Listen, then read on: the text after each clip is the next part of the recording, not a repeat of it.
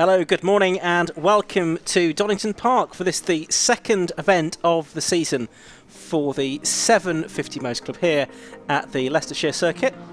And it's a cloudy but bright and a mild morning here, as I say, this second event of the season for the 750 Motor Club, being brought to you by Alpha Live. Joshua Barrett alongside myself, Ian Soman, here in the commentary box at Donington Park today, looking to ahead to a very busy day of racing. As you can see, we're on the full 2.5 mile Grand Prix circuit this weekend, which is just as well because we've got some huge grids of cars for you during the course of today's 9 races.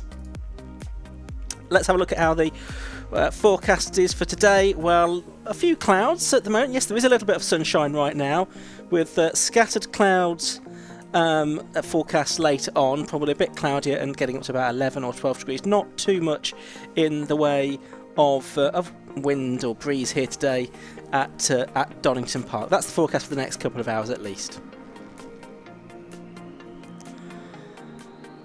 So, as I say, Joshua Barrett alongside me in the commentary box today. We'll also hear from Matt Suckling.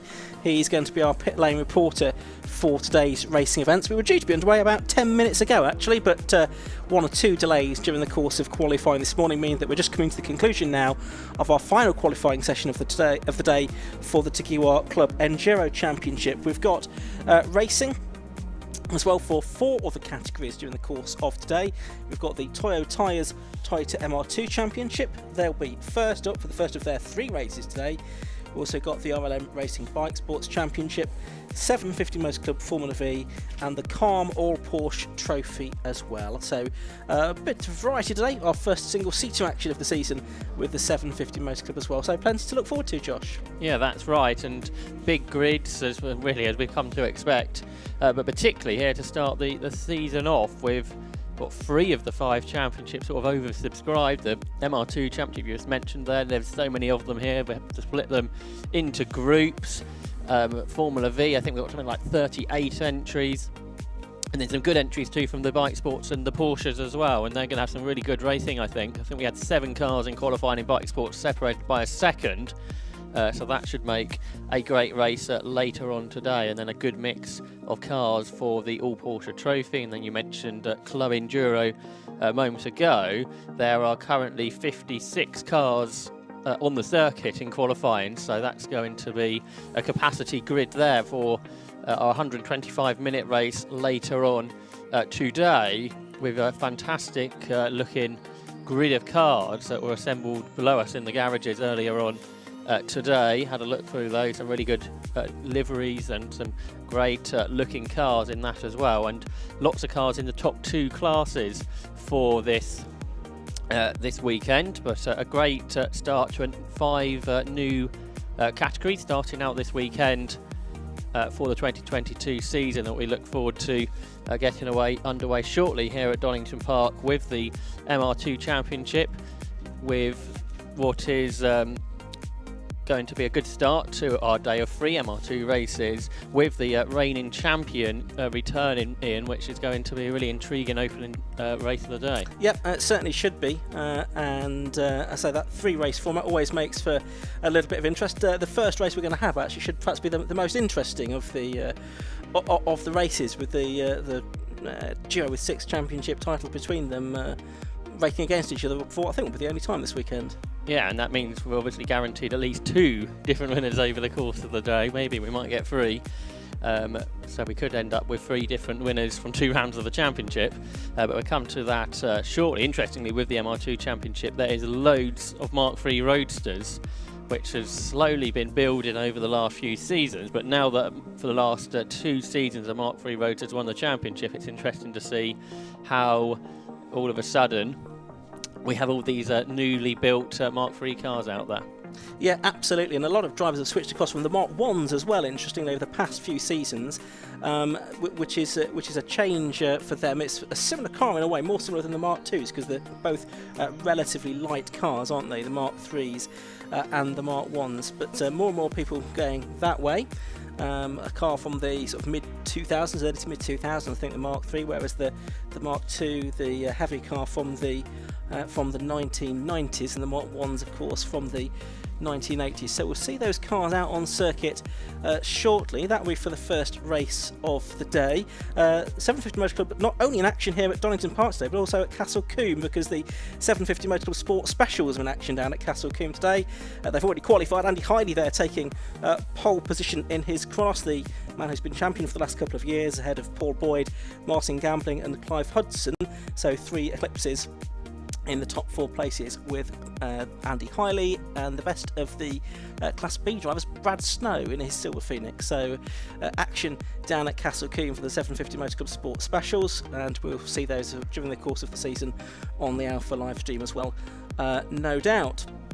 But yes, I mean, today the mix of cars that we have, we've got the MR2s up first, but the Club Enduro, that's looking really interesting this year.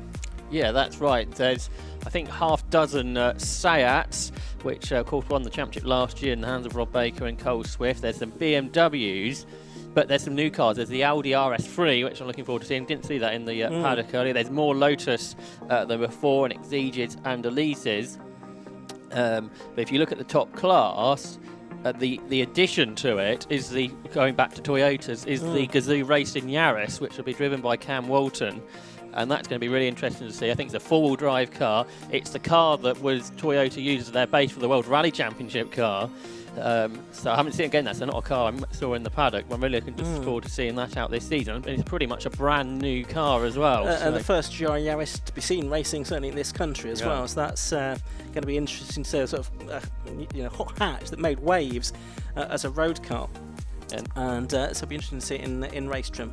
Yeah, and then we move into Class B. There's lots of Volkswagen Golfs out this year from Area Motorsport. We've also got Porsches. There's a fantastic looking Sirocco as well, which I saw earlier on. And then some BMWs and Hondas. And there's a Renault Megane, again, another new car into Club Enduro.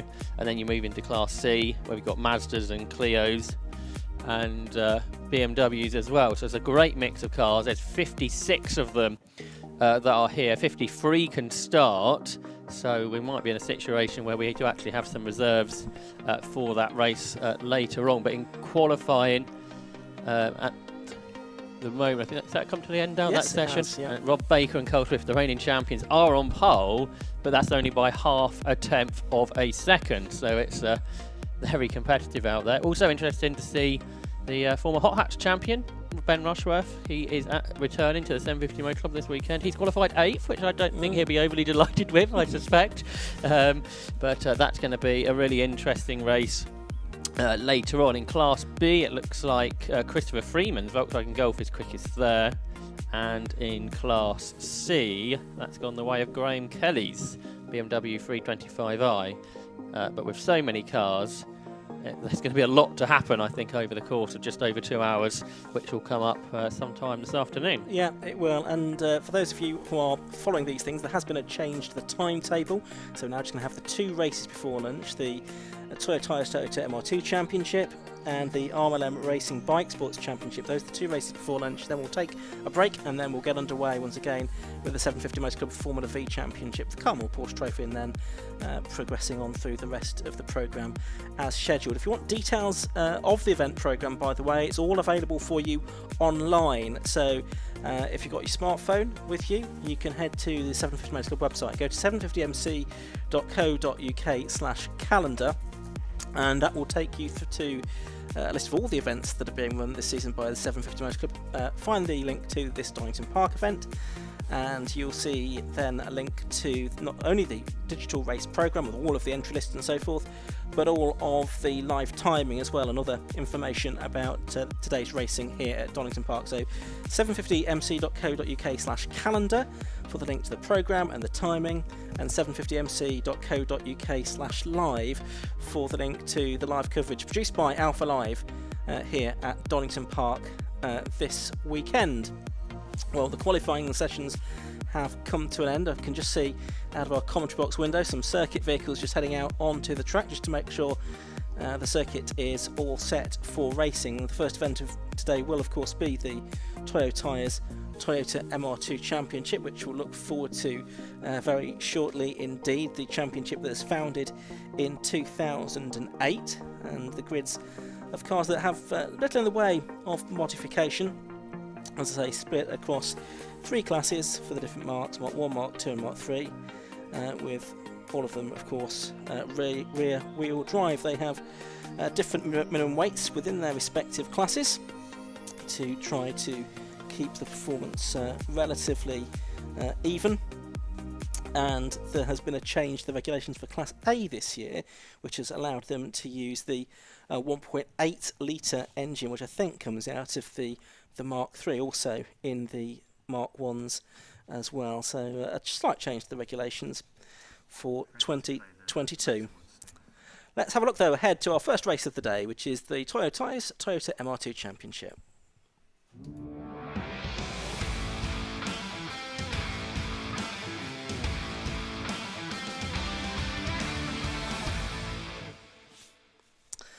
Yep, so the Toyota MR2 Championship, as we say, split into 3 groups. Each group races twice, and let's have a look at the grid for the first of those groups. So on pole position, it's the number 27 of 4-time champion Sean Traynor, and alongside him is the champion for each of the last 2 years, number 1, Aaron Cook.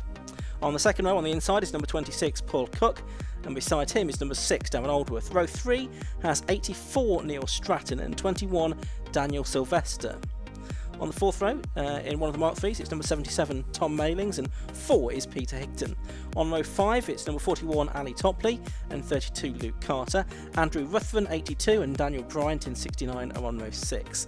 The 7th row is 15, Gavin Aldworth, and 86, Lee Brown. Maxine Nichols returns once again. She's on the inside of row 8 in car 17 alongside Richard Centre. Then it's Gary Patterson, number 12, and William Boggis, number 99, on row 9. On the 10th row, it's 37 Christopher Allison and 51 Andrew Strange. 30 Andy Williams lines up alongside Veer Aldridge, number 65 on row 11. Then it's Gareth Baxter in 14 and Patrick Stoner in number 20 on row 12. Last few rows of the grid have 56 Nathan Harrison and 57 Chris Brown on row 13. It's Tim O'Brien 76 and Tim Risley 39 on the 14th row, and the 15th and final row is number 70 Stuart Briley and Lee Forrington, number 72, having switched across from 116 Trophy. So that's the way the grid is going to line up. As I say, that's 2/3 of the entrants that we have for this weekend's races. They'll be out again in race number 5 of the programme and at the end of the programme for race number 9. So everyone will get 2 races over the course of the day. Each of the races does count for full championship points. So car's being released shortly, Josh, but who's your money on in this one? I'm presuming it's going to be one of the 2 on the front row. You'd think, wouldn't you? Last year, Sean Traynor finished 12 points behind Aaron Cook, took 6 wins. Cook took 8. So it's very little, isn't there, that can choose between the 2 of them. 4 championships for Sean Traynor, 2 for Aaron Cook. And you don't really want to predict it, do you? Because it's going to be a great race. That's what's going to that's going to be the prediction. Motorsport will be the winner. Yeah. Okay. Well. Okay. If you're not going to put your money down, neither will I then. But I think there's. I think there'd be little to choose between those two, Sean Traynor and Aaron Cook with the bookies. But Paul Cook, a good outsider. He's won several MR2 Championship races in the past as well. So.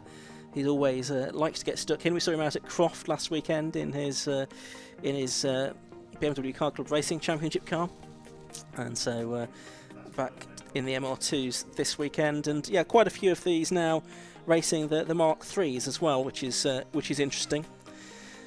Pole position though is 27 Sean Traynor, as we say, the 4-time champion from Winchester. He won all of those titles, didn't he, in the Mark II though? It's not one yet in the Mark III. No, he switched to the Mark III, I think it was right at the end of 2020, wasn't it, where he did one-off meeting and then full season last year. And it took him a little while perhaps to get used to it. So towards the beginning of last year, I think Aaron Cook won a lot of the races, but then at the end of the season, Sean Traynor racked up some victories. Then you've got the Mark IIs, haven't you, on the second row of the grid. With Paul Cook and Darren Aldworth. You kind of wonder if Paul Cook can make the start and get ahead of the Roadsters, but that little bit more power that Mark II's got, he might be able to hang on. But through the Grand Prix section, through the chicane and through the hairpins, that's where you'd think the lighter Roadsters will be a little bit more nimble. And But obviously, if you've got more power, it is that little bit easier to defend. So Paul Cook's ambitions here, I would think, would be to try and get a good start and get ahead into Redgate. But that's easier said than done, obviously. Yeah, it's worth just explaining as well. The point system works. There's an overall points classification based on the overall results, and there's separate classifications within the different classes as well. So you can go for either the overall or your class title as well. There's an on-board shot. That's from number 4, Peter Higton, and you can see he's still in the assembly area at the moment. Shortly, these cars will be released out onto the circuit for their race, where they won't have a green flag lap, and that's the view, Josh, from Maxine Nichols. Yeah, that's right. Good to see Maxine is back out racing in her memory of her dad, Mick, who passed away sadly just over a year ago. And Maxine has qualified well, hasn't she, up there on the 8th row of the grid alongside Richard Centre, that's racing back with the MR2 Championship this weekend. And the other on-board view we have is number 41, which is Ali Topley there in the yellow overall. So he is lining up on row 5, and that's possibly a little bit further back than you might expect to see Ali Topley. We didn't see him last year, did we? No. So we had a year out. Yep. But yeah, we expect him then to move forward. Perhaps he hasn't done much testing, much time in a car since we saw him a few years ago. But he was a race winner, wasn't he? Would battle with the likes of Aaron Cook. Topley was about a second and a half slower than Paul Cook, who's in a similar car to him. He's in a Mark II in qualifying. So we'll see him move up. You hear the engine's been fired up, so the cars are making their way now towards the grid. So they head onto the Grand Prix circuit here. So a bit of behind-the-scenes footage from Alpha Live, which you might not see otherwise. So great footage here. So out of the assembly area, and then they head onto the Melbourne Loop. And so it's just a short amount of time where they can try and get a little bit of heat into their tyres. Yeah, because there is, as you say, no green flag lap for the Toyota MR2 Championship, backed by Toyo tyres, of course. And it's been an association that's gone back a few seasons now. So Toyo tyres, the sponsor, also providing the control tyre, the R888R, in medium hard compound to be very specific. They provide the rubber for this championship as well. So you can see the cars forming up on the grid on the left-hand side of your screen. For those of you watching on the live stream, it is the white, blue and red car of Sean Traynor, and it's the black, white and red car of, next to him, Aaron Cook, who not only won the championship for the last 2 years, he also won the John Miles Award for young drivers, and he received a £1,000 cheque at the club's annual awards night about a couple of months ago. And that award in memory of the late John Miles, former vice president of the club, who sadly passed away, I think about 3 or 4 years ago now. But John was a great supporter of young drivers, the former Lotus Formula 1 driver and Top Gear presenter as well, back in the day. Just looking a bit further back on the grid, you've got Paul Cook, and then next to him, 6, Darren Aldworth. He's in the blue car you can see on the right-hand side of shot there. Row 3.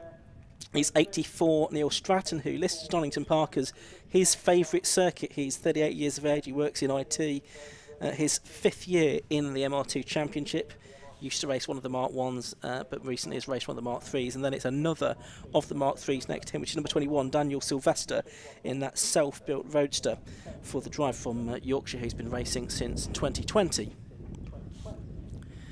The 4th row, on the inside, you've got number 77, which is Tom Mailings, son of Graham Mailings, who will also see action in the course of this weekend. He's been racing for several seasons now, but not tended to do every race, but usually fairly quick when he does. And alongside him is number 4, Peter Higton. Again, he's been racing the roadsters with the MR2 for several seasons now. And then row 5, we've got on the inside, as we said, 41, our on-board car, which was Ali Topley, the driver from Glossop, and also 32, Luke Carter, the driver from Witney in Oxfordshire. But altogether, there should be 30 cars, I should say, on this grid, and 45 in total having qualified for the weekend's racing. But it should be a good 15 minutes of action, this, Josh. Yeah, you think 30 cars, that's pretty good, but it's actually only 2/3 of the grid. So great to see the support here from the Toyota MR2 Championship, which just gets more popular, it seems, every single season. So we'll see what Aaron Cook can do. Only in his 4th season of circuit racing, already twice a champion in this category, coming over from short ovals before, where he was a European and a British champion there. So he's been quickly managed to get to grips with circuit racing. We'll see how the 2022 season goes now, Ian. Yeah, we do, because the green flag waves at the back, so we're very shortly going to be underway for the first action of the day here at Donington Park. Even it's the Toyota Tyres Toyota MR2 Championship. So Sean Traynor in the white car on the left-hand side of the shot. It's the black car for Aaron Cook. The red lights are on. They go out now, and away we go. And it's a pretty even start between the two of them on the front row, but of course it's Sean Traynor with the inside line. Paul Cook has made a good start from the second row as well. Darren Aldworth, who started fourth, I think he might have lost a little bit of ground. He's leaving the door open on the inside, certainly. No, he is going to hold on to fourth place, though. Paul Cook, though, might get to second. He might even get to the lead by the time they get to Hollywood. No, he doesn't. He's back down to third, and that's Daniel Sylvester, I think, going on the inside line through Redgate. We go on board, though, with Maxi Nichols right in the middle of this 30-car pack as they dive down through Hollywood and Craner curves towards the old hairpin for the first time. Yeah, that's right, and it's Sean Traynor who's got to the old hairpin first. And in second is Aaron Cook. He managed to get back ahead of Paul Cook there, who made that good start. He dived down the inside into Redgate, but lost momentum on the exit of the corner, but he's still there in third, ahead of Darren Aldworth. Then Daniel Sylvester got fifth, but the champion there from last year, Aaron Cook, was out wide. There's Lee Brown going very sideways. He's just about saved that. But I want to see what's happened for second. Well, Aaron Cook's just held on to second. He was out wide, out of McLean's, but he just kept Paul Cook at bay. But this has all allowed Sean Traynor, race leader, to get away. Yeah, so just over the crest there as they head now down towards the Fogarty S's, the left and right flick that takes them on to the Grand Prix loop. So there's Aaron Cook, number one, champion, number one on his car in second place. Paul Cook there in third position. And there's Sean Traynor in the lead. Darren Aldworth still with them in fourth, and it looked like it was Daniel Sylvester, I think, in fifth position. But Neil Stratton up on the inside there, down into the Melbourne hairpin. So it looks like that has changed around again. Bit of a locking up of brakes as one or two of them head through Melbourne for the first time and now head back up towards the Goddard hairpin. Cook might lose out here, but he's going to have the inside line. He locks up. And yet nowhere really for the number 6 car to go. That has allowed Sylvester, who's got back through to fifth place, to close upon those two. And that has allowed Aaron Cook to go back after the leader and to leave those Class B cars a little bit further back. The Mark IIs are Paul Cook and Darren Aldworth behind Daniel Sylvester, still battling away with Neil Stratton. We can ride on board with Alistair Topley, who runs in 11th position. He turns into Redgate, takes the wide line, carries the momentum, or tries to carry the momentum through Redgate, rattles over the curves, and then he goes after number 69, which is Daniel Bryant. He's got a good run here through Hollywood. He gets closer and closer to the rear bumper of the car in front, but not really a place to get through the Craner curve. You can feel the car there just try to break away through there, but he managed to hold on. There he is, 41, the onboard camera car of Alistair Topley. Someone in front there to run wide. Yeah, dust is being kicked up by somebody. We'll try and figure out who that is, but I don't think too much damage has been done. Might have been Tom Mayling, since he's lost out to Peter Higdon there. He's gone into 7th place. Yeah, so just run wide a little bit there. There's the Luke Carter car, number 32 in 9th position. You can see on the timing tower, for those of you watching on the live stream, red is for the Mark IIs, blue is for the Mark III cars on the timing tower, as their cars head out of Coppice and then down the straight. And it's Paul Cook and Darren Aldworth side by side for third position. Paul Cook on the inside line for the Fogarty S's, and he manages to retain the position. He was under pressure there for third place. So the two Mark IIs with their two later engines having a big fight there, but for the lead it's spread out, hasn't it? Sean Traynor getting away here from Aaron Cook in second place. Then it's Paul Cook, Darren Aldworth together, Sylvester, and then Neil Stratton, and then about 5 cars all trying to be 7th. Yeah, that's right. Some great battles, but not so much at the front, because Sean Traynor has had a good first couple of laps here. But here's that battle. Tom Mailings is losing more positions, and one car's gone around, which is number 12, I think. That's Gary Patterson, former bike sports racer Gary Patterson.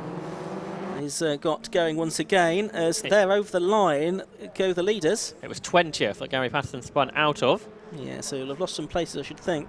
The lead for Sean Traynor now is now 1.67 seconds. Sean Traynor has done a 1:53.36, so he's already gone underneath Paul Cook's lap record from 3 years ago. Sideways there with 32, that was Luke Carter. He's lost some positions because he's down to 10th now.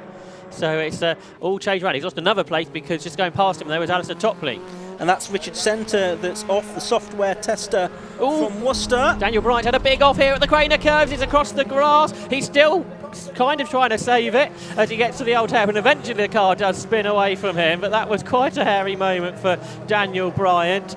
But he didn't collect anybody, and he's got back going, so that's all good. Yeah, Danny Bryant, the 36-year-old mechanic, he's done some drifting before he got into circuit racing in that car that he prepares with himself, Jim Mew, and Adam Lockwood on the spanners for that one. There is the 84 car for Neil Stratton. Done drifting in circuit racing as well as before it now, but glad to see nobody else got involved in that incident. 1.6 seconds then was the gap Trainer to Cook, so this is massively impressive from Sean Trainer, who just continues to pull away, it does seem. For third place there is Paul Cook, so he managed to shake off the attention of Darren Aldworth now for the Class B lead for the Mark II cars a little bit, but there's Trainer who's using all the road there, way out over the curves, out of the Melbourne hairpin. Then Aaron Cook trying to give chase, but not particularly successful at this stage, Ian. Nope, not at the moment. We'll have to look a bit further back for the action. That's Tom Mailings in between Peter Higton and Luke Carter, I think it is now, up into 9th position. That is the 86 car for Lee Brown, who had a moment ago. There's Maxine Nichols. She's going pretty well in 13th place overall, so she'll be pretty happy with that performance, I should think. She's just ahead there of the number 15 car of Gavin Aldworth, as there's the Richard Centre car being vacated at the Goddard hairpin. Yeah, that's right. Peter Higton here, running in 7th place. He switched his Mazda MX-5 on Saturday to a Toyota MR2 on Monday, so he's got a busy Easter weekend, and he's up there ahead of Tom Mailings then in 8th, and Alistair Topley 9th, so he's gained, well, no positions. He dropped to 11th at one point, so he's gained 2 from then, but he's back where he started. And Graham Mailing, Alistair Topley, I should say, is not really gaining the positions we kind of anticipated, although he might gain one in a moment. Yeah, we're on board with him now and is right on the rear of Tom Mailings, who's there in 8th place as they head up to McLean's, over the curb on the inside and climbing the hill again towards Coppice. So in 9th place it's number 41, Topley in the Rogue Motorsport prepared car is now going to get the car alongside Tom Mailings on the exit of Coppice corner. He's going to get alongside, his nose is now ahead, and now will try and pick up the toe from Pete Higton as well, who's in 7th place. So can Topley make up 2 places down the straight? No, I think it's only going to be the 1 as they now arrive at the Fogarty S's. Yeah, it's a bit of a distraction because the middle of his steering wheel's fallen out, yes, which you might be able to see on the live stream pictures, but hopefully that's not going to be too much of a problem for him. He is gaining positions, like you said, he's gone past Mailings, now he's going to try and go past Peter Higton. They're both trying to chase Neil Stratton, but he's a few seconds up the road. Well, Croft last weekend we had Chris Keir winning Clio races with the air vents having popped out into the cockpit of the car, didn't we? So I'm sure that Ali Top can deal with that. So he's having a go around the outside of Pete Higton now, up into the Goddard hairpin, and they get very close indeed to one another. That 25 car, not very far off the edge of the road there. He visit the Richard Centre Roadster. But here we go, and it looks like Topley's going to make up the place as they go over the line to start another lap. This is going to be lap 5 of the race, just about 7 minutes of it left to go, and Topley has indeed gone through to 7th place now, so he is steadily working his way up the order. He's got about 2.5 seconds to catch Neil Stratton there inside the top 6. I thought that Tom Mailings there might have been able to follow him through, but that didn't quite work out. So that battle now is for 8th and 9th positions, but immediately Topley's pulled away. It'll be interesting to see how much pace he has. They cut a lot of the inside of the old hairpin there, don't they, those 2 Mark III Roadsters, as they clobber over the curbs. Meanwhile, the lead gap is coming down, 1.2 seconds. On the last lap, Aaron Cook was 3/10 quicker, so we'll have to monitor that as we head into the second half of this 15-minute race. Quick run down on the order. It's 27, Sean Trainer that leads from number 1, Aaron Cook in 2nd place. In 3rd place is number 26, Paul Cook. 4th is number 6, Darren Aldworth. 5th is number 21, Daniel Sylvester. 6th is 84, Neil Stratton. Then it's 41, Ali Topley. 4, Pete Higton. 77, Tom Mailings. And 32, Luke Carter. And 32, Luke Carter is catching the battle we were just watching there, Peter Higton versus Tom Mailings. There's Daniel Sylvester hopping over the curves. You can see the left-hand side of the car there was not attached to the tarmac as he hit the curbs hard. In front, Darren Aldworth and Paul Cook are still battling for Class B honours and the Mark II lead and for 3rd overall. So that's a good battle between Paul Cook and between Darren Aldworth. They make their way up to the hairpin that completes the lap here at Donington. We saw these two lock up, didn't we, earlier on? That's not a problem now with everything up to temperature. And just in front of them, you could see the race leaders, and the gap goes back out between Traynor and Cook to 1.6 seconds. It does indeed. So 5 minutes of the race to go. Battle going on in the background. Yeah, Peter Higton's lost a couple of positions there. Tom Malings has got through, and Luke Carter, who's I think one of the quickest drivers on the circuit now, has got himself into 9th position. He's lapping in the 54s, which is the same kind of pace as Paul Cook and Darren Aldworth are doing in that battle for 3rd. Yeah, absolutely right. And he goes a bit wide there at Redgate, just as we build him up. So he's now trying to find a way past Tom Malings and up inside the top 8. So Luke Carter there in one of the Mark IIs from the 1990s. 77 Tom Malings in one of the G&T Motorsport cars from the 2000s. Carter's going to have a nibble at him here as they go under Starkey's bridge and towards Schwantz Curve and McLean's, and Luke Carter's gone through, I think. He's going to be on the outside line though for McLean's. Can he hold the position up at the, well, halfway up the hill? Yes, he can. So Luke Carter has now gone up to 8th place. He's having a good drive here. Yeah, that all began when Tom Malings didn't quite get over the curbs on the inside of the old hairpin like the others are, and therefore was able to carry more speed. We ride on board here with Peter Higton, don't we, who's just behind them. So he accelerates down past what was the exhibition centre, up a gear, and then down towards the S's. Such an exciting part of the circuit. We go down 1 gear, then through the left, over the curb. Tom Malings goes across to gravel, which is an uncommon sight here at Donington Park. And he didn't really lose anything from it, did he? So he obviously made a small mistake through the left-hander, but now into the hairpin, he was almost turned that into gaining the position. Didn't quite work out. There's a lot of grass cutting going on, isn't there? That was Luke Carter over the dust. It seems to be quite a common feature of this race. The lead now is 3.6 seconds. Sean Traynor pulled out another 2 seconds on that lap, but that's because Alan Cook had a very slow lap, a 1:55.92. So Sean Traynor getting away in the lead of this race.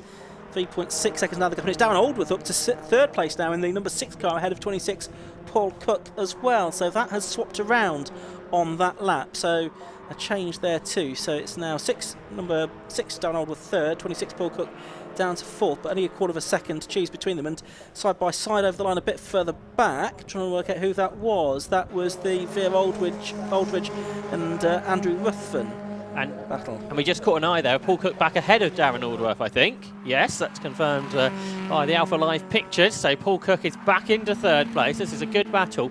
Darren Aldworth seems to go well here at Donington Park, doesn't he? And he is again today.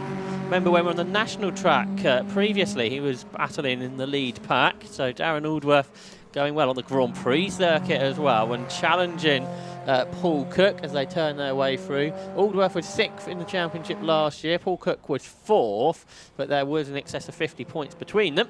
But here at Donington, they battle down towards the S's, and Darren Aldworth looks up the inside. Not an ideal place really to go by on the Grand Prix circuit through the chicane, and Aldworth therefore I think pays for that a little bit and runs out a little bit wide, and the gap to Paul Cook therefore is extended. I think we'll have one further lap to go at the end of this one. Yeah, we will, as Cook and Aldworth around the Melbourne hairpin. The leaders are about 8 seconds clear, or the leader, Sean Traynor, about 8 seconds clear of this battle. Remember, he in turn was 3.6 seconds clear of Aaron Cook, the reigning champion a lap ago. Sean Traynor's just gone across the line now with 1:37 left to go, and Aaron Cook has done likewise, and the gap between them has gone out again to 3.97 seconds now. So I think the lead probably is sorted, and possibly 3rd and 4th as well, but 5th and 6th might not be, Josh. Yeah, Neil Stratton going well here. He's one of those drivers you mentioned earlier, who moved from a Mark 1 to a Mark 3 in recent seasons, and he's right on terms with Daniel Sylvester. They turn their way through Redgate for the final time at this opening race of the day, the opening round of the championship for the Toyo Tyres MR2s. Alistair Topley is 3 seconds behind them. He's going a bit quicker, but he's not making the inroads we thought he might do. Actually, he's being closed in by Luke Carter. There you can see how much road they use through the old hairpin on the inside and the outside of the corner. You have to be really committed to be able to take a line like that, but Sylvester, I think, has dealt with it okay. And the leaders go through Coppice Corner. Sean Trainer ahead of Aaron Cook hits third place. Paul Cook, as you suggested, he's got away from Darren Aldworth, so that also looks to spread out. It's not quite the race I think we were anticipating from the MR2 Championship. It's not. It's been much more restrained, shall we say, so far for the opening race of the season for the Toyo Tyres Toyota MR2 Championship. Some decent action further down the top 10, but even that seems to have settled down now. Sylvester in 5th place in the number 21 car, the Yorkshire driver, looking relatively comfortable from Neil Stratton, the man from High Peak. I'll say 5th year racing in the MR2 Championship. The time has counted down to 0, so next time that Sean Trainer comes over the line, he's going to take the checkered flag. But yeah, there's nothing really going to change in the top 6, I don't think. So just look to see if we can see Sean Trainer coming up to the line. Yep, here he is, out of the final corner. Checkered flag is made ready, and that has been a pretty straightforward win for Sean Trainer in the opening round of the Toyo Tyres Toyota MR2 Championship for 2022. That's not easy to say. In 2nd place, it is Aaron Cook. 3rd place is Paul Cook. 4th is Darren Aldworth in number 6. Daniel Sylvester is going to be 5th, and Neil Stratton 6th, with Ali Topley. He had a decent drive to come through to 7th in the end. Yeah, because he was as far down as 11th at one point, wasn't he? And then Luke Carter, who impressed there with pace, he finished 8th. 9th goes away Peter Higton, I think. Tom Mayling? No, Peter Higton, you're right. Yeah, he's come through. Tom Mayling must have had a moment on the last lap. Lee Brown for 11th, 12th for Daniel Bryant, 13th via Aldred, 14th for Maxine Nichols. Completing the top 15 there was Gavin Aldworth. But a start there for the MR2 Championship went very well indeed for Sean Trainer. New lap record, like you said there, and lapping very successfully at the front there to pull away from Aaron Cook, and that perhaps wasn't necessarily expected. No, it wasn't, not at all really. We're expecting sort of real ding-dong battle between the two of those, but obviously that's not how it transpired. So confirmation now on our official communication that, as we said, we're just going to have the 2 races before lunch. We've had one of those. We'll have bike sports next before the lunch break, and then racing will get underway after lunch. In theory, it's around about 1:15, but we'll see if that's how things pan out. Let's have a look though at the results from the MR2 Championship race. First of all, though, as the drivers acknowledge the marshals on their slowing down lap, Sean Trainer, number 27, it was that took the win. He completed 8 laps in 15 minutes, 17.96 seconds. Second went to number 1, Aaron Cook. He was 3.2 seconds behind. Third was number 26, Paul Cook. He was 8 seconds behind the leaders. He won Class B as well. 4th to number 6, Darren Aldworth. 5th to number 21, Daniel Sylvester. 6th was 84, Neil Stratton. 7th, number 41, Ali Topley. 8th was 32, Luke Carter. Pete Hickson was 9th at number 4. And Tom Maylings, after that mistake on the last lap, rounded out the top 10. Further back, Lee Brown, he was 11th. Danny Bryant was 12th. Maxine Nichols, good drive from her to take 14th position in the end. Andrew Strange there, number 51, he took 18th place. And final screen, and we do see some of the Mark 1s in there. 56, I think, was the best of those, which was Nathan Harrison in 22nd position overall. But you can see, I think, we just had a couple that didn't make it to the end, which was Richard Centre, whose car stopped at Garliles, and also Daniel Farmer in the number 16 car. 2 non-finishers then from that opening round of the Toyo Tyres Toyota MR2 Championship. So as I say, we've got one more race to come before the lunch break for you today, and that's going to be for the RLM Racing Bike Sports Championship, which I think will be the fastest racing that we see here this weekend. Then we will get into our lunch break and we'll resume racing with single-seater action at around about 1:15 with the 750 Motor Club Formula V Championship. We've also got the Carmel Porsche Trophy, that's a 40-minute race, and later on we've got the Tagiwa Club Enduros, which is a 125-minute race with a grid of in excess of 50 cars set to line up for that one. So lots to look forward to today here at Donington Park, with this coverage on the live stream brought to you by Alpha Live as well. Let's head down to the pit lane for the first time today and hear from Matt Suckling with our top 3.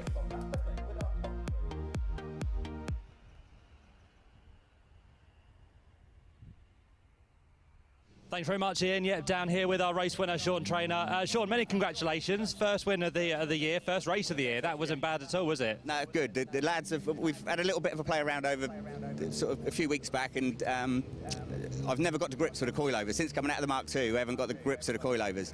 And we tried something a bit different at a track day about 3 weeks ago, and it's like it's on rails. It's a different car. Yeah, it's just what I want. So big hats off to Lee and Phil. They just get the car ready every time. So I'm just out here to have fun. They're at home doing the hard work. What's it like racing on the Grand Prix circuit as well? A bit of a change? Well, it was a big change because I thought I was coming to the National. So you realised that before you went round? Yeah, before I turned right, I did, yeah. So of course, you've got another race later to come, so you're probably looking to do more of the same, but there's some tough opposition this year. Yeah, it's tough. Aaron was struggling with a bit of handling. I could see behind he was sort of losing it. And Cookie, he'll be there or thereabouts again. I think I'm racing with him in both races. So yeah, stuff. Well done, Sean. Thank you very much indeed. Let's have a quick chat with Aaron as well. Aaron, of course, champion from last year. This year, you're back again. Some more races to look forward to. Not a bad start there. Second place. You must be happy. Yeah, not a bad start. I mean, Sean just scampered away there at the start. I made a few mistakes on the first couple of laps, so that was my fault. And then I think I just cooked the tyres trying to catch up.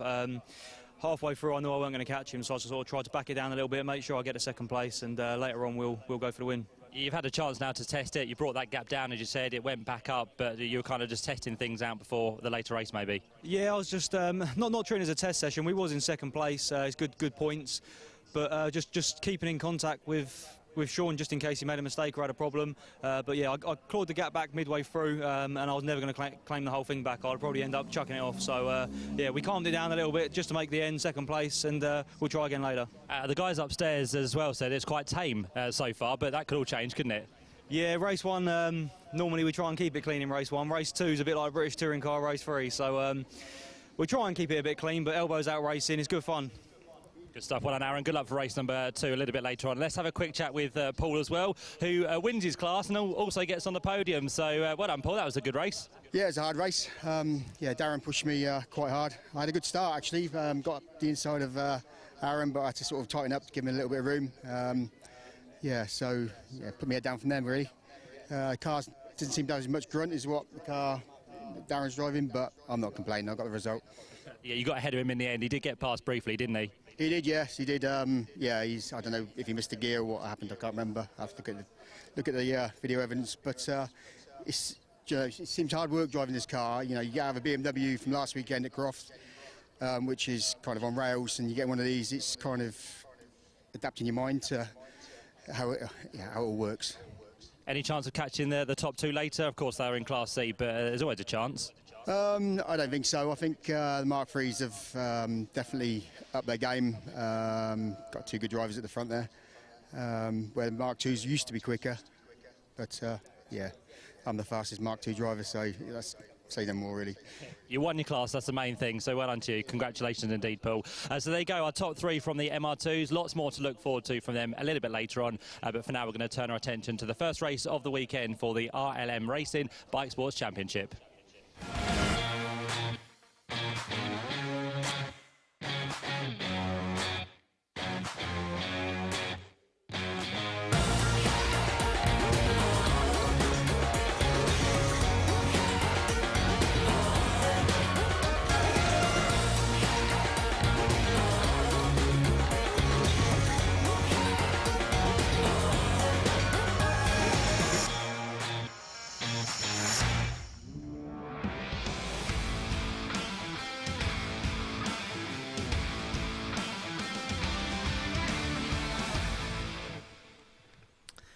Yes, the RLM Racing Bike Sports Championship gets underway here at Donington Park today with a double header, and a very good grid of cars we have for this as well as their season gets underway. It's Slicks and Wings sports racing cars, Radicals dominating numerically. I think there is just one Mattel on the grid today as well. We've got a car I can see doing some laps out of session though, out of our window before that, so it's going to be a few moments I think before the bike sports are released out onto the circuit. So I think I know what's going on.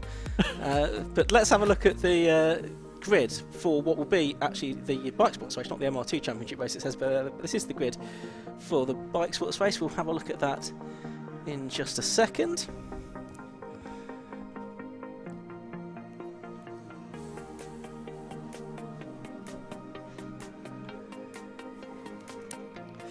Here we go then. Pole position has gone to number 88, Richard Wise, in the only non-radical on the grid, and that is number 88. So 88 Richard Wise alongside number 1 Leon Morel on the front row of the grid. On the second row, it's 4 Simon Walker-Hansel and 87 Jack Lees. On the third row, 5 Doug Carter and 8 Joe Locke. On the fourth row, it's number 7 Julian Griffiths and 73 Alistair Smart. On the fifth row, it's 20 Matt Moore and 16 Ash Hicklin. On row 6, it's 86 Stephen Bell and 95 Richard Stables. On the seventh row, it's 12 Andrew Fido and 30 Mark Grayson. The eighth row is 11 Philip Brown and 66 Richard Hardy. The ninth row is 24 Ian Charles and 33 Lee Jackson. And on the... do we have anyone else? No, that isn't. We do have one. We have Andy Tidy. I was going to say. I thought we should have one more on the back row of the grid on his own, number 29. So we'll have the cars out onto the circuit shortly for the RLM Racing Bike Sports Championship, but we're not quite ready for them to be released just yet here at Donington Park. But when they do get released, Josh, there's plenty to look forward to in bike sports this season. Yes, we've got a lot of the quicker drivers, perhaps you would more say, in Class B, which is for the standard engined cars, isn't it? And then we've got what, sort of 5 or 6 drivers really in contention there, and then you've also got the more powerful cars, the tuned cars in Class A, with some quick drivers, but perhaps not the drivers we saw last year with Joe Stables and with Scott Mattel not racing in this race. So that means the non-radical is on pole position, as you mentioned through the grid there, with Richard Wise, who's been around the 750 Motor Club paddock for such a long time, hasn't he? Yeah, he started racing back in 2007. He's a property developer, 58 years of age. And this car that he's racing, it's the ex-Scott Mattel car, the Mattel MC41R, built in 2019.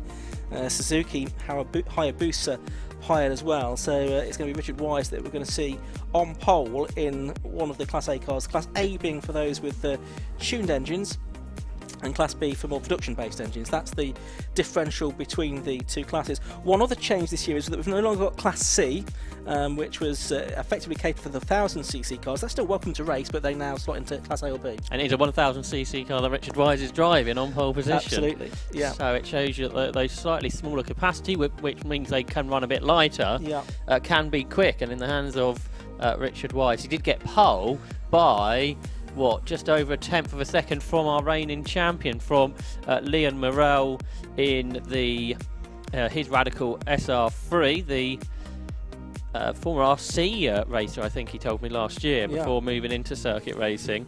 And he was so quick last year, wasn't he? But I think it's fair to say that the competition in Class B has been ramped up this year. You've got Simon Walker-Hansel out there, who again is really experienced. Then you've got Jack Lees, who's moving over from the Type R Trophy, and the ex-rally man going really well. Joe Locke, who we saw in bike sports a few years ago, he's out there also in Class B. So it's going to be really intriguing, this race, I think, whether Richard Wise can hang on there at the front of the grid. I guess it's been a while since he won a bike sports race, going back a few years. So he'll be trying everything here to hang on to his pole position. Just to illustrate that point on the weight limits that the drivers have to work to, or the teams have to work to. So a car under 1100cc in Class A that has a minimum weight of 555 kilos. Cars of up to 1340cc are at 595, and up to 1500cc are 660. So that's quite a differential in the weight that within the cars in Class A. So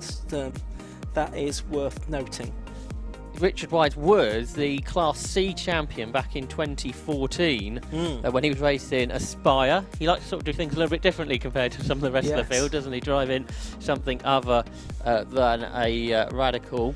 So I'm sure although I don't think he's running the car. Scott Mattel will be cheering on his brand of car to try and hang on ahead of all the Peterborough-based cars behind. Peterborough not particularly far from Donington, about an hour and a half or so away, where all those radicals were produced. We've got, though, different types of radical, haven't we? Because we've got the SR3 and different ages of them. So you've got the older SR3s, you've got the RSs, standing for Rockingham Speedway, where these cars were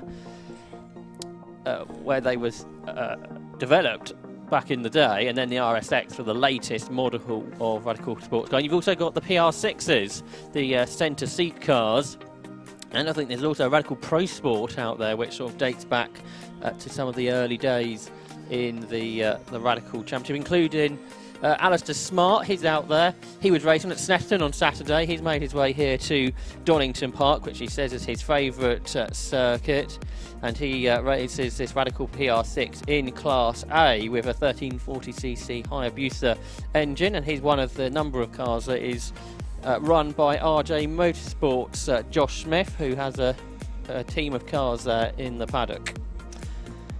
Yes, so the bike sports will be out shortly. We're just having a short practice session for the Formula Vs. Not all of them were able to get out for their main qualifying session a little bit earlier on, so there's an additional session that has been arranged. Not all of them have managed to get all the way around the session there. I can see number 56, one of those that has had a foreshortened session. That was Christian Goller in his AHS Challenger. He's stopped by the side of the circuit. Yes, so he'll be pleased. There's going to be a bit of a break, isn't he, between this practice session and between their race. There's a smoky car out there as well, and that's Ian Jordan. So this isn't overly going to plan, I would suggest. But bike sports will be out shortly. I kind of wonder if all the Formula Vs are out there, because there seem to be a lot of them, doesn't there? Yeah, have a quick look at the live timing, Josh, and let us know. I don't think there's anything actually being timed here, is there? I'm just checking that. Okay, so it's possible. Oh no, this is a qualifying session then. So this seems to be. So this earlier session has been scrapped, yeah, maybe. We'll get official confirmation on what's gone on later, but who's fastest at the moment? So quickest is James Harridge on a 1 minute 47.98. So these are drivers that were out earlier, aren't they? Second is Danny Hands, and Craig Pollard, that was quick earlier, is not out there. So I'm not overly sure what's going on at the minute, to be honest. We will get confirmation as to what's happening with the and how the grid will be formed up in due course. But yeah, Formula V's doing some qualifying. You can see the latest times. Craig Bell going well. Third fastest man, and Andrew Cooper was one of those drivers, fourth fastest, that didn't make it out due to some issues for the earlier scheduled qualifying session for the Formula V's. But they, I think, should be out for a couple more minutes, and then we'll get a checker flag and we'll get the bike sports out onto the circuit for their first race of the weekend.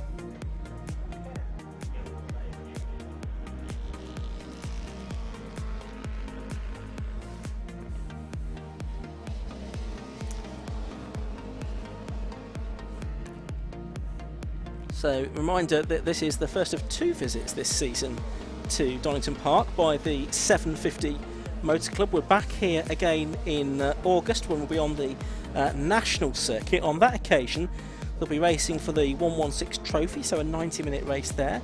5 Club MX-5s, they've got a triple header. We've got the Armed Forces Race Challenge. We've got the BMW Car Club racing. It's the big BMW Car Club Summerfest as well at the August event, so that's on Sunday, August 7th. We've got the Clio Sport Championship, which got underway at Croft last weekend. We've got F1000 with a triple header. We've got Hot Hatch. We have Sports 1000 and the Type R Trophy as well. To round out what will be a busy weekend here at Donington Park with the 750 Motor Club on August the 6th and 7th. So that's certainly one to look out for. Just looking at events coming up here at Donington Park. Well, of course, it is a big event next weekend. It's the Quick Fit British Touring Car Championship, the opening round of the BTCC, getting underway here at Donington next weekend. And then on the 30th of April, and the 1st of May, the Donington Historic Festival, so that's 2 weeks from now. No Limits Club Bike Racing here on the 7th and 8th of May, and then the North Gloucester NG Road Racing Club Bike Championships here on the 14th and 15th of May, as a sort of curtain raiser for the British Superbike Championship, which is here on the 20th, 21st and 22nd of May. And then the following weekend, wow, there's some huge events here at Donington Park over the next month or so. It's the British GT Championship, featuring GB3 and GB4 as well, and that rounds out May. So lots of exciting action coming up here at Donington Park in the next month or so. So what is happening currently, Ian, is a qualifying session for Formula V, but it's going to be combined with the earlier sessions. The times from both sessions count towards qualifying, from what I understand. Yeah, and checker flag is out, by the way, now. So therefore, that time that Craig Pollard did in the first part of qualifying, a 1 minute 46.47, is the quickest time that we have seen. Which might explain why he elected not to go back out. That's right, he only did 4 laps this morning as well, yeah. So hopefully all is okay there. James Harridge's time from part 1 of this session is second quickest, 1 minute 46.83. Danny Hand's from part 2 is third on 1:47.69. Then Craig Bell is fourth from his time in the earlier session, 1 minute 48.71. And then Andrew Cooper is fifth from part 2 of the session, 1 minute 49.69, I reckon. Yeah, we'll get all of that confirmed later on. It's good that everyone has been given the chance eventually to get some qualifying laps in. Hopefully there won't be too much clearing up to do. We know we've got Christian Goller's car to recover from the side of the circuit before we can get the bike sports race underway. And also in this part of the session, only 1 lap done for Vaughan Jones and James Cater. And Ian Jordan he's stopped next to Christian Goller's car as well, so the two of them have stopped at the same part of the circuit, and that's disappointing for the multiple Class B champion Ian Jordan, who's getting his balaclava back on because he's going to have to drive back round to the paddock. So the times on the whole were a bit slow in that session, so perhaps the circuit not quite in as good condition maybe as it was earlier on. Might be a degree or two warmer as well, which might make a difference with these air-cooled engines, of course. We also did see MR2s going grass tracking a few times, so whether there's a little bit of dust on the gravel on the circuit, yeah, there could be multiple reasons why the track wasn't in quite such fast condition of that short session that we had there. Good to see. We have some comments through on the YouTube feed. Do keep those coming during the course of the day.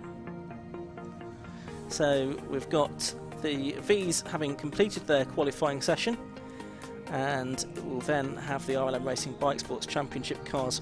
What we might do is perhaps give you another run through of the grid in a minute or two when those cars are about to come back out onto the circuit as well, because it's you'll have forgotten what it was. I've forgotten what it was. Because we did give that a few moments ago for the RLM Racing Bike Sports Championship. But Formula V, that should be a good couple of races to look forward to later on today, Josh. Yeah, the driver we didn't see out in that session, Craig Pollard, in a new car and going quickest in it in the part 1 of qualifying in the WEV, the Worm's Eye View, that was won in the championship in the past by Graham Gant, wasn't it, in that car, who developed the car. Now Craig, he tested at the end of last year and now having his first race in it today. So that means the double champion James Harridge has got his work cut out, as has Danny Hand in the Mark II AHS Dominator, and I'm sure there'll be some great battles through the pack. Yeah, there will be. So that's Formula V a little bit later on this afternoon. Cars just all completing their slowing down laps. The marshals will just check the circuit's in good condition. And we will have a look now at the grid then for race 2 of the day, which is the RLM Racing Bike Sports Championship. Pole position then is number 88, Richard Wise in the Mattel. The rest of them are Radicals. So number 1, Leon Morel alongside him. That's the reigning champion in the Radical SR3. On the second row, on the inside, it's number 4. That's Simon Walker-Hansel in another SR3, and beside him is number 87 on his bike sports debut, Jack Leese in the Radical SR3 RS. On the third row, on the inside, is number 5, Doug Carter in one of the first of the PR6s. Besides him is number 8, Joe Locke in an SR3. Row 4, on the inside, it's number 7, Julian Griffiths in a PR6. Beside him is the Alistair Smart PR6, number 73. Row 5, 20, Matt Moore in the North Motorsport PR6, and beside him is number 16, Ash Hicklin. He's in an SR3. Row 6 is number 11, no, it's not, it's number 86, and that's Stephen Bell in the Radical RSX, and he's next to number 95, Richard Stables, for this race. Row 7 on the inside, number 12, Andrew Fido in the SR3, and number 30, Mark Grayson. Beside him, he's in an SR3 RS. Row 8 is number 11 on the inside, that's Philip Brown in the SR3 RSX, and 66 is Richard Hardy in an SR3 RS. Row 9 is 24, Ian Charles, he's in PR6, and 33, Lee Jackson is in an SR3, and at the back it's 29, Andy Tidy in a Radical Pro Sport, so one of the older cars on the grid therefore. So that is the grid for the RLM Racing Bike Sports Championship. 19 cars we have therefore for these first 2 races of the championship for these cars. Their calendar this season will take them to Alton Park in 4 weeks' time, to Brands Hatch in July. That will be their first triple header of the season. They'll then have another triple header at Silverstone in mid-August, double header at Anglesey, and likewise at Snetterton on the 300 circuit the 1st of October to conclude their season. And Josh, as we've said, an interesting season for the bike sports, interesting racing or two in prospect as well, with a few new drivers and a lot of talented drivers in Class B this year. Yeah, I think we're in for quite the race here. 20 minutes it will be for bikes. Also, it'll be quick. We're lapping in just over 1 minute 30 in qualifying. Interestingly, not near either the Class A or Class B lap records, but that doesn't really matter when everybody is separated by such a little margin in cars that are spectacular. We mentioned there were about 7 cars in a second. Well, about 2/3 of the grid is separated by less than 2 seconds, so it's really close. Someone we didn't mention actually is Ash Hicklin. He's back, isn't he, there in Class B this time, but he starts 10th, so he's got some work to do. Richard Stables, you mentioned him, he's back. He's a former champion, isn't he, going back a decade in 2010 and 2011, so he gets to race his PR6 again here today. Stephen Bell, he's moved cars because he raced that Sabre last year. He's in an SR3 RSX, which he says is easier to drive than the Sabre, but he doesn't think it is as quick, so he's qualified there on the 6th row of the grid. It's not going to be overly easy to overtake in these cars, of course, one, because they're so quick and therefore the braking zones are much shorter. They've got the aero wash and such like, but it's certainly going to be possible. And with some different tuning of engines, different weights, depending on what size of engine each car has got, it's going to be exciting, I'm sure. And a rolling start as well to look forward to, so therefore you shouldn't really lose too much at the start. You shouldn't have that problem of getting the car away, for example. But I think it's very difficult to predict here, Ian, who's going to come out on top. You've got people who have been really quick recently, like Liam Morrell. You've got people that have been really experienced in these cars, like Richard Wise and Doug Carter up there. Then you've got new experienced drivers, like Simon Walker-Hansel. And then you've got Jack Lees, who's only in his 2nd season of circuit racing, but has proved to be quick. He was a front runner in the Type R Trophy last year. And now picking up the speed, going into bike sports in the Radical, and immediately on the 2nd row of the grid, and only half a second of pole, which is really impressive. Yeah, he was top novice last year, wasn't he, in the Type R Trophy, so I had a very good first season of racing in that. Here we see the cars now being released out onto the Melbourne Loop, and they'll come up to the grid, take their positions on the grid ahead of the rolling start for this 20-minute race for the RLM Racing Bike Sports Championship. One or two comments on the live stream to let you know. Club Enduro Race due to start around about 2:55. I suspect it might be a little bit late than that because we're just running a little bit behind schedule here, and this is going to be our last race before a slightly belated lunch break. The RLM Racing Bike Sports Championship will have the Formula V race after lunch that was scheduled for to be held before. I imagine it's going to be a shortened lunch as well, isn't it? I would think it rather will be, yes. But here we can see the cars lining up on the grid, and there you can see on pole position, the left-hand side of the screen, the number 88 car of Richard Wise, but there is a car missing by the looks of it from row 2, Josh. Which is Jack Lees, who we've just been talking up, so commentator's curse is working well this weekend then. And, well, there's not really an excuse for being late here, is there, considering it's about half an hour late in the race. Yeah, exactly, so not sure what's happened there. So you can see the Morrell and Walker-Hansel cars, I think, are the newer RSX, although it's not mentioned on the, it just says SR3, I'm fairly sure they're the RSX models, looking at the cars out of the window, but it's great to see these 3 different model of cars towards the front. The PR6, the SR3, and then the Mattel. They're on pole position, driven there by Richard Wise. And you've also got, of course, we mentioned Alistair Smart. He's the reigning Burkitt Relay overall winner, isn't he?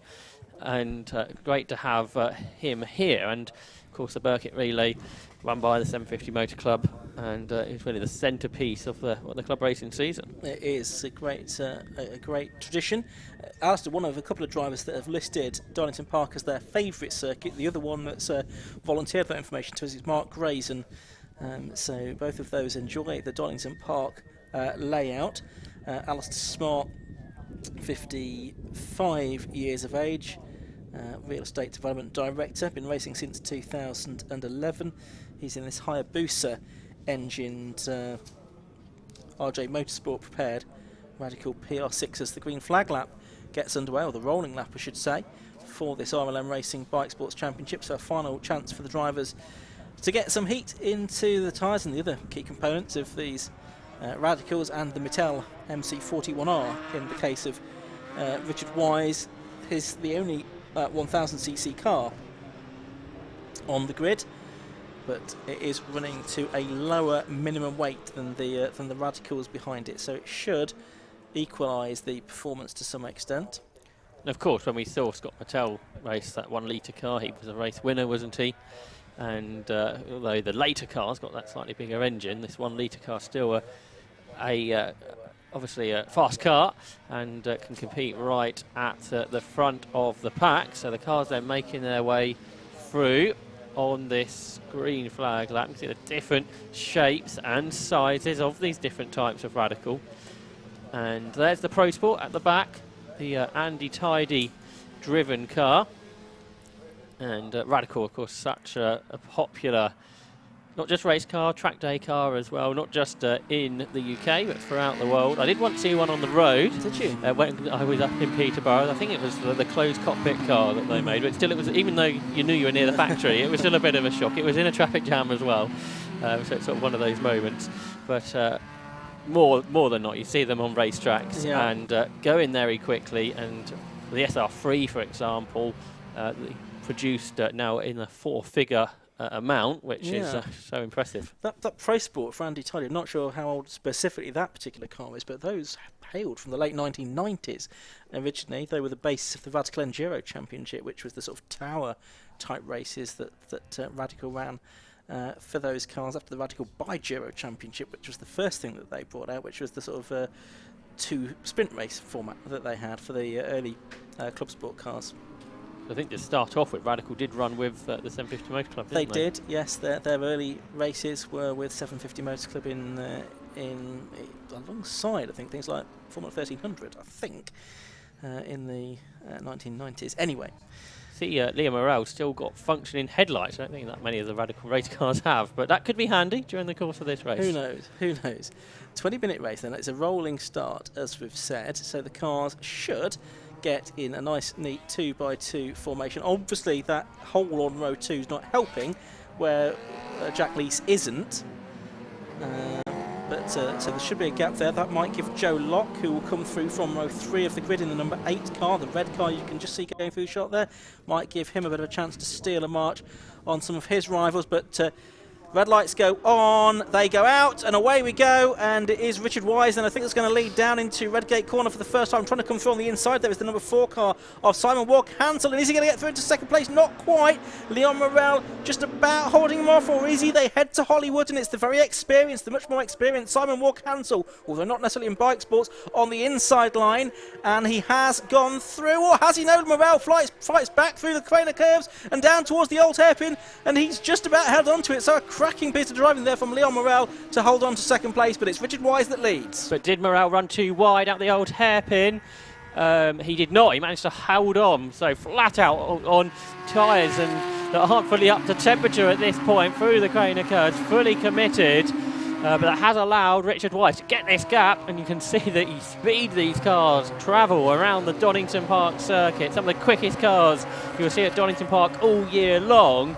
And Richard Wise is going away in the Mattel, but now Joe Locke is getting involved in this battle. He looks to the outside of Walker Hansel into the S's. Won't be able to make that work. Then there's a load of Radical PR6s behind, but it is the Mattel that leads. Then here comes Morel, Walker Hansel, who breaks desperately late into the hairpin, but I think gets the car turned in. Julian Griffith is there, ahead of Alistair Smart. Those PR6s are all getting themselves together, but now Leon Morel is starting to go away from Simon Walker Hansel after perhaps a slightly late braking move into the hairpin there. So round Goddard hairpin they go. Coming through to complete lap number 1. It's number 88, Richard Wise leading. Number 1, Leon Morel is second. Number 4, Simon Walker Hansel is in third place. And it's Joe Locke in fourth position in car number 8 as the cars go over the line to start their second lap. A change of position further back possibly there. So that's Stephen Bell coming through, getting place away from Matt Moore. So he goes up into 8th position as a result of that. And just behind Moore is Ash Hicklin, number 16, who was a winner at Mallory Park on Boxing Day. So a good start there from Steve Bell, from 11th on the grid, his 8th. I think he there went in towards Redgate. There's car number 12, which is Andrew Fido, who sits in 11th position ahead of former champion Richard Stables. But there for third position, Simon Walker Hansel starting to come under pressure from Joe Locke as they make their way round the top part here of the Donington Park circuit. And Fido there is now going after Ash Hicklin, who's been a podium finisher in the past in these races. But now with a standard engine in the car, he's coming under threat from the tuned-engined Andrew Fido, who goes through there using the extra power down the straight towards the S's, and he goes through into the top 10. There's a great gaggle of cars here building up behind Alistair Smart. Yep, there is. Just by the way, the light blue squares on the timing tower are for the Class A cars, the red ones are for Class B. There is number 12, Andy Fido then. He is with Ash Hicklin right behind him. Hicklin goes very deep into Goddard, almost leaves the door open for Richard Stables, I think that is behind him, not Joe as it says on your timing screen there. It is Richard Stables in this race. They head along the start and finish straight. Hicklin there trying to get a place back away from Fido, get back inside the top 10, but he can't do it at Redgate Corner. Fido though runs out wide on the exit of Redgate Corner. So now dropping down through the Craner curves towards the old hairpin on lap 3 of this race. It's number 88 Richard Wise leading by about a second and a half from the rest. There's Hicklin, number 16, in that Radical SR3. Behind him is the Richard Stables PR6 for the former champion. Well, I think the only father and son pairing to win the Bright Sports Championship. Richard and Joe Stables. Joe winning it a couple of years ago, Richard winning it a decade or so ago. So this battle continues there through Coppice Corner. Matt Moore in a new car this year. He was an SR3 last year, now in this tuned-engined Radical PR6. Matt Moore, who raced saloon-type cars in the past, now a sports car racer, and behind the Tim Gray Motorsport Radical SR3 RSX of Steve Bell as they turn their way onto the Grand Prix circuit and down there in towards the Melbourne hairpin. And starting to get away now from Steve Bell is Alistair Smart there in 7th position. Although a good run there through the hairpin for Bell just brings him away once more from Matt Moore here. We're looking at in the Radical PR6, so brakes late, get the car turned in for the hairpin. So there's a lot of Class A cars here, all behind the top 3 in Class B. Yes, there is, and that is the 86 car of Stephen Bell coming towards us now from a RGB racer, as it was then. There is Hicklin with the much narrower tracked 95 car of Richard Stables behind him, so they're in 11th and 12th position, and they're in 2 different classes as well. Stables in the Class A car, but now Bell with Moore, that North Motorsport prepared car, just behind him, but he leaves the door open, and through goes Andy Fido even on the way down into the old hairpin that time, so he goes up into 9th position, and Matt Moore, teammate of Leon Morel, is back down into 10th place. Yeah, so Fido's come through nicely here. He started 13th. We've seen a couple of passes on circuit for him over the last couple of laps, which has promoted him to 9th. And immediately, he's getting himself onto terms with Steve Bell there, isn't he, in that battle for his 8th position as they come down the exhibition straight towards the S's. And already he's looking to challenge. He brakes really late, does Fido.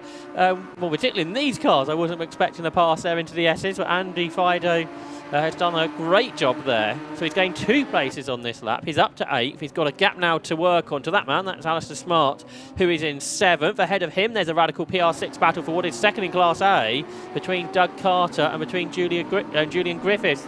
That seemingly those two have been racing in bike sports for a long, long time.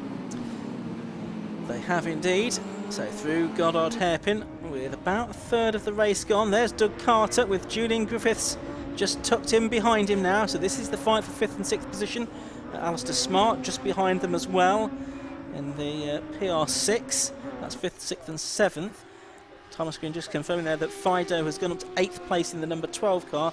But Doug Carter, he is another driver that used to race in what was then called the RGB Championship, now called Sports 1000, of course. And Sports 1000 sharing a sponsor with Bike Sports these days in the form of RLM race engines. And most of those engines are in these cars. These two are being caught by Alistair Smart. There he is. Alistair Smart is lapping only a few tenths of a second off the fastest lap in this race. So Smart, who qualified 8th, he's running 7th. There he is, 73 in that radical PR6. Turns his way down the exhibition straight towards the S's, the RJ Motorsport car then of Alistair Smart, catching both Jules Griffiths and Doug Carter. And wouldn't be surprised if Andrew Fido starts to close in on these. Now he's got through those few cars over recent laps. Here comes Griffiths down the outside, brakes late, but there's not really anywhere to get through in the middle of the corner. And now Alistair Smart is with them to make it 3 radical PR6s all together, heading towards the end of 5 laps of racing. Yeah, it was just over a second behind, wasn't he? As the Griffiths car again tries to find a way on the outside, this time at the Goddard Hairpin, but that's not working. And Smart in 7th place has got that gap down. As I say, it was over a second between them. As Griffiths has another go up the inside, and this time he has made it work into Redgate Corner. And Fido had just in 8th place has just done the best lap of the race, a 1:32.44. So he's gone faster than anybody else now. So it's Griffiths now up to 5th place, Carter down to 6th, 7th is Smart, but then Andrew Fido is now only about 2 seconds behind this 3-way battle for 5th position. Yeah, he's lapping almost a second quicker than the leader did on the last lap. The lead gap starting to come down. It did go up, but it's a couple of seconds in it. Here they come, though, these radical PR6s battling for 5th, 6th and 7th, now joined by Andrew Fido. He may have been 2 seconds behind the beginning of the lap. That's not the gap anymore as they turn their way onto Coppice Corner, and they turn their way then towards the Grand Prix circuit. Liam Morrell slowing, the champion from last year who was running in 2nd, leading his class. He's slow and he's being passed by this gaggle of cars. All of that testing that he has been doing comes to nothing when there's a reliability issue with the car. I wonder if it's electrical. The lights were flashing on and off on that car. So this is now the battle for the Class B lead, and Simon Walker-Hansel's been caught by Joe Locke. That was a gap of a second half. We don't know where to look. There's so many battles here in the Bike Sports Championship, showing how strong this 750 Motor Club Run series is. There's battles further back as well, where Ash Hicklins managed to get past Matt Moore on recent laps. It's impossible to know where to look, Ian. Yeah, that's Alistair Smart now, right, with Doug Carter, who leaves the door open on the inside for Andrew Fido, who was 2 seconds behind at the start of the lap, and he's nearly with them now. He couldn't quite make that work. I think he needed to stand on the anchors a little bit to avoid a collision there. And now this is the 73 car of Smart looking up the inside of Doug Carter as well. They're both surely going to be usurped by Fido within the next few corners. Leo Morrell is back up to speed. The lights have stopped flashing, so I wonder if he's sort of reset the car, and it looks like he might be back up to speed now. They're in 8th position, so he's going to be one to watch out for. Worth saying, Richard Wise still in the lead of this race. He's 4.72 seconds ahead of Simon Walker-Hansel, but 4 Simon Walker-Hansel and 8 Joe Locke, separated only by half a second. We'll see if we can pick those up in a moment as well. But for the moment, we're watching the fight for 5th and 6th, and also 2nd and 3rd and 4th in the Class A, I should say. That's Doug Carter and Alistair Smart. That is the battle for 2nd overall. And the Class B lead between Simon Walker-Hansel and Joe Locke. I wonder now that George Griffiths has got to the front of that gaggle of cars behind, whether he can now start to set quick lap times. But it's the Eco Trailers Radical SR3 of Simon Walker-Hansel that turns its way down towards the hairpin, where Joe Locke takes a bit of an earlier turn in. But he still has to sit there in 3rd place, returning to sports car racing this year, Joe Locke, after a year out in the BMW M3 within Club Enduro. You can see him working at the wheel there with these open-top sports cars. You can see the drivers really having to fight the cars. One of these cars is a left-hand drive car and the other is a right-hand drive car, isn't it? These two radical SR3s. Meanwhile, up front, Richard Wise has just done a new fastest lap of the race. A 1:32.40 as the battles behind go on. Alistair Smart gets the better of Doug Carter. Andrew Fido tries to do similar. He's unable to make it though. And Liam Morel is back up to speed. He's just set the fastest lap in Class B. It's going to be tough for him to get any better than third in Class B though, because he's got 4 Class A cars between himself and Joe Locke and about 9 seconds as well. So I think he just needs to try and consolidate that third place really. The top 10 cars are all lapping within about a second of one another. This is absolutely fantastic racing, as we're saying, all the way through from the Bike Sports Championship. Here is Walker Hansel and Locke. They're 5 seconds behind Richard Wise, who hasn't really had anybody to race with, but about everybody else has done. And the battle for second, the battle for the lead of Class B, turns its way then back down towards the S's, and Joe Locke in the tow tries to get closer and closer to Simon Walker Hansel as they turn left and then right and then accelerate off the corner. There's a couple of car lengths in it as they make their way down then in towards the hairpin, where Joe Locke this time does commit to an inside move, and Walker Hansel's going to get the better exit, so he gets back alongside and back ahead. Does he? Oh, yeah, he does, but he's not. Yeah, I think he's not going to have the line for Goddard, though, is he? He's much deeper into the corner. I think he almost sort of let Joe Locke take that one, and again has tried to do a similar thing, get the switch back on the exit, which doesn't seem to be a bad tactic, because they're alongside as they go over the line, but Walker Hansel is going to be on the outside line for Redgate Corner. Can he sweep across in the lead of Class B? No, he can't. So it is Joe Locke. Second in Class B again though. Can he move this? The long game being played by Simon Walker Hansel. He gets the better exit. He's got his nose in front. They go down through Craner curves towards the old hairpin. Joe Locke prevails. Is it going to be the same thing again on the exit of the old hairpin, I wonder? Oh, what a spin. That's Andrew Fido, I think, is it not, that has gone around. So his progress up to 6th place. That has come to a bit of a halt for the moment. Meanwhile, and a spinner as well further back. That's the 66 car of Richard Hardy. It looks like Joe Locke has, for the moment at least, made the Class B lead his own. What a few corners that was, as they were side by side, from the Melbourne hairpin all the way down towards the old hairpins. About half a lap of this Donington Park Grand Prix circuit. Absolutely brilliant driving by the pair of them. They crossed the line exactly on the same time, so there was nothing that could separate them for all that period. And Liam Morel, the lights are starting to flash again on that SR3, which is concerning. He was right with Doug Carter, and Carter dropped back, I think. So I think something's happened a bit further back to Doug Carter. We'll catch up on that at the end of the lap. There's former champion Richard Stables. He's ahead of Matt Moore for what is 10th place in this race. There are 6 minutes of the 20 to go. So there is Carter. Yeah, he's dropped back. He's slowing as well, isn't he? And as we're watching Stables and Moore go through behind in 10th and 11th position. As we watch, and of course we always on Alpha Life try and pick up the best of the action. We're not always looking for the leads, we're not always looking for the top 4, we're trying to pick out the best battles, and this is the best battle right now. It's Julian Griffiths, and he's off! It's not a battle anymore, he's off. Alistair Smart goes through at Redgate Corner, wheels spinning there, he's going to go nowhere. Jules Griffiths out of the race. That was a real shame for him. He was starting to catch Simon Walker Hansel, although Alistair Smart, currently the quickest driver on the circuit, who put him under that pressure and kind of forced him into that mistake. So there's 5 minutes to go, although race control will be looking at that car which is beached in the gravel. There is Alistair Smart. He's been having a good race. He started 8th on the grid. He's up to 4th. There's Liam Morel really pushing on it sideways as he turns his way through McLean's. So he's trying everything, but he has got this gap about 8 seconds to anybody else in his class. There he is, the reigning champion. He has set the fastest lap within Class B, so that will be an extra point. He was only ever beaten once last year in the class. That was in this equivalent race where he spun off into the gravel trap, and here a year later it seems to be some potential car issues that let him down in the mid part of the race, but he's well up. Back up to speed now. He's fought back to 6th. It was always going to be a tough ask to try and retain this championship from Class B. As yellow flags and safety car is now out, so with only 4.5 minutes to go, not quite sure how much more racing we're going to get here. But yeah, it was always going to be a tough ask for Leon Morel to try and retain his title with so much more competition in Class B this season than he had last year. Yeah, that's right. Whether we can get any more racing laps is obviously questionable, but there is that snatch vehicle down there, so if they can do this in one lap, we might have a one-lap shootout at the end, which could be quite spectacular. Let's have a replay of that incident that has brought about this safety car period. Here we go. Josh, talk us through this. So, Alistair Smart had caught Jules Griffiths, who then braked late, turned into Redgate and just run out of grip, didn't he?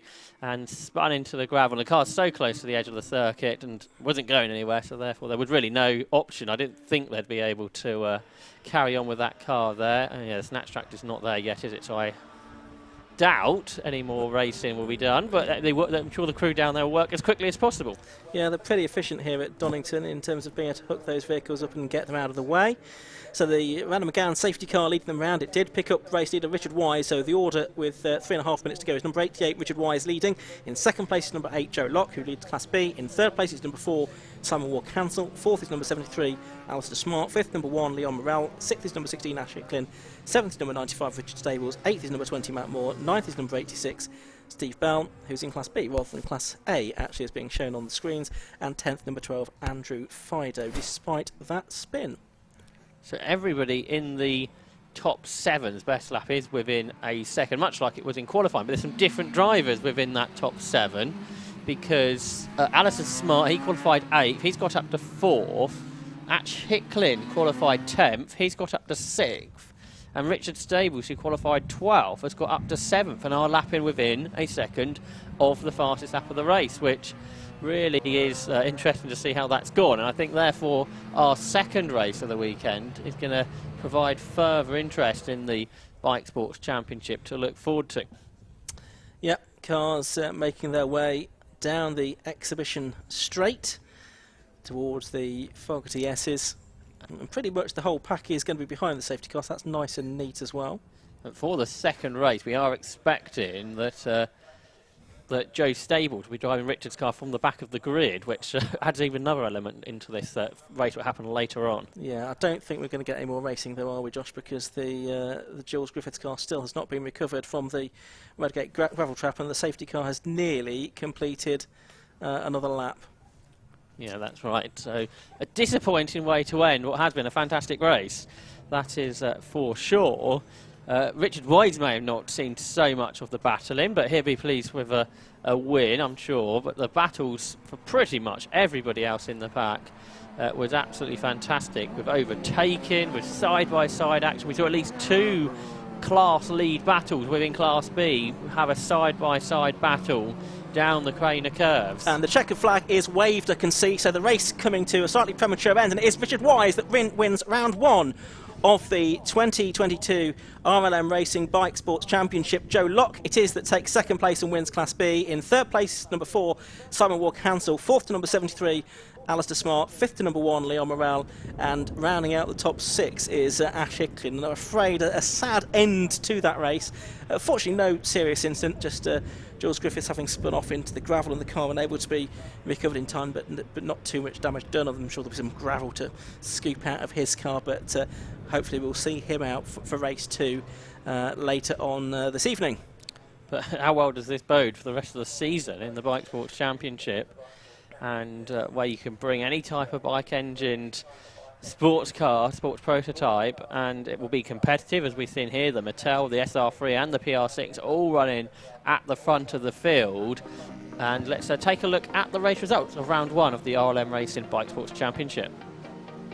Yeah, so Richard Wise it was that took the win in that slightly shortened race, in the only Mattel in the race, the Mattel MC41R. He was 9/10 of a second clear, although it wasn't the safety car conditions, from Joe Locke, number 8, who won Class B in his Radical SR3, and he was just ahead of number 4, Simon Walker-Hansel, who was 3rd overall and 2nd within that class. In 4th place, number 73, Smart, he was 2nd of the Class A cars. 5th to number 1, Leon Morrell, 3rd in Class B, and 6th to number 16, Ash Hicklin. In 7th place was number 95, which was Richard Stables in that race. 8th was number 20, Matt Moore. 9th, number 86, actually a Class B driver, Steve Bell. And 10th was number 12, Andrew Fido, although he did have that spin. Further back, we had Mark Grayson, Ian Charles, the 33 car was Lee Jackson.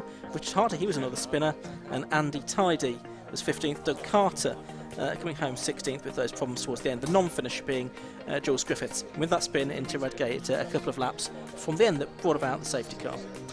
So in a few moments' time, we'll go into our lunch break, which probably won't last very long, in all honesty, before we get our Formula V Championship race underway after the break. But then we will have the Carmel Porsche Trophy, more MR2s, and the centrepiece of the day's action, the 125-minute race for the TQR Club Enduro Championship, the opening round of the season for those.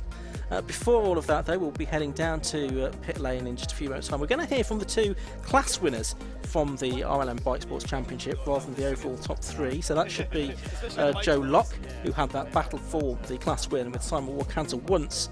We lost Leon Morel with that temporary electrical issue, as we think it was. We'll also hear from our overall race winner, Richard Wise, as well. So top driver from each class is who we'll hear from in the RLM Racing Bike Sports Championship this weekend. I can see the cars are just pulling into the pit lane now, so we'll let them get out of the cars, and we will hand down to Matt Suckling in just a moment. The grid for race 2 has already been set, hasn't it, Josh? Because it's the second fastest lap time in qualifying that sets the grid for race 2 in bike sports. I don't know if you've seen how that leaves things for the second race. Who does put on pole? It's a pretty similar grid, really, with Wide, Morale, Walker Hansel, Lease and Locke, the top 5, but with Joe Stables at the back.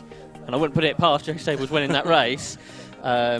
To be honest, but that really adds another element to it, doesn't it? To see how we can get through the field, and this is the whole season now for bike sports. Really looks to be in great shape, I would imagine. And Richard Wise, I'm sure, will be delighted with that first victory in a while. And Matt Suckling will be chatting to him in a few moments. Yeah, I can just see down below as Richard Wise is getting out of his car. Matt is going to present him with the winner's garland as well. Because he's a good lad, is Matt. He'll do anything that we ask of him, including giving out the prizes. And we'll hand down to him in just a few moments' time. And I think we're ready, in fact, to go down to him right now. So down to you, Matt, in the pit lane with Richard Wise. Thanks very much, Ian. Yep, down here with our race winner, which is Richard Wise. Richard, up until the safety car, quite a healthy lead you had there. I never look behind me, not once, and I've made that mistake many times, so I don't really know, to be honest. So it's a brilliant day for me today, because this is the first pole I've ever had in bike sports, and it's also the first time we've won with this Mattel car. And my wife and my daughter are somewhere in the crowd all dressed in orange just to bring me luck, so it's definitely worked. It really has, and it was a shame about the safety car, because it would have been a nice way to end under a green flag with checker flag, but you're right, the Mattel's doing well. Great place to be today here at Donington Park, and all things working as they should be. Yeah, I was a little bit worried, because this is only a 1 litre car and there's a lot of very powerful cars on the grid, but I think I got a bit of help because the wind has died down today, and the times yesterday were nowhere near what I can do today. And I think so the gods up there have helped me, and they've kept the wind down, so that's great. You got another race to look forward to a little bit later on, so I'm sure you're going to try and do the double. I definitely am. Yeah. Well done, Richard. Many congratulations. Thank you very much. There we go. Richard Wise, a winner then of the overall race and also Class A. Let's just see if we can grab a quick word with Joe, who's over here. Joe, come and join us if you wouldn't mind. We'll have a quick chat with Joe, who finished in second place and winner of Class B there. That was a good little scrap you had. Yeah, it was good. It was good racing with Simon. You know, we had wheel-to-wheel action for about 2 laps, you know, and I just got him down. Well, I did my cue a couple of times, but he got me back every time. He got the drive out. So we had a nice bit of footage down Craners, you know, wheel-to-wheel. But I think there's about 2 centimetres in between us, so... Yeah, it was good. Now it's a good result. We've got tons more to get in the car. You know, it's our first time back in a Radical. Probably only did about eight sessions, I think, 8 races in an SR3 before. So it's a bit more of a learning curve because the PR6 is just different, you know, completely different car to drive. Yeah, of course, as you said, back this year to the Radical, you did BMWs last year, did with something different. How did that go? Yeah, the BM was good. It was just, you know, you can't get that. You've got that buzz of a Radical, and you just can't fix it. You know, the only thing I can do is slick some wings now to get my actual, you know, adrenaline buzz. So, yeah, that's pretty much it, mate. And as you said, a great battle with Simon there, because he's been a bit canny, wasn't he? He was letting you go down the inside, and all of a sudden he was coming back on the draft back. Yeah, you get the drive back every time, and I knew if I didn't keep my head down through Craners, he was going to have that line, so I just kept that. I had to keep my foot in, and it was a bit of a sketchy moment, but it stuck. So we ended up pulling away. Then I think his tyres started to go off, mine started to come on. We had a different strategy, you know. Our time started to come in later on, and that's, you know, that was our aim, you know, to let everyone else destroy the tyres and then we come back.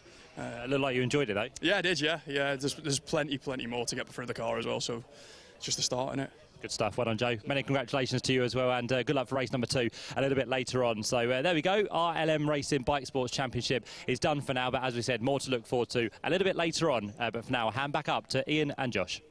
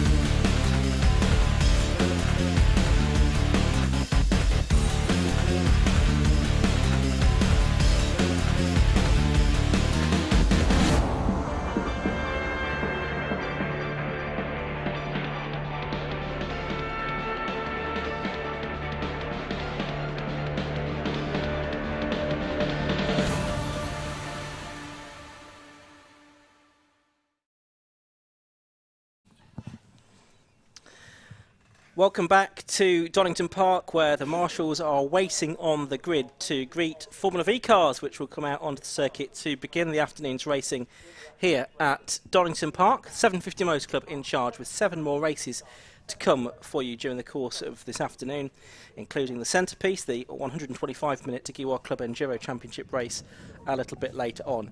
Matt Suckling in the pit lane today, Josh Barrett alongside me, Ian Soman here in the commentary box. And we are grateful to all of the marshals for all of their hard work this weekend, especially as they've now just had a shorter than expected lunch break, given some delays to the programme during the course of this morning. But we're shortly going to get underway with the first race of the afternoon, Josh, which is for Formula V. So let's just have a little bit of a chat about what we're expecting from Formula V this season. I guess the main point of interest, really, from my point of view, is a former champion, Craig Pollard, out in a new car that's previously won the championship in the hands of another driver. Yes, Graham Gaunt was the champion a few seasons ago, wasn't he, in the WEV, in the Worm's Eye View, and he developed that car over a number of seasons, really, didn't he? And then towards the end of its development, it was almost unbeatable at some tracks, wasn't it? It was, yeah. Graham drove that really well. And then, as you say, Craig Pollard, he tested it for the first time at Alton Park at the final meeting last year and said, yeah, that's pretty quick. And Graham was running the car then for him as well. I'm not sure if he still is this weekend. But yeah, that's a new car for him this year, and he was the champion a few seasons ago. Yeah, 2018 was the year that Craig took the championship, and the car won the championship in 2019 with Graham aboard that season.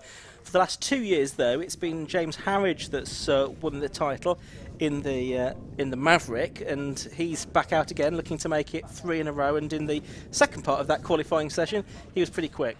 Yes, which means those two are on the front row of the grid for this race. So James Harridge in one of 2 Mavericks on the grid for the first time this season, because his dad's back out racing, isn't he? In an updated version of it, and so they'll both be out onto the grid. But yeah, James Harridge and Craig Pollard both came into the category around the same time, really, didn't they? Yeah, a bit sort of mid-2010s, wasn't it, really? I guess we saw them for the first time. Yeah, so they're now, I guess, both quite experienced drivers in the championship. And starting behind them is another former champion in the hands of Danny Hans, but he was a champion a little bit longer ago. Yeah, that was 2008 that he won the championship. Then he had 10 years out pretty much before returning for a full championship campaign in 2018, and he's been second in the championship for each of the last 4 seasons. So he's going to be very keen, isn't he, to go one better this year? Yeah, that's right, and he's in the latest version from car from Alan Harding, the Dominator Mark II. You see the cars now lining up there, and alongside him is another of the Dominators. I think that's the slightly earlier version that Craig Bell has, that he's made some developments for. He's got sort of that shark fin on the back of his, which is sort of the modern sports car type of thing. So great to see Craig Bell well up the grid there on the second row of the grid. Last season in Formula V, it was mainly those first 3 that won races. James Harridge won 5 times, Danny Hans won 4 times, and Craig Pollard won twice when he was driving the GAC. The only other driver to win was Peter Belzy. I don't think he is here, is he, this weekend? No, he's not. Another quick driver is Andrew Cooper, number 41. He's out in another Dominator Mark II as well. That's obviously a new car to him this season, isn't it? That's right, and he's been quick, hasn't he, over the past couple of seasons, but he's never really translated that into results. He won the Class B title in 2018, and during the course of 2021, he finished in 8th in the championship with just the 1 podium finish last year, but his pace often was a little bit better than that, if you see what I mean. And he's alongside number 33, the local driver from Markfield, just down the road. That's Matt Harbert in another AHS Dominator, the Harbert Builders car, alongside Andrew Cooper on the 3rd row of the grid. Let's have a look, though, at how this grid will line up for the 15-minute race for the 750 Motor Club Formula V Championship. Pole position then has gone the way of number 92, Craig Pollard in the WEV, and alongside him number 1, James Harridge in the Maverick. Second row on the inside, number 2, Danny Hans in the AHS Dominator, and beside him is number 99, Craig Bell in the Dominator VSD. Row 3, number 41, Andrew Cooper, another Dominator Mark II, and then it's another Dominator. They really are dominating, aren't they? Towards the sharp end of the grid, Matt Harbert. Row 4 on the inside is number 16, James Madden. Beside him, 51, Matthew Hyde. He's a newcomer for this season. More of him anon. Row 5 on the inside is number 11, Ben Cressy. 25 Daniel Lagny is next to him. 6 Tim Probert and 10 Bill Garner on row 6. 7th row is Daniel's brother Rick Lagny in number 24 and 75 Mark Egan. Row 8 is 69 Ian Buxton and 4 Maurice Gloucester. Row 9, if he's out there after his problems in qualifying, 56 Christian Goller and 17 Elliot Mason. On the 10th row, it's 64 Samuel Bank and 21 Adam Zieber. 72 Colin Gregory and 18 James Cater. James Huckle in 42 and Sam Engineer 28 on the 12th row. On the 13th row, it's Peter Can in number 80, Richard Walsh in 7. 14th row, Phil Waterhouse in 66 and Timothy Reeve in 15. Simon Livesley in 65 and Matt Topham 47 on the 15th row. On row 16, it's 13 Rachel Swain and 19 Emil Kostadinov. Row 17 is 8 Dave Harridge and 59 Chris Wilshire. Row 18 is 43 Vaughan Jones and 3 Ian Jordan. He had troubles in qualifying as well. And that is just about it. Yes, 36 cars we have on the grid. So Vaughan Jones, Ian Jordan right at the back, if they are there. The green flag lap is now getting underway. These cars run on treaded tyres these days. Who's your tyres? And so nevertheless they do get a green flag lap to try and get some more heat into them. They, of course, based on the Volkswagen Beetle air-cooled engines and lots of other sundry parts from the VW Type 1. And Formula V has been around for, 55 years. This is the 55th anniversary season now. It was founded in 1967, had its first race just a few weeks before Formula Ford had hit its first race, Josh. Yeah, that's absolutely right. So lots of history for Formula V and lots of great racing in its past as well, with slipstream in action, and this Donington Park circuit should lend itself to that quite nicely. And I'm sure we're going to have some great racing. You mentioned newcomer there, Matthew Hyde, moving into car racing from karting. Been karting since the age of 6, so, and going well here. We haven't really seen any new drivers towards the front of Formula V in recent years, have we? So that's impressive stuff. Yeah, no, very impressive indeed. He's in one of the AHS cars, a newly built car. And Matthew as well, he was diagnosed with type 1 diabetes at the age of 9, which means he's insulin dependent. And so we think of other racing drivers like Paul O'Neill, also racing with a great deal of success despite his diabetes, and Josh Malin as well, who's raced in Ginettas in recent seasons with some success as well. So some inspiration there, I'm sure, for young Matthew Hyde, who's in year 11, I think, at school, going to do his A-levels starting next year, and that's making me feel even older than I already was. But great to have him on the grid. Yeah, it's great to have that element again, isn't it? Yeah. Have somebody through from karting into Formula V, and you kind of think back to Ash Sutton, who's done quite well since he did that from karting into Formula V. Now, of course, a multiple British touring car champion, and be trying to defend his title starting here in a week's time. But yeah, it's great. It's a way to come into racing, of course, Formula V on the start on the single-seater ladder. And good luck to Matthew Hyde here this weekend. Great way to learn your racecraft as well. That's for certain. You see some fantastic races in Formula V. Let's hope this is one of them. Some real slipstream. But Donington usually does produce a very good race for the V's, doesn't it? Regularly over previous years. We've been on the national circuit, though, haven't we? Yes. So this is going to add a new element into the championship. But Martin Farmer has the lap record here.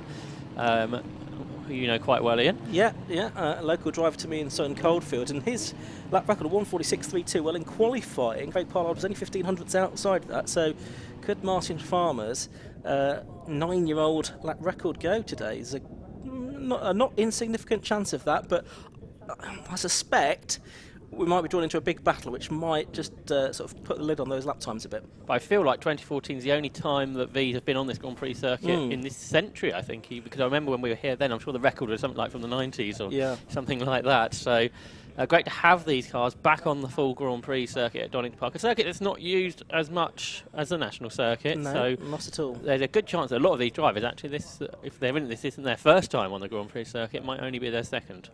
So yellow car on the front row is number 92, Craig Pollard, first race in that car. Number 1 alongside him, James Harridge, who's won 2 championships in that car.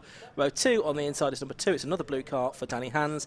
And it's the black car with the white, red and blue stripes of number 99, Craig Bell. Row 3 on the inside, it's blue for number 41. So 3 light blue cars in the first 3 rows. 41, Andrew Cooper.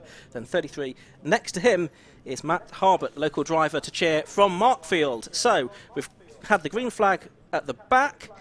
There it is now. We are about to go racing. The 5-second board is shown for 15 minutes of 750 Motor Club Formula V action at Donington Park. Revs are rising, the red lights go on, the lights go out now, and away we go. And it's a pretty good start by both of the drivers from the front row of the grid. It's not such a good start by Craig Bell from the second row. He tucks back in behind Danny Hans, but it looks like it's going to be Craig Pollard leading unless, and he does. Harridge sweeps around the outside of him at Redgate Corner for the first time. So it's number 1, the reigning champion, James Harridge, that goes through into the lead at Redgate Corner, but Pollard immediately tries to fight back as they go through Craigner curves. The yellow and the blue car wheel to wheel as they go through the left-handed sweeper. Hans there with them in third place, and Hans coming up the inside of Pollard at the old hairpin, and he takes second place away. Pollard down from first to third by halfway around the opening lap. Yeah, perhaps getting used to this car sort of on colder tyres, but he's fighting back straight away. Danny Hans wasn't really totally in control of his car at Old Hairpin, he was sideways. There's one off, that's Ian Buxton, another very experienced V-Racer. He went off down the Craner curves by the looks of things, but up front it's James Harridge going away. Where's he gone? Where has Harridge gone? Was he so far ahead? No, he's broken down, arms in the air, waving. James Harridge's good start to the season has lasted, well, not very long at all. So it's Hans now leading and Pollard fighting back. He's going for the inside line at the chicane, but we're going left here, Craig, not on the national circuit. So it is going to be Hans that holds on because he was on the outside line for the left-hander at the Fogarty-Yetis. So it's, oh, and there's Harridge. Yep, he's still slowing. He's going to just, yeah, he's going to pull off, I think, onto the right-hand side of the circuit. There's another car off as well. Is that Christian Goller as well? Possibly it is, that has stopped on the grass. He was stopped in qualifying as well. That's Tim Probert locking up as they go into the Melbourne hairpin in his Storm. Quite a lively and eventful first lap of the season then for the Formula V Championship, and what's been a pretty eventful day so far for the category. There's more locking up there down at the hairpin, but for the lead of the race, it's Danny Hans in front, but I've done it already. Craig Pollard is in the tow, and he pulls out to the left-hand side of the racetrack, and he is nosing ahead, but Hans brakes late. The front end dips down, and Hans on the inside line is able to hang on, but we saw Pollard was really strong down the Craner curves one lap ago, and he sits right on the gearbox of the leader. They're starting to pull away from Craig Bell and Andrew Cooper. There's 5 AHS dominators in the top 6 positions, and Craig Pollard's the only one that isn't in one of those cars. Alan Harting will be having a quiet smile to himself on the pit wall, no doubt, to see 5 of his cars in the top 6 places. Just that Craig Pollard driven Wev, the interloper among them at the moment. The Dominators now starting to live up to their name. It's taken them a while to do so, but they are now out there and going very strongly at the front of the field. There's Tim Probert. He's in 7th place, just ahead of Ben Cressy in 8th. The rest of the field's all filing through. Elliot Mason is the best of the Class B drivers with the demise of James Harridge. I think we've got 30 cars to the end of one lap from what we were expecting. 31 now. I thought 36 potential starters. We've seen at least 2, haven't we, come to a stop at the start. But here is 25, I think. That is Daniel Lanyard. Guess what he's driving? It's an AHS Dominator, but he sits in 9th, just ahead of Elliot Mason Shane, who you've just mentioned. Then 10 is Bill Garner in a self-adapted Shane. And then Maurice Gloucester a bit further back than we might expect. The driver finished 4th in the championship last year. Okay, and that's Ian Buxton, and then he's pulling off the circuit in his Daghorn, and he's usually someone that's sort of put the sharp end of the field, but not on this occasion. So up towards, that's the 10 car you can see going through, Bill Garner in the TWR Shane. They turn their way through Goddard hairpin. Here are the 2 leaders though, side by side. It's Pollard to the outside at Redgate Corner.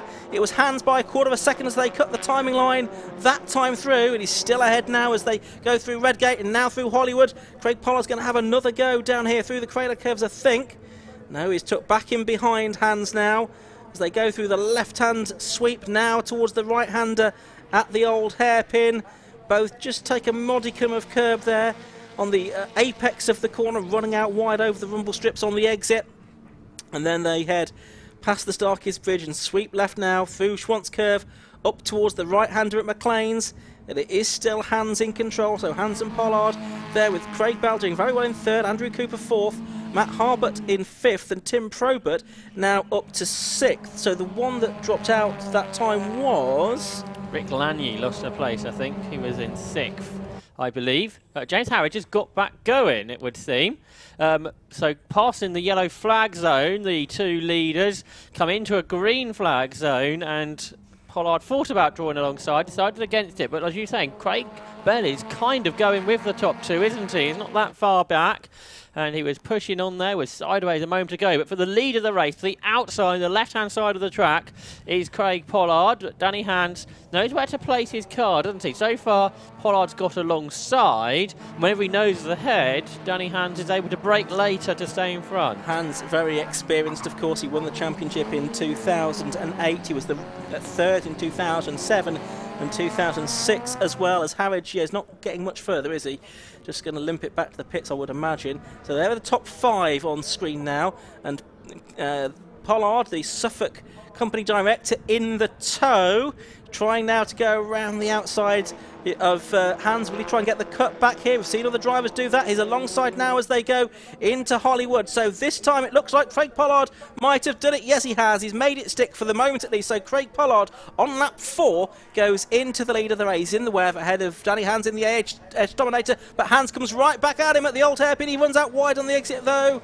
Manages to keep it under control, so Hans was behind for all of about a corner there. Pollard is fighting back again though as they come through Schwantz Curve, and yet he's back ahead, but Hans is trying to go all the way around the outside at McLean's corner now. This is fantastic racing. It's no doubt holding them up and allowing Craig Bell to stay with them. It's Hans in the blue car now ahead of Pollard in the yellow car, but Bell is not too far behind. You get the impression that Hans wants to be in front, doesn't he? He doesn't want to be behind Craig Pollard, which sometimes is the tactic, is to be behind and get the tow. Again, Pollard is alongside. Again, he's on the outside, but this time he's able to draw in front to be fully ahead before the braking zone.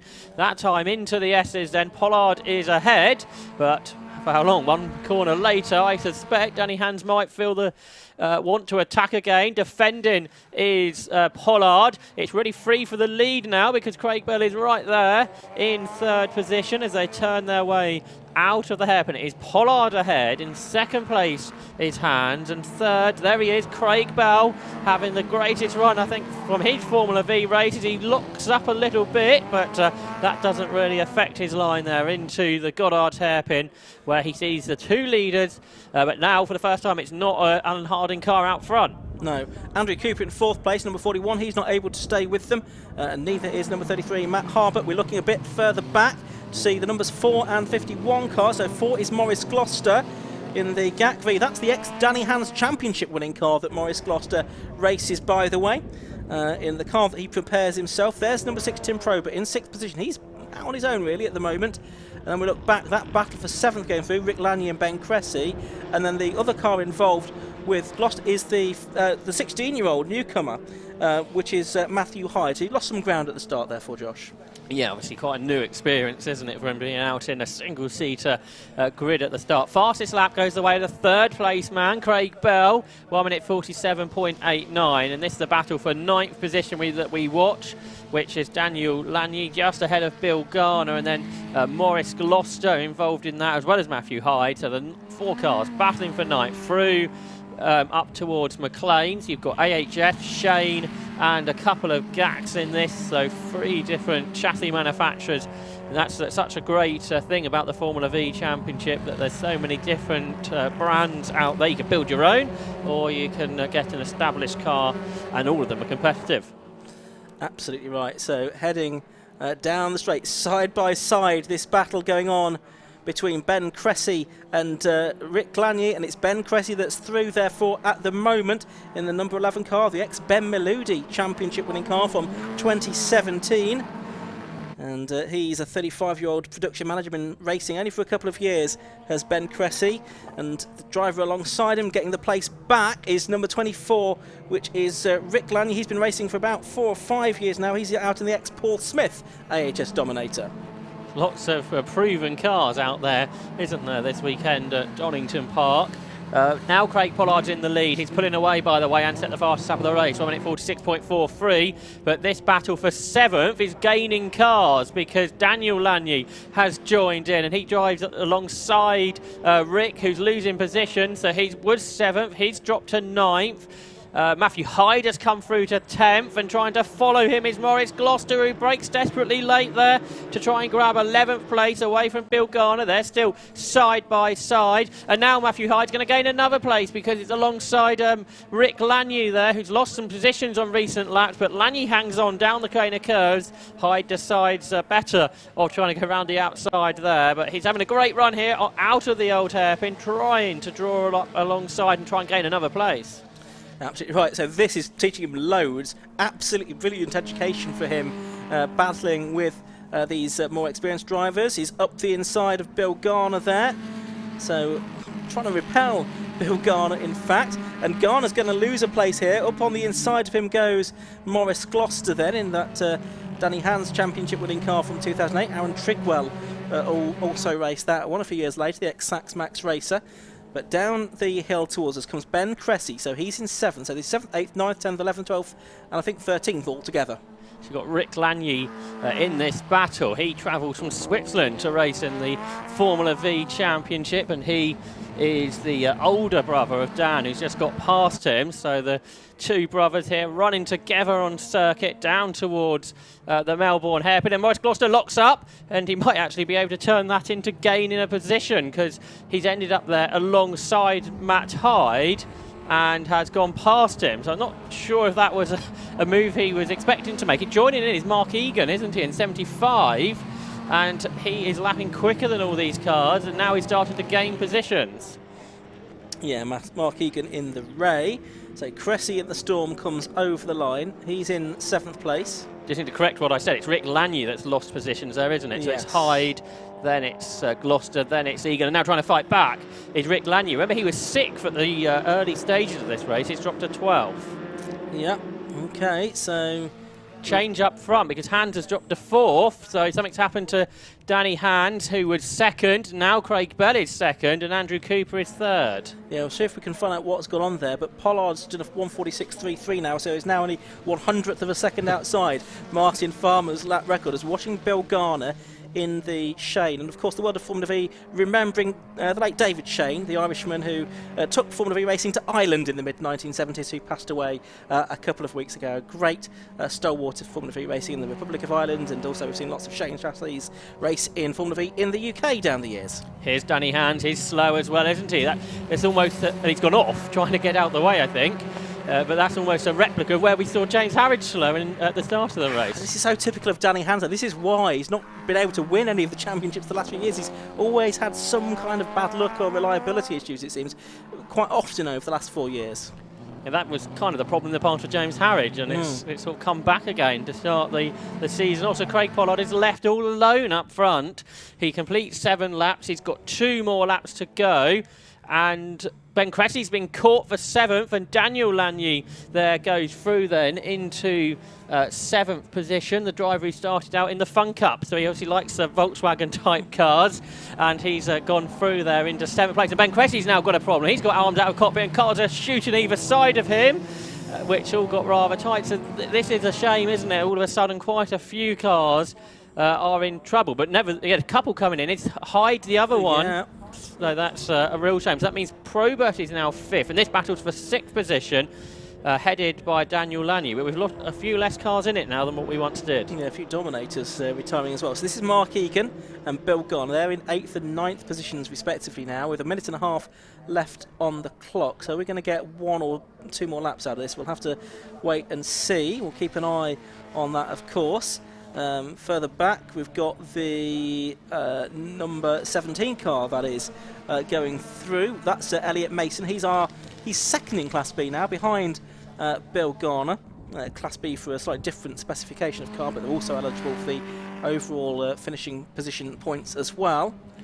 notice we've got Adam Zieber into those points positions. He's making his racing debut today, who's one of the men behind Blendini Motorsport, a driver who comes from Poland. So great to have him out in Formula V in a car that's apparently been built by James Harrister Storm. He's up to 13th in his first ever race. He started 20th. Down the straight towards the Fox Yeses goes this battle then. It's for 6th position, Daniel Lagny, and number 4, Maurice Gloucester. And it's Gloucester with the advantage at the moment. Mark Egan just in behind them as well in 8th place. He started 16th, did Gloucester, so he's gained 10 positions. OK, some cars have retired, but he's overtaken a lot as well, although he may not hang on to 6th, because Lagny comes back up the inside and goes back in front. But how long is that going to last for? Because they're side by side once again. Leaders have gone on to their last lap, I can see. So Pollard now 10.3 seconds ahead. He's not broken Martin Farmer's lap record just yet, though, which Martin will be very pleased about if he's watching at home in Sutton Coldfield, no doubt. Right, the battle for 6th comes up to the line. We had, I think, 7 cars in this at one point, or maybe even 8. We've now got 4, and it's the 25 car of Daniel Lagny. Maurice Gloucester is next up. And problems there for number 21. That's Adam Zieber, the driver you were just talking about. So I'm afraid you've put the commentator's curse on him, Josh. Yeah, that's not ideal, is it, for Adam? So he was having a good run. So that's going to promote into the top dozen Sam Engineer, I think. So, yeah, we've lost quite a lot of front runners from this race. Here is 25 then, Daniel Lagny, who is there in 6th place, ahead of Maurice Gloucester. And then Mark Egan. Both Gloucester and Egan started much further back than they would have liked. So they've fought their way through, but Daniel Lagny will not be passed at this stage of the race. And Bill Garner there at the back of this quartet. He will be passed now at McLean's as he runs out wide.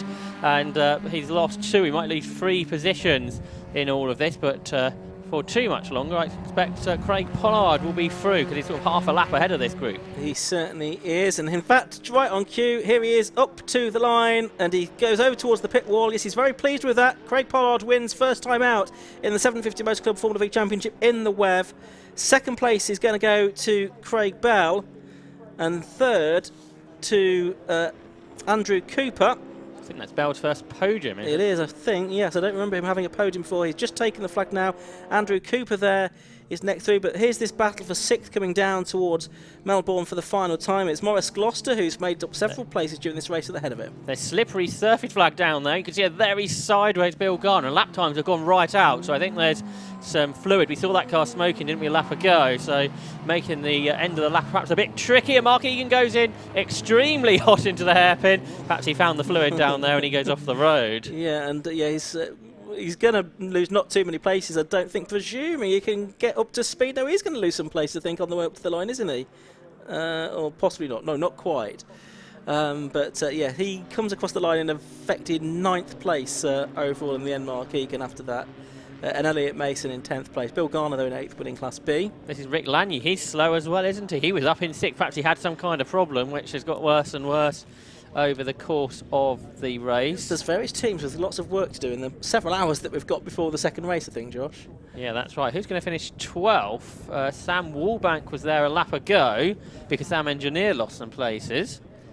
So for the 12th position across the line, Sam Wallbank does get into the top dozen.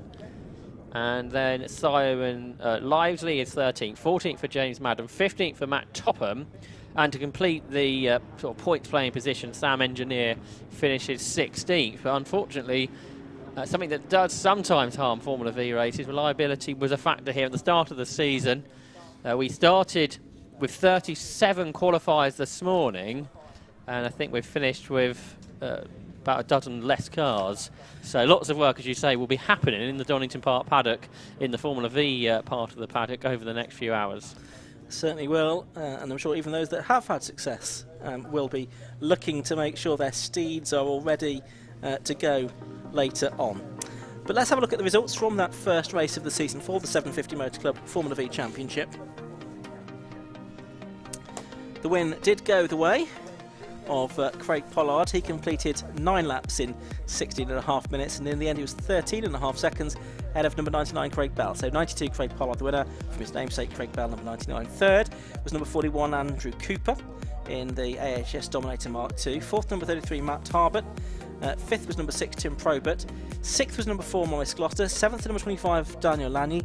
8th to 10, Bill Garner. He won Class B. 9th to number 75, Mark Egan. And rounding out the top 10 was Elliot Mason in the... I forgot what number car he was, but never mind. 11th was 24, Rick Lanier. 12th to number 64, Sam Wilbank. 13th, 65, Simon Livesley. 14th, number 16, James Madden. And Matt Topham, he was, I think, started 3rd on the grid and he finished 15th. So he made up several places, helped by retirements ahead of him, of course.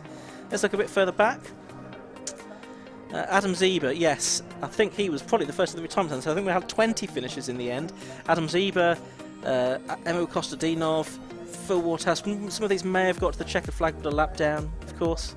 Dave Harridge there in 25th place, father of James. I think he did get to the end.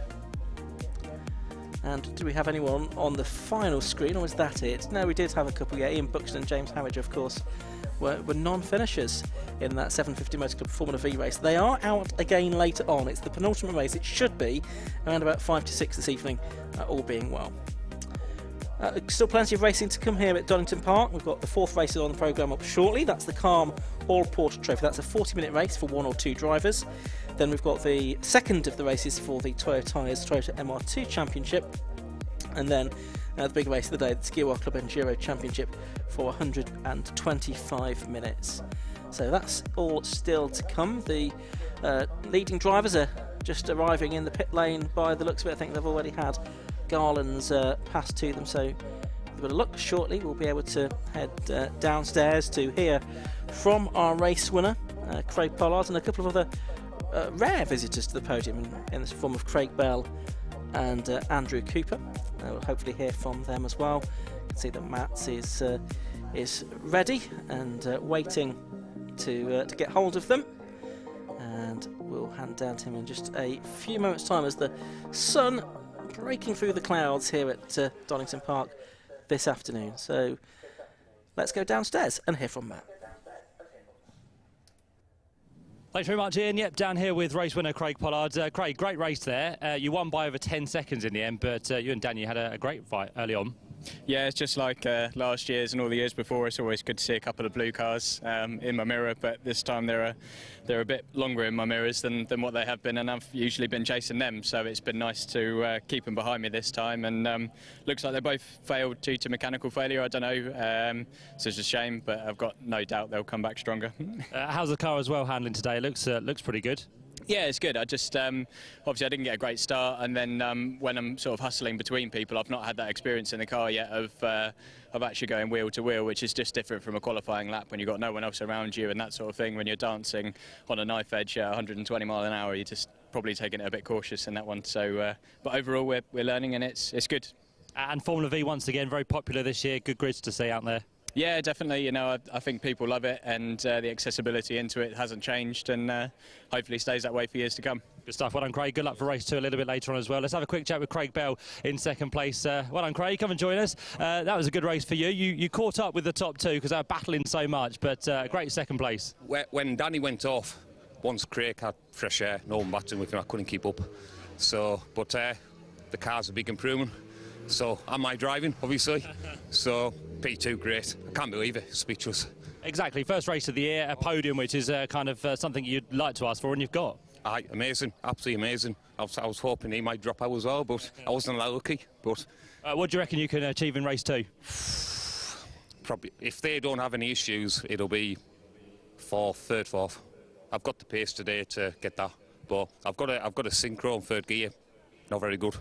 So if that packs in, yeah, we might retire. But it's holding together at the moment. Well, fingers crossed it does. Yeah, hopefully. So, okay. Good stuff. Well done, Craig. Thank you very much indeed. Good second place there for Craig. And let's grab a quick word as well with Andrew Cooper there in 3rd position. Andrew, well done. 3rd place. As we said, the gap grew between the top 2, but you were right there to pick up the podium. Yeah, the gap grew towards the end. At the start, I was sort of just about clinging onto them whilst they're fighting, but when Danny dropped out, then they had some legs on me for that race. So it was just about maintaining a decent pace and not being caught by the guys behind. But a nice day today, and great to be using the full Grand Prix circuit as well. Yeah, it's the first time I've ever raced here. It's not the easiest thing in V.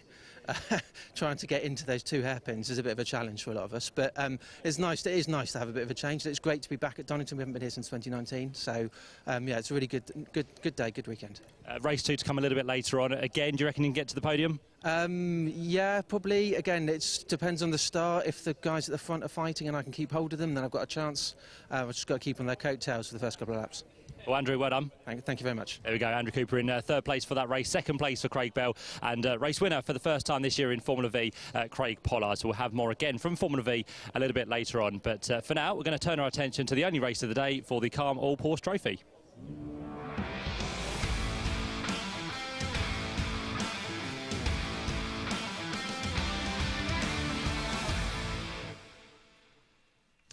Yes, the Calm All Porsche Trophy race up next, and this one in particular being run in memory of Ryan Lowry, one of the co-founders of the championship, who tragically lost his life a couple of years ago now.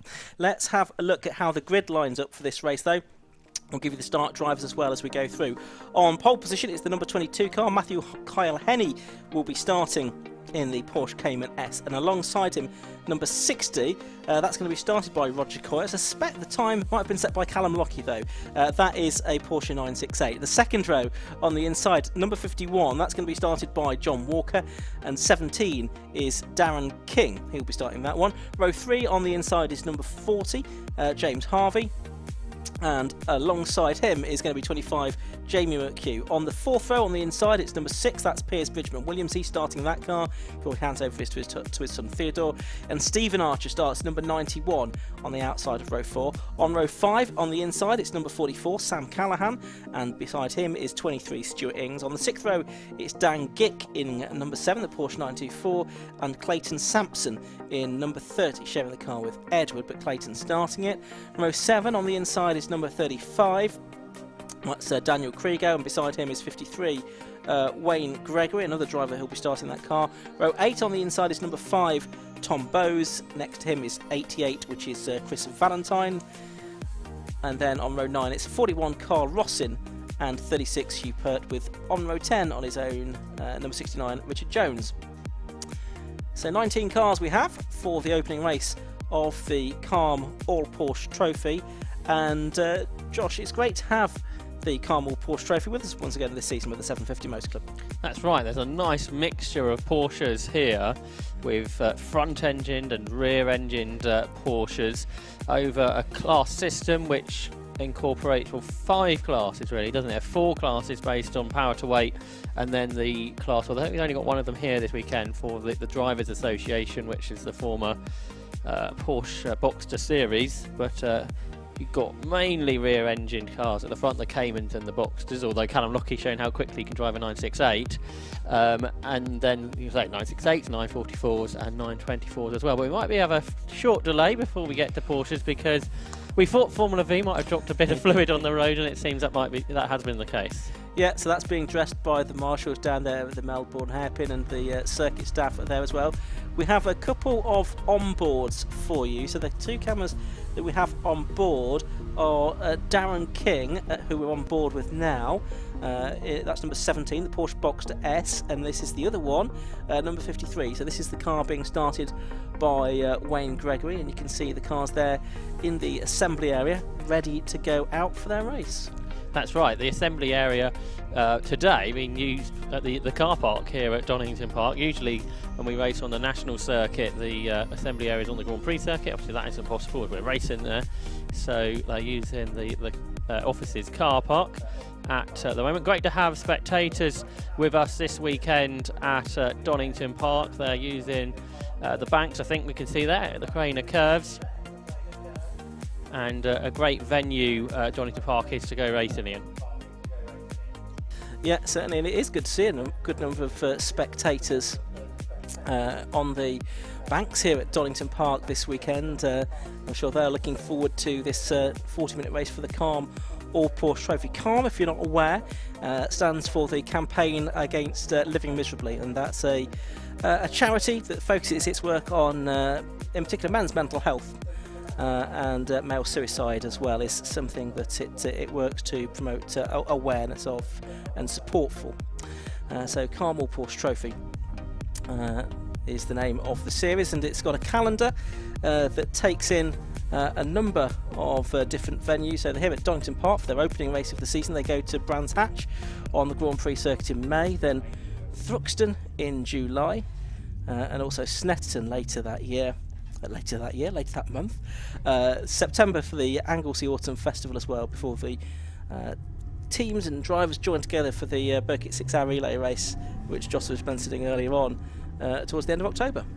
Yes, the car's now, as you say, going out of the assembly area, on board with Wayne Gregory, following the, I think, 968 Club Sport, the Samson car, which looks like it's being prepared by Charles Ivy Motorsport, which is a team that raced back at Le Mans in the 1980s, I think, in Porsches.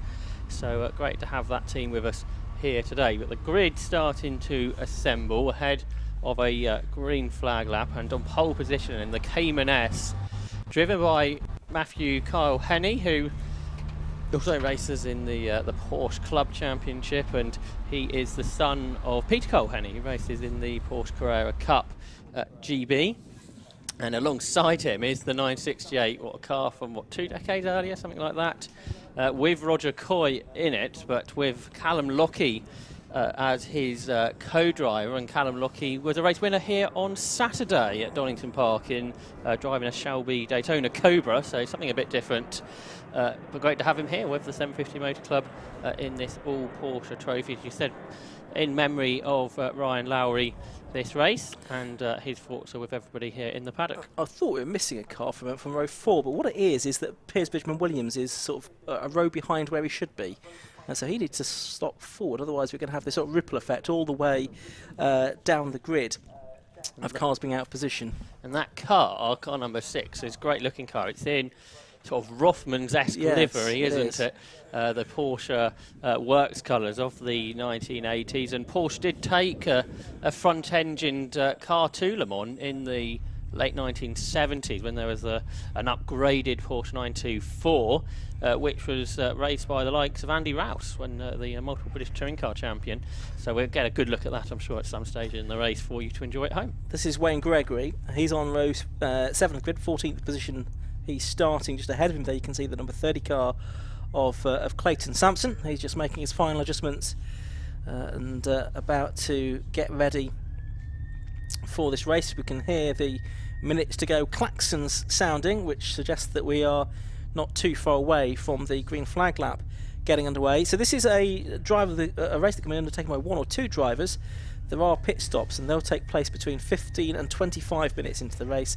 60-second stop is what's required as a minimum for that driver change. And green flag there waving, so the green flag lap gets underway. 2.5 miles this Donington Park Grand Prix circuit, and the green flag being led around by number 22 Matthew Kyle Henney. He'll be sharing that car with Toby Barlow. He'll take over for the second part of the race. Toby Barlow was a race winner in this series last year when he shared a car with Jonathan Evans, a similar type of car, a Cayman S. So that car, you'd think, is going to be difficult to beat, with a couple of quick drivers there, and one of only 2 cars in the top class, in Class 1. The other is the 944 Turbo of the McHughes that's been upgraded. You can see that car 25. Then polling Class 2 is the Walkers, isn't it? John and Christian Walker, who were also a class winner last year. Class 3 on pole is Roger Coy and Callum McLeod there on row 1, who I think are new into the category this year. And then Class 4 pole sitter is it's the class for the Porsche 924s really, and on pole there is Chris Valentine, who shares with David Hornsey, who I think is having his first run out in that car with Chris. Worth pointing out the 25 car, the Jamie and Thomas McHugh car, that's in the invitation class, so it's not eligible for the overall class awards, as it were. So class SP1 is the top class for cars up to 240 brake horsepower per tonne. Then SP2, 3 and 4, the class splits are at respectively 200, 180 and 145 brake horsepower per tonne. And the cars that previously ran in the Supersport Boxster Porsche Racing Drivers Championship They run in SPDA class, so they have their own class, but I think there is only the one of them today. This is the 53 car we're on board with, so it's good to have these on-board views this weekend on the Alpha Live coverage. And he's just turning his way out of Coppice Corner now. You can see working the wheel just to try and get some heat in the tyres, particularly as he goes down the straights. Very simple set of regulations for the Carmel Porsche Trophy. It's basically about a size and a half of A4, whereas you download some regulations for some championships, not necessarily 750 Motor Club ones, and they can go on for dozens and dozens and dozens of pages of finely typed script. But very simple ethos here. If it's a Porsche, you can come and race it with us, basically. Yeah, pretty much. As long as it's not a GT3 car or something like that. But production-based Porsche, absolutely, they are welcomed. So if you've got a Porsche at home, want to go racing, this is a great way to start out. And like you can see here, you'll be amongst a great-looking grid of cars, as a front-engined and rear-engined Porsches that span 4 decades, something like that. In this grid. And of course Porsche, such a popular brand, and a brand that is going back to the Le Mans 24 Hours next year in the top class. Yellow flags being held by the marshals at the front of the grid, just so the drivers can spot the fact that they're there and have to stop on the grid, but they're all familiar with the procedure, know what they need to do. Watching the 17 car coming into position, which is Darren King. That's the Boxster S that he'll be sharing with Ben Demetriou, multiple Porsche Club champion. I feel like this is different to last year where we had rolling starts, so a new element here. It'll be interesting to see which cars make that better start. Yeah, you've got a mixture of different setups on these cars, haven't you? Front engined and rear engine cars. You'd think the rear engine cars should get away better. But you've got quite a bit of weight differential as well, which will add up to how the cars get off the line, which will happen very shortly. Yes, it will indeed. Waiting for the lights then, ahead of this 40-minute race for the Calm All Porsche Trophy. Opening race of the season here at Donington Park for the Porsches. Just waiting for the signal to be given, and the race will get underway. 5-second board has been shown. Okay, so we're about to go racing then. Red lights go on, and out they go, and it's a good start from pole position by Matthew Carl Henney, also from the second row of the grid by the number 51 car of John Walker, and he's going to try and slot his car down the inside. Unsurprisingly, possibly the 968 from the outside of the front row has sunk backwards through the order and is now in about 7th or 8th position, I think, as they turn through Red Gate for the first time. We'll watch them as they stream down through the Craner curves for the first time then. The two cars together there, then there's a gap back to 3rd position, but it is the 22 of Matthew Kyle Henney leading the way then from John Walker in 2nd place, and it's the 17 car in 3rd place. That's our camera car, Darren King. Yeah, John Walker there making a good start in to get up to 2nd. Very experienced driver, former Caterham and Lotus champion. So not a surprise to see him going after Matthew Cole Henney early on. But the battle for 3rd is really close with Darren King's Boxster S that has got to the head of it.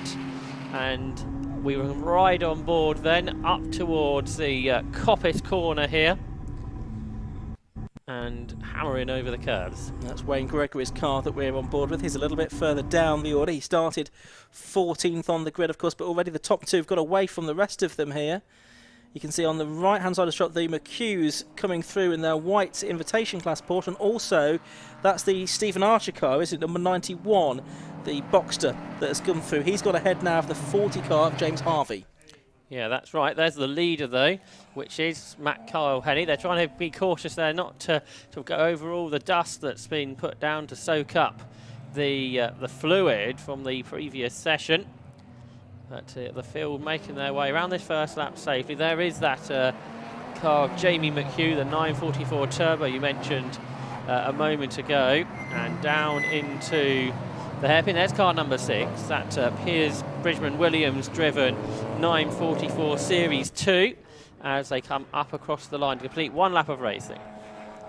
Yep, and that's the 3rd place car we can see. That's Darren King there, number 17 at the head of that little group. Behind him, number 23 is Stuart Ings in the blue and orange SP3 class 944 S2, drive from Bristol, and then just behind him the invitation class car being driven by Jamie McHugh, the turbocharged car in 5th position. And there's a gap back, isn't there, to 6th place. That's Stephen Archer, number 91, who's starting the Boxster. You mentioned Ings there, leading Class 3. He was a class winner last season, and he knows that he's got Callum Lockie to contend with later in the race. He's trying to build a gap over his class rivals, but he's under pressure for an overall position at the moment from Jamie McHugh. Looks like that car has now been moved into a class. It's running in Class 1 according to the timing screens. So they've worked out the power of it, worked out the weight, and therefore can calculate that it needs to run in Class 1 and is involved in a battle to be the best of the front engine cars down towards the S's, but braking late in Gulf livery is Stuart Ings to hang on to 4th position as they turn their way onto the Grand Prix loop for the 2nd time. Yep, they do indeed. That is the battle that we're watching here, and it's the 2 front engine cars that are together there, 23 and 35 as they round the hairpin. But Stephen Archer's lost the position there. I think that's Harvey, number 40, that's gone back through in his SPDA class Boxster S. So that's a change for 6th position, and you can see him there, number 40, just ahead now of number 91, Stephen Archer, as they come out of Goddard hairpin through to complete lap 2 of this 40-minute race. A reminder that the pit lane window doesn't open until 15 minutes are up. We've had a spin there. That's for number 60. That's the car that started on the front row of the grid. Roger Coy starting it. It's the car that Callum Lockie is due to get in, but it's going to be a lot of work for Callum Lockie to do when he gets into it, I think, Josh. Yeah, that's right. Going well, though. In 3rd position is Darren King, novice cross on the back of that Porsche Boxster S. Behind, he's got involved in this Stuart Ings and Jamie McHugh and James Harvey. James Harvey did qualify 5th in his Boxster, and he's joining in on this battle that heads its way up towards McLean's Corner for the 3rd time. And they're lapping in the 54s and 55s, this group, whereas the leaders are about 5 seconds or so a lap faster. So this group, the less powerful cars, are dropping away, as you'd expect, from the top 2. The car in 2nd position is number 51, which is that of John Walker, although it's showing on the screen as 501, and that's because of a transponder issue with that car, but I can confirm that is the number 51 car in 2nd place of John Walker at the moment, 2 seconds behind the race leader, as we're watching the fight for 4th position here. Jamie McHugh up on the inside of Ings, and he's got through up into 3rd position, or 4th position I should say, on the road down there at the Fogarty S's. And it looks like Ings might lose another position to James Harvey before too much longer, because Harvey looked to the right, now he looks to the left as they go onto the braking area for the Melbourne hairpin. Can he get better traction away from the corner? In fact, Ings looks like he gets better traction than McHugh there out of the corner as well. But no, McHugh's going to hold on, I think, to 4th place. Just about. There's a great battle between these two 944s, which sort of takes you back to the Porsche Championship from a couple of decades ago, doesn't it? Before the Carrera Cup was brought in, where you had lots of front and rear engine cars.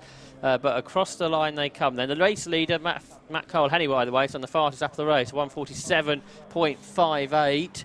But this battle is the best one on the circuit for 3rd place.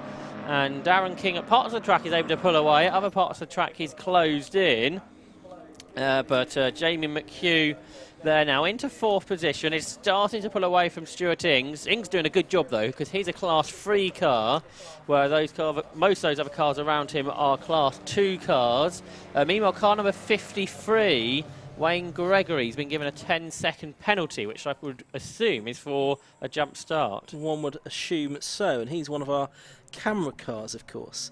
So there is Stuart Ings, the 62-year-old from Bristol. He's a heating engineer, just trying to keep James Harvey behind him in that Gulf liveried 944 S2. He started racing with the Porsche Club Championship in 2011.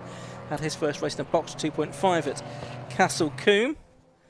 And he is enjoying this Calm All Porsche series, as we're watching now Stephen Archer making a move back on both of those cars down the straight, clearly carrying a lot more speed down the straight than the 2 cars ahead of him, but he's cleared both James Harvey and and Stuart Ings there.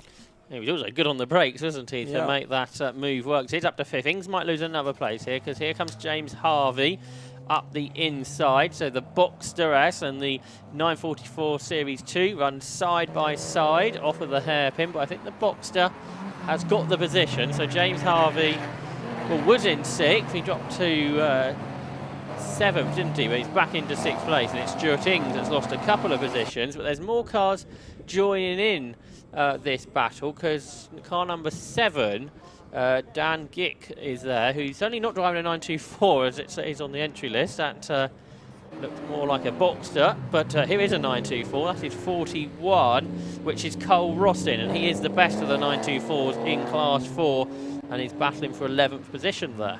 Yeah, and that's with number 5, which is Tom Bowes.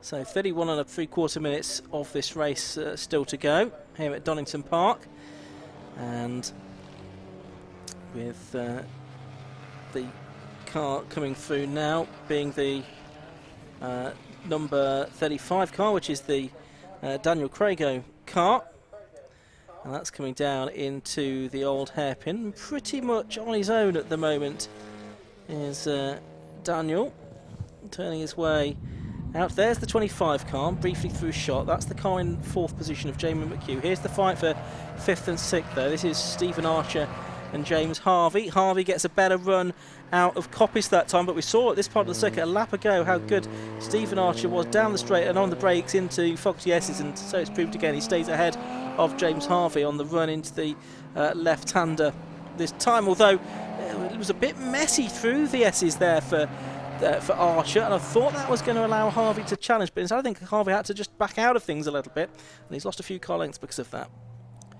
So those 4 cars then turn their way into the hairpin. Not far behind them now is Wayne Gregory's Boxster, so he's trying to make it another car in this battle. 40 is now 5th position. There's James Harvey in the Drivers Association specification of Porsche Boxster.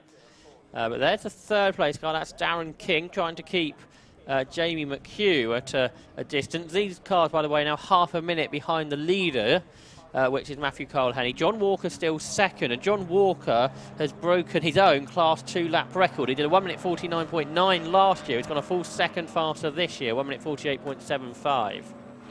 Okay, still watching this battle between the Boxsters as it heads down through Craner Curves. 5th and 6th position overall in 2 different classes, these, of course, different specifications. You can see the wing on the back of James Harvey's car, which the car's raced with in the Supersport class of the Porsche Racing Drivers Association Boxed Championship, when that ran as a separate affair. And behind they've got Stuart Ings in the 23 car, the 944 S2, and then behind them it's the number 7 car, Dan Gick, in the 924 through Coppice, and onto the back straight they go once again, and they're a little bit more spread out than they were. You can see the 17 car just at the head of this, which is Darren King, still there, going well in 3rd place in the car, showing with Ben Demetrio. Oh, and taking out the cones is number 40, James Harvey, off there. I don't know if he outbraked himself or if there's a problem with the car, but he's going to rejoin. I think he's going to get over the runoff area and back onto the circuit, but he's lost quite a bit of time because of that. Yeah, instead of going through the gravel, he took the tight tarmac strip, which I think was really made for motorcycles. There's probably not much room down there for that, but he's got through without really damaging his car, hopefully, but lost a lot of positions. So here's Dan Gick in what I think is a Boxster, and here is Wayne Gregory, I think. Yep, that's right. Seems animated about something. As he made his way through the Melbourne hairpin. There he is. He's running in 9th position, isn't he? Well, that'll be 8th place now that Harvey's been off the road, but then he's got the 10-second penalty anyway to be applied to his time. That's Wayne Gregory. And you can see he's got a novice cross on the back of his car. We watch him now as he heads down through the Craner Curves. Great view. Got the old hairpin expanding out in front of us, the whole of this Donington Park estate. He's going to arrive at the old hairpin any moment. There he is, and turn his way through the right-hander. And he's there in his Boxster, 3.2 litre Boxster for the drive from Uxbridge. There is the car of Stuart Ings with Dan Gick now right with him. Dan Gick in the programme, wasn't he, as a 924, but of course it's not actually a 924 at all. No, that's right. So that's the battle for 6th and 7th positions, making their way out of Coppage. For 3rd, it's getting closer because Jamie McHugh is catching Darren King as they break down into the left-right flick through the S's and then accelerate through the Grand Prix loop that was put in 3 decades ago now, and they brake hard down into the Melbourne loop. So the gap was 8/10 at the start of the lap. McHugh has lapped quicker during the course of this race than Darren King, who is 2nd within Class 2, but a long way behind John Walker. So John Walker is making a nice gap for Christian when he gets into the car currently driven by his dad. So the gap 2nd to 3rd and 1st and 2nd in the class is about half a minute now, but Darren King is improving all the time and getting quicker and quicker. He's into the 1 minute 52s now. Jamie McHugh right behind him here though. He's the 38-year-old scaffolder from Battle down there in East Sussex, and races with his dad Thomas, who'll take over for the second part of the race. This year, I know James is planning to race in the Carmel Porsche Trophy as well as the Armed Forces Race Challenge as well, which we'll also see with the 750 Motor Club this season. This started off, this car as a 3 litre race car bought from Strasser. It was raced previously in the Porsche Cup and was very reliable. It was on the hunt for more power in 2018 and bought a 2.5 litre turbo engine. Had that fitted, but it never managed to be reliable. It's on his 4th rebuild in 4 years. But fingers crossed, he says, we have a good reliable engine this year. Now I've read that out, who knows what might happen.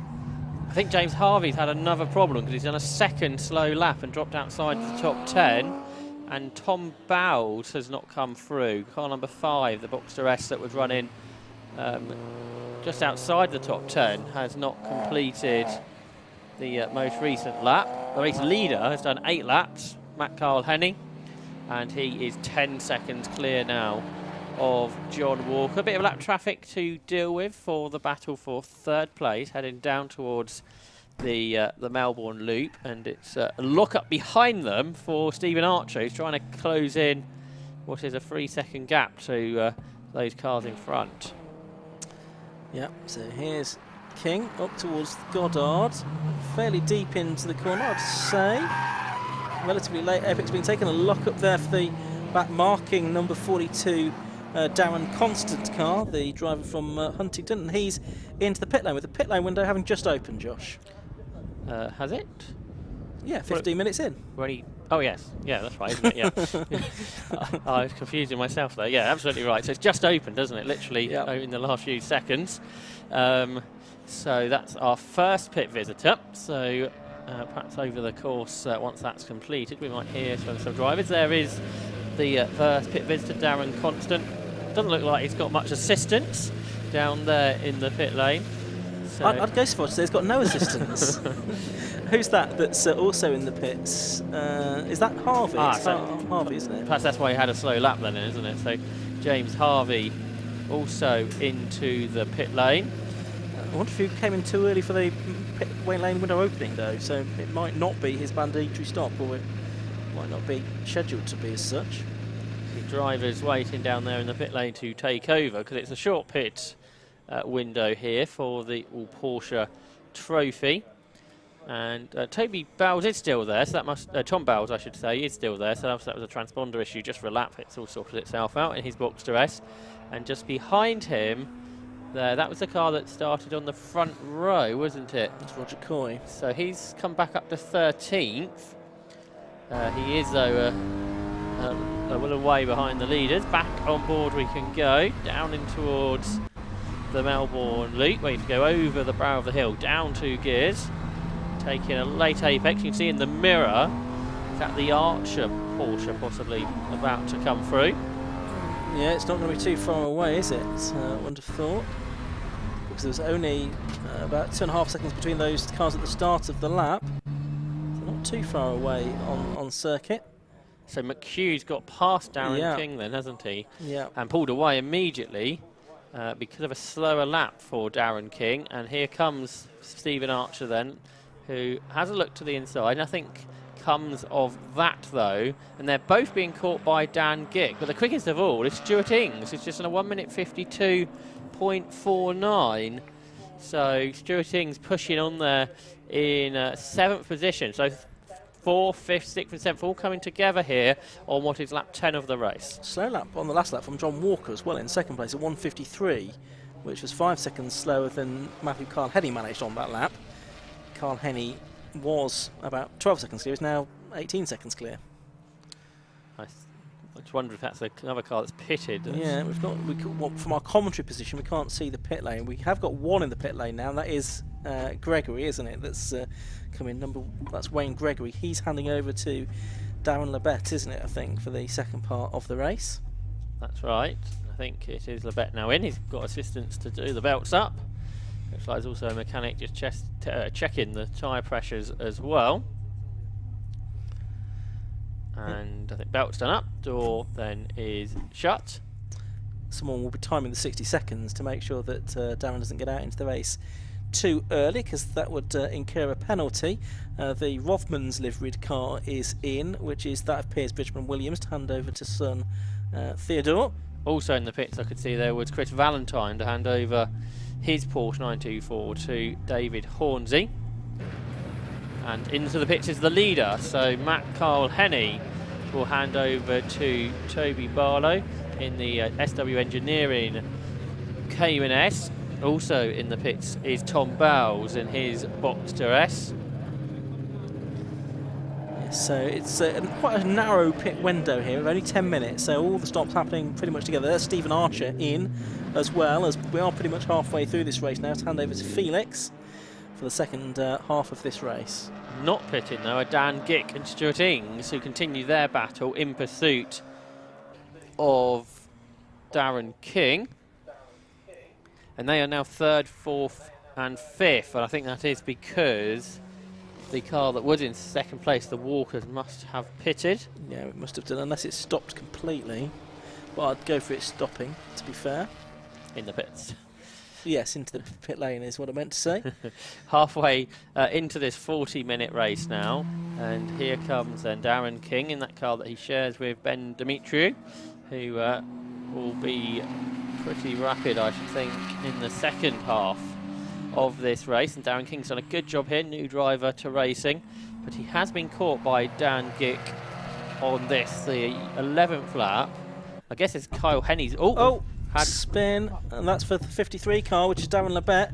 I don't think he's altogether happy with how that's gone.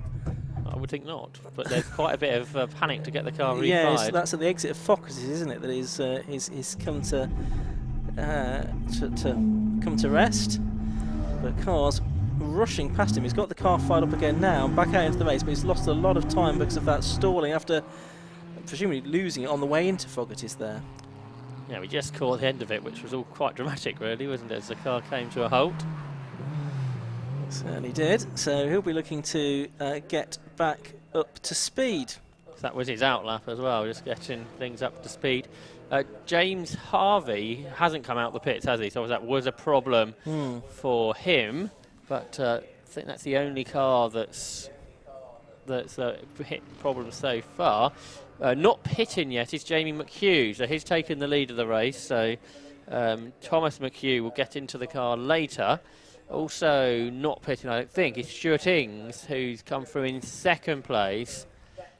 And I'll have the cars that were battling with him yet to have come into the pits. But let's head down to the pit lane where Matt Sapklin has found a driver. Yeah, thanks very much. Down here with the man who's just come in from the race lead, Matt Carl Henny. Matt, great stint there, built up a nice margin, and how did it go? Yeah, really well. The start wasn't the best, but eventually got away and kept the Boxster behind. So, yeah, just head down from that point and cracking on. It's a brand new car, so first ever race, and I think that first thing kind of proves that it's a good solid foundation for moving forward. Were you aware of how much of a gap you had, or where you were, or what was going on? Yeah, so we came into this weekend knowing we were the only car in the class, which is a bit of a shame actually. But good for us. We got to really focus down on getting those lap times in and making sure the car is quick. I'll just repeat that. Making sure the car is quick, and yeah, it was just really nice car, really solid foundation, and I think I couldn't have done any better. And it must be nice to drive the Grand Prix circuit as well. It's a nostalgic circuit and great to be involved in it as well. Absolutely, yeah. So normally we drive on the National and other championships. So to drive on the Grand Prix is a different challenge, essentially a whole new circuit to learn. And yeah, it's taken some time, but we finally shaved those tenths down and put in a good lap at the end, I think. Toby's now into the car. What's his lap times like? What do you reckon he can bring to the end? So I think Toby can bring a 45. I think he's got that in him if the tyres hold on that long. And yeah, that's what we all expect from him. So hopefully he'll put a good stint in and bring the car home. Matt, well done. I'll let you relax, rest, and go and see what Toby can do. Thanks very much. Cheers. There we go. Matt Carl-Henny down here in the pit lane. Came in as race leader. Toby Barlow now behind the wheel. Thank you very much indeed. Matt Suckling down there in the pit lane, speaking to our erstwhile leader, Matt Carl-Henny. And there is the car that he's handed over to, the 22 car, now being driven by his teammate Toby Barlow in that brand new Porsche Cayman S. It's just ahead on the road of that Mothman's liveried car, which is now being driven by Theo Bridgman Williams. And there too is the 69 car, which is Richard Jones, one of the 924s. Of course, the 924s used to have their own warm make championship for many, many years, run by the British Racing and Sports Car Club. So, pit lane window about to close a minute from now, Josh. Assuming they have done their pit stops, Christian Walker is now ahead of Toby Barlow, which would be for the realistic race win. About 7 seconds ahead as well. So we heard from Kyle Henny that he expects that Toby Barlow can go quicker than what he managed. The lap record here, by the way, was by Jonathan Evans, 1 minute 45.75. In qualifying, Toby Barlow didn't go quite as quickly as that. I think that's Callum Lockie now out there as well, isn't it? And he's into 7th already in the... or is that... maybe not. So I think that's all still circulating around, isn't it? But he's well up now. He's Lockie in the 968 inside the top 10, just out the pit lane. And he's pushing on. You can visibly see that in the 968. We're coming up towards the 15-minute mark, so the pit lane window will be closing. All the pit stops should have been done any moment. Oh, that's another spin for the same car again, isn't it? That's the 53 car of Darren Labette. He's going to be wishing he didn't have the onboard camera on now, because it means we're seeing all of this. But nevertheless, we've seen that twice now. That time he did recover from it a little bit more quickly. Yeah, that's right. So Stuart Ings was a late stopper, wasn't he? 94 battle going on here, so that is now David Hall. Whoa, that was well out of shape, wasn't it, for the car in front of David Hall? That was Callum Lockie, was it not? In car number 60. Yeah, that's who we think is aboard now, Callum Lockie. Very experienced racing historics these days, most notably, but GTs as well for many years. Yeah, former British GT champion back in 2000 when Coroiza helped him to that in a Marcus Mantura. There's car 17. That's now Ben Demetriou, isn't it, in the box to rest that Darren King started pretty well. Lead gap now has come down to less than 5 seconds. So Christian Walker being caught by Toby Barlow pretty quickly. So we'll catch up on that, I'm sure. But here is Lockie across the line. Who's actually much further down than what we first thought might be the case. I think that was quite a later start than some of the others. But through Redgate, then this has become the battle of a third, hasn't it, between Demetriou and Gick, and for second in Class 2. Yeah, and just negotiating the slower car there. Let's quickly run down the top 10 for you. 51, John Walker. It is, that's even, I think it's Christian Walker aboard now, actually. Second is 22, that's Toby Barlow. Third is number 17, Ben Demetriou. Fourth is number 7, Dan Gick. Fifth, number 23, Stuart Ings. Sixth is 91, that's Felix Archer now. Seventh is number 25, Thomas McHugh. Eighth is 35, Alvaro Trigo, that will be. Ninth, number 30, which will be Edward Thompson. And 10th is the number 53 car, which is now being driven by Darren Labette. So can family Walker hang on? It's a real family effort there, because John Christian's dad. He's his co-driver, and then his mum, Anne, was the team principal during the course of the pit stop.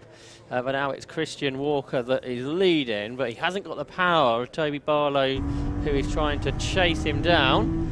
We'll catch up on that in a moment. We can ride on board again with Darren Lebet, I think, if we turn right then into Redgate Corner. And I think he's very shortly going to be lapped by the leader, Christian Walker, who's done a good lap last time, only been caught by another half a second by Toby Barlow. Meanwhile, there's front engine battles going on for 6th position between Thomas McHugh and Alvaro Craigo, who turn their way out of Coppice, and Craigo in that Charles Ivy prepared 968 that chases the 944, and they turn their way onto the Fogarty S's for what is lap 14 of the race, with just under 12 minutes of it to go. So this is the battle for 7th and 8th positions. Yep, so turning their way through the right-hand hairpin at Melbourne. So it's Thomas McHugh and Alvaro Craigo, both the second drivers getting aboard their respective cars now, and they have got about 25 seconds sort of ahead of them, and they've got about 8 or 9 seconds behind them before you get to the Edward Sampson car, which is running in 9th position. So it's just these two relatively isolated from the other battles around them at the moment. Now Callum Lockie's got that mistake out the way. He's the quickest car on the circuit, as we've had an off. We'll come back to that in a moment then. Who is amongst the dust? It's 42, I think, which is Darren Constant, who was running in 17th position and just done his personal best lap of the race before having that spin at Coppice. But Callum Lockie, I was just mentioning, is lapping in the 1:48 and is the fastest car on the track. Meanwhile, on board there, as the race leader, Christian Walker, gets past some traffic, and his lead has been half now to 2.2 seconds to the car at the back of this train, which is Toby Barlow. But now Barlow's got to deal with the traffic that Christian Walker just moved through. The marshals up there at Coppice trying to get the car out of the gravel, the 924 of Darren Constant, but I think that is not going to be a possibility. Doesn't look like it, does it? Say the marshal getting on the radio to let them, the race control, know that some outside assistance might be needed to get that one recovered. So 10 minutes of the race now remain here at Donington Park. This is the Calm All Porsche Trophy. There's the car that's in second place, Toby Barlow. He is 2.27 seconds now behind the race leader, which is Christian Walker. That's right, but because of this traffic, what Walker had to deal with a lap ago, he's able to extend the lead a little bit over Toby Barlow, who turns his way then down into the chicane, into the S's. Probably with about 5 laps to go at the end of this one. Callum Lockie, by the way, that lap time I was talking about, that's a new lap record in Class 3 of the Carmel Porsche Trophy. Recovery now ongoing up there at Coppice under what will be local double-waved yellow flags, where the drivers will have to slow down and keep full control of their car. So that's the 53 car going through, so that's the car with our camera on board, that's Darren Lebet, and that's just behind the number 5 car of Tom Bowes, but they're on different laps. Bowes are a lap behind, but it's good to see Gregory and Lebet still there in that top 10 position. Bowes, I don't know, he has now been slotted into 10th position, I beg your pardon. That was the one with the transponder issue, wasn't it? Yes, remember that now. So it is for position, and they are about a second apart, 9/10 of a second apart on the previous lap. 42 cars now been hooked up, and is now up against the barriers at Coppice Corner, so should be well out of the way. Yeah, that's right. So that's a shame to have lost that car. But 17 are left. We've only had a couple of retirements in this. Now there's no lapped cars between the two leaders. We will see if Toby Barlow can close in on Christian Walker. That gap, which was just 2 seconds, but has the potential to come down at a decent rate, going on the pace we've seen from those cars. Battle for 6th continues there. Stuart Ings was that in there? Oh, no, it's for 7th, sorry. That was Thomas McHugh, wasn't it, ahead of Alvaro Craigo.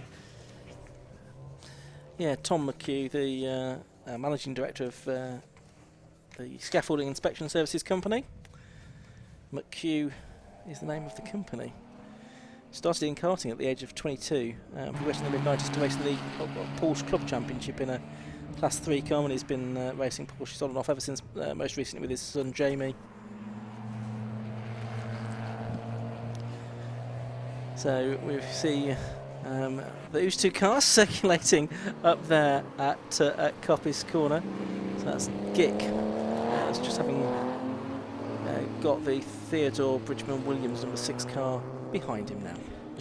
Right, just half a second between the two leaders. They've just gone across the line, so not sure if we'll be able to pick them up. Christian Walker versus Toby Barlow heading down the Craner curves, absolutely together, the 2 race leaders.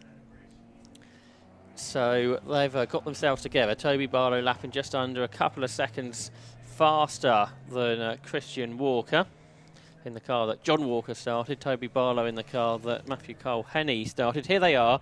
It's still Walker in front. They are in different classes, but overall win here is at stake as they turn their way then off of the McLean's corner and up towards Coppice.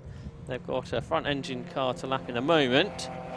So the Boxster with sort of its bigger brother, the Cayman, behind. They just come out of that yellow flag zone and pass the lapped car in the green flag period. And now alongside comes Barlow round the outside into the S's, which will be a difficult move to achieve. And they've both gone through the gravel. They've both gone off. They both outbraked themselves. Certainly I think the leader outbraked himself and Tony Barlow couldn't turn into the corner. One of those two things happened, but what it has done is allowed Walker to pull away because Toby Barlow was a little bit more circumspect with the gravel trap. So the gap extends a little bit and they both lap a car that goes around. That's the car of Richard Jones, number 69, who makes a quick recovery. It's all getting a little bit comedic, isn't it? Up towards Gollards they go then, the hairpin. Is the 51 car, and there's still not a lot to choose between them. They were so far ahead of the rest, of course, that that issue a few moments ago hasn't changed the overall positions really, and that they're not being caught by the 3rd and 4th place cars. So it's still a battle between these two. Christian Walker ahead of Toby Barlow now as they turn their way through Redgate and on towards Hollywood with 5 minutes of this race left to go. Yeah, they're about getting on for half a lap, isn't it, ahead of anybody else. As things stand, these two. Christian Walker, the much less experienced driver, only started racing a couple of years ago in a Mazda RX-8 before moving into this Porsche Boxster S that he shares with his dad John. And then Toby Barlow, who's been racing Porsches for a little while now, is there in second and looks to the inside into McLean's. There's not room there. So then they accelerate up towards Coppice, which maybe a green flags area now as they turn their way through there up towards a lapped car. Yeah, no green flags on the exit, so that's all been cleared by our hard-working marshals at Donington. The Cayman's got more power. This time he's on the inside, the Class 1 car, and surely Toby Barlow will be the new race leader as they turn their way through the S's then. But good speed through there from Christian Walker, and Christian Walker then on the inside line for the hairpin, but hasn't quite got the power to get there, but then breaks late to the outside. He's doing a great job here. He's Christian Walker in only his 3rd season of racing in a less powerful car to take this battle to Toby Barlow, but Barlow is back in front, but again to the outside line to try and get a better exit is Walker. There's 2 laps of this race to go, and has finally Toby Barlow made this move work here? Well, possibly. Let's see. As you say, still 2 laps to go, 0.4 of a second between them. They're 40 seconds clear of anybody else. It's the Van Demetrio car, number 17, that's in 3rd place and 2nd within the SP2 class. And then 4th is Dan Gick, who's about 8 seconds now behind Demetriou. This is the battle for 7th and 8th, so these nearly a lap down, aren't they, on the race leaders now. That's the Tom McHugh and Alvaro Krigo battle. Both of them with quite a bit of experience under their belts now. They will put McLean's, and only a few seconds behind them on the road should be our race leaders as well. They've got a lap and a half left to go. Now these two get up to Coppice. These two in different classes. The McHugh's in the invitation class, turbo charged Porsche. I think that's a Class 1 car that's been reclassified as now. If the timing screens are to be believed, okay. Because it seems that Porsche amendment to programme have not made their way to the commentary box. But yeah, this battle for 7th and 8th positions then continue. But they are both behind Stuart Ings, who's the best of the front engine unofficial class that I've sort of made up during the course of this race.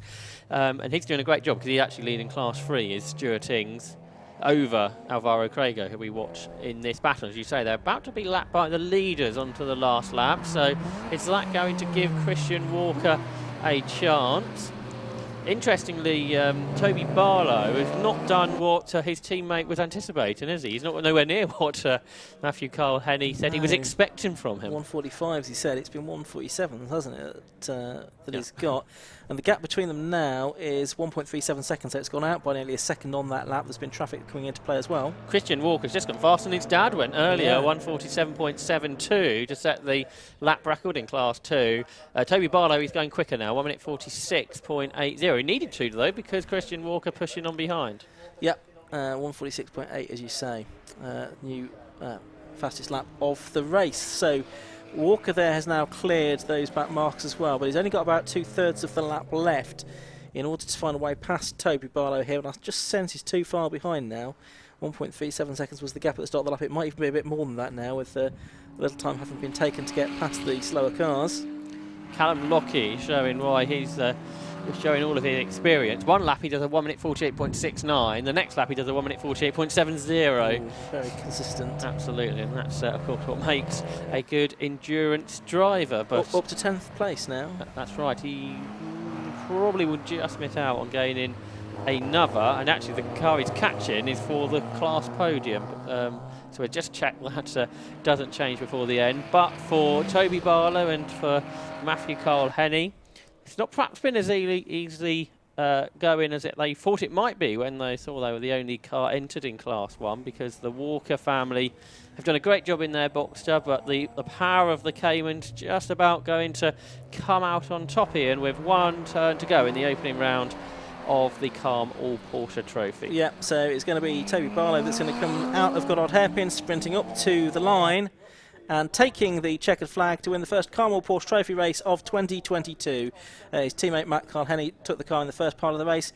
John and Christian Walker finishing in second position, and then we get the cars that are a lap down effectively, because it's about half a lap behind that we find the third and fourth place cars, but there are other cars that are coming through to finish their races. The eventual margin was 3.17 seconds, so it did go out on the final lap in favour of Toby Barlow. But a good effort from John and Christian Walker, and not forgetting Christian's mum Anne on the pit strategy duties as well.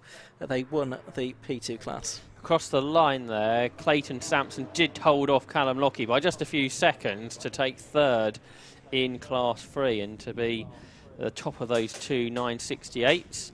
We'll have to wait a little while, won't we, for third place to come through. Is that now? Yeah, I think it is, isn't it? Ben Demetriou, who has held on to second in Class 2 ahead of Dan Gick. The team just below us here, just looking out of our commentary box window, very pleased. I think that was Dan King that was pumping his fist. He was pleased with that as he held out the pit board at the end of that race. They come home third overall, second in class. Dan Gick, as you say, in fourth. In fifth place, the Archers, just coming through now. We should hum the theme tune really at this point, shouldn't we?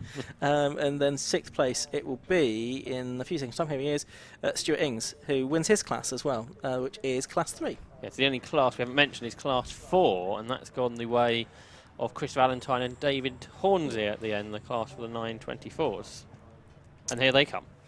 Yep, absolutely, up to the line and taking the checkered flag now in the number 88 car. That's the that fantastic livery, isn't it? Which is all the different pictures that make up the livery on that car.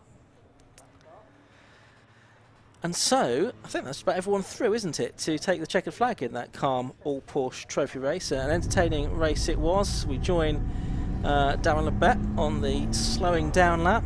Every time we've been on board with you, Darren, in the second part of this race, you've had a spin, so please don't do it now, because we're on the slowing down lap, and you do seem to be taking it appropriately cautiously. Let's have a look at the results then, if we can, from that calm all-Porsche trophy race. And it was a win after 21 laps of racing for Matt Carl-Henny and Toby Barlow in the Porsche Cayman S by 3.17 seconds from the 51 car of John and Christian Walker, which was the Porsche Boxster S. In third place and second in Class 2, Darren King and Ben Demetrio. That was another Boxster. Fourth to number 7, Dan Gig, should say, and fifth number 91, Stephen and Felix Archer. Running out top 6 was the 23 car of Stuart Ings, who won Class 3. 7th was number 25, the McHughes. 8th, number 35, the Craigos. 9th, number 30, the Sampsons. And 10th, number 60, which was Roger Coy and Callum Lockie. A bit further back, you'd got the Class 4 winner. That's Chris Valentine and David Hornsey. They were 14th overall in the number 88 car. And I think we had 17 cars that made it to the end. So the Carmel Porsche Trophy, that's going to continue at the Brands Hatch Grand Prix circuit in a month or so's time. Then they go to Thruxton, Snetterton, Anglesey in September, where they'll join up with the 750 Motor Club again, and then they will all sort of split off into various teams and race in the Burkitt 6-hour relay race at Silverstone on the 22nd of October. Still plenty of racing to come here at Donington Park this afternoon. We're back to sprint racing next, but staying with sports cars because it's the second of 3 races today for the Toyo Tyres Toyota MR2 Championship. And then we get our 125-minute race underway. That's the Tagiwa Club Enduro Championship, which is going to be a little bit behind schedule, but we'll hopefully catch up some time as the rest of the afternoon goes on. There's then second races for bike sports and Formula V, and another MR2 race to round out the 9-race programme here at Donington Park. You can see drivers are down in the pit lane, so let's go down and hear from Matt Suckling. Thanks, Ian. Yeah, down here with our race winners from that Porsche All-Trophy race. Well done to Matt, well done to Toby. Toby, you brought the car home towards the end there. We spoke to Matt after his stint. He predicted a 1:45 from you. Didn't quite achieve that, but you still won. Yeah, thank you very much. Yeah, I think that's probably a little bit of a step too far today, but main thing was just bring the thing home in one piece, shiny side up, pointing the right direction. So that was the name of the game. It was quite close at one point down the back there. I think you tried to go to the inside of number 51 and nearly went into the gravel. Yeah, a little bit hairy, but yeah, it's fine. It's he gave me space as well, so yeah, fair play all round. Really great, really good shout to everyone, and thanks for SW for a great car. Yeah, a great way to start the year with a win here at Donington. Absolutely, let's hope there's more. Good stuff. And Matt, you were watching there, seeing what Toby was doing. Were you pleased? I was for the most part of it. Yeah, take that. Yeah, it got a bit hairy at one point, but no, just glad to see the car come back. And big thanks to Stuart and the team at SW for building such a fantastic car straight out the box. So yeah, big things to come. And again, that gap between first and second was coming down. And do you think he was going to do it? Was it kind of in your mind there who was going to get it done? Yeah, he was always going to get it done. But yeah, I mean, racing's full of surprises, so you're never really 100% sure. But yeah, I knew he had it in him. So just a case of picking the moment, and he did that. So. Good stuff. Well done, Matt. Well done to Toby as well. Congratulations. Hopefully see them back at Brands. Let's have a quick chat with Christian. First off, well done, Christian. Brought the number 51 home in second place. A good close fight there towards the end. Yeah, it was good. I mean, I just struggled to keep up with that car on the straight, to be honest. I mean, class up, so yeah, I had to get on him down the craners through the odd hairpin, but not much I can do. You're in a different class, of course, so yeah, the power is not quite there, but you win your class as well. Yeah, that's the main thing, I think. So yeah. And should we bring Dad in, John? Do you want to have a chat with us, John? You did the first in there. How was it for you? Yeah, good start. But you know, you got to remember that who you're racing, and we're not really racing that car. But when you get towards the end of the race, and he's in P1 with about 5-second lead, you start thinking maybe he could win it. I'm really pleased. You drove really well. Yeah. What can you say to that? I gave my best, but you know, that's all there was. We've got plenty more racing to go this year, so it should be a good few races. Yeah, hopefully. I mean, I can't do too many rounds. I got my A-levels this year, so we're going to struggle to do all the rounds, but we'll do as many as we can. So yeah. Good stuff. Well done, guys. Thank you very much indeed. That's all we've got time for now, because we have the next race for the Toyota MR2 Championship, which don't have a green flag lap. So we'll hand straight back up to Ian and Josh.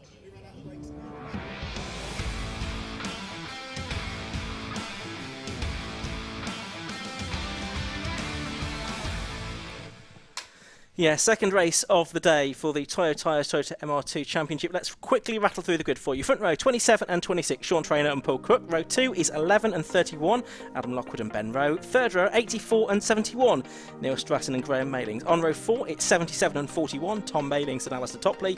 Row 5, 22 and 78, Nick Williamson and Jim Mew. Row 6 is 82 and 69, Andrew Ruthven and Daniel Bryant.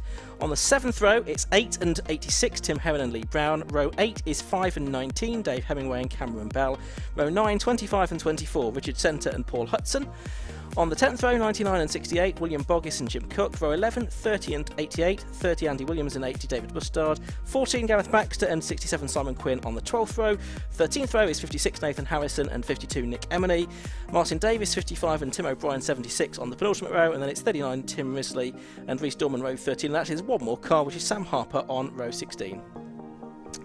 So that's the way it lines up, and the car's almost in position there for this second of 2 races today for the Toyota MR2 Championship. As we explained earlier on, the grid being split up into 3 thirds, with each third racing twice. Green flag waves at the back. Drivers need to get the doors closed because the 5-second board is shown. Red lights about to go on then for 15 minutes of racing here at Donington Park for the Toyota MR2 Championship. Shortly to get underway. It's Sean Traynor on pole position in the white car. It's the yellow and grey car of Paul Cook next to him. Revs starting to rise now. Red lights go on. And out they go. And it's a good start by Sean Traynor. Not such a good start by Paul Cook. It looks like Adam Lockwood's made a decent start. He's slotting in behind there.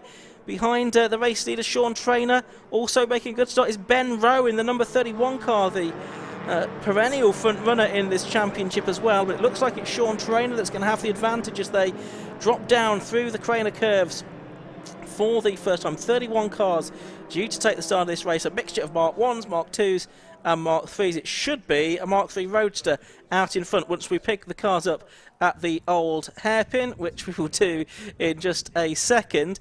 So we think it's Sean Traynor that is ahead. Here he is as he heads up towards Schwantz Curve for the first time. He's got Adam Lockwood behind him. That's right. Poor start, as you were saying, from Paul Cook, and he's dropped way back. So he has work to do as the field turn their way then through McLean's and up towards Coppice, where Sean Traynor leads the way. It's going to be hard to beat him on the form of the earlier race where he won round 1 of the championship. This is round 2 for some people, including him, and round 1 for others.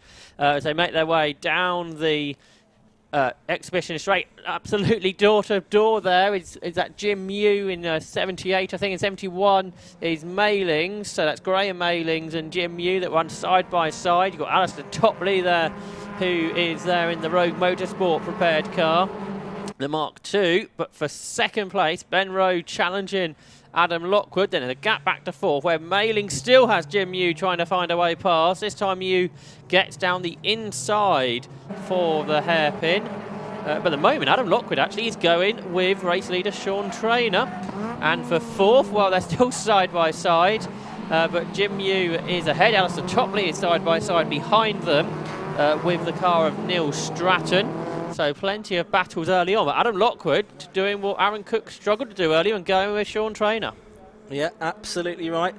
The first 3 have broken away because Ben Rowe's there as well. Then there's this gap back to number 78, Jim Mew, who started on row 5 up to 4th position. He's made a great start and got ahead of Graham Mailings, who started 4 places ahead of him indeed on the opening lap of the race. Field all filtering through Redgate Corner for the second time. A few bright pink liveried cars. We see the number 14 car going through as well. That's Gareth Baxter.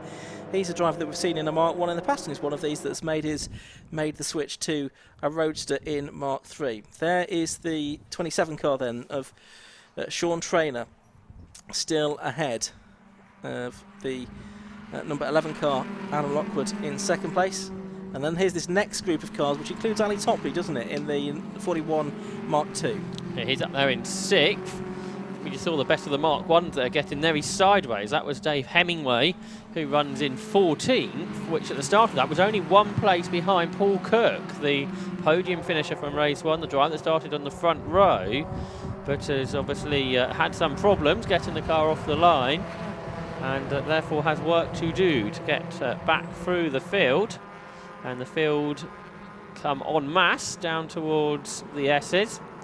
Some battles further back in the pack here we look out for, including 99, which is William Bogus, new driver to the series, and there is 13, Rides Dorman, who's been around the MR2 Championship for a few seasons. Yeah, Dan Sylvester, being asked on the comments, is not in this race, I don't think. He'll be out later on. We've got a yellow flag at the Melbourne hairpin. We know not why. As Alistair Topley, I should say, makes his way past Jim, is that up into 4th position? We'll try and get that confirmed. Yes, it is. He's now up into 4th and 2nd of the Class B cars, the Mark II cars. So it's Sean Traynor leading, Adam Lockwood in 2nd, 3rd is Ben Rowe, 4th now is Ali Topley, 5th is Jim Yu, 6th is Graham Mailings, and 7th is the Neil Stratton number 84 car. That's the bright yellow Roadster.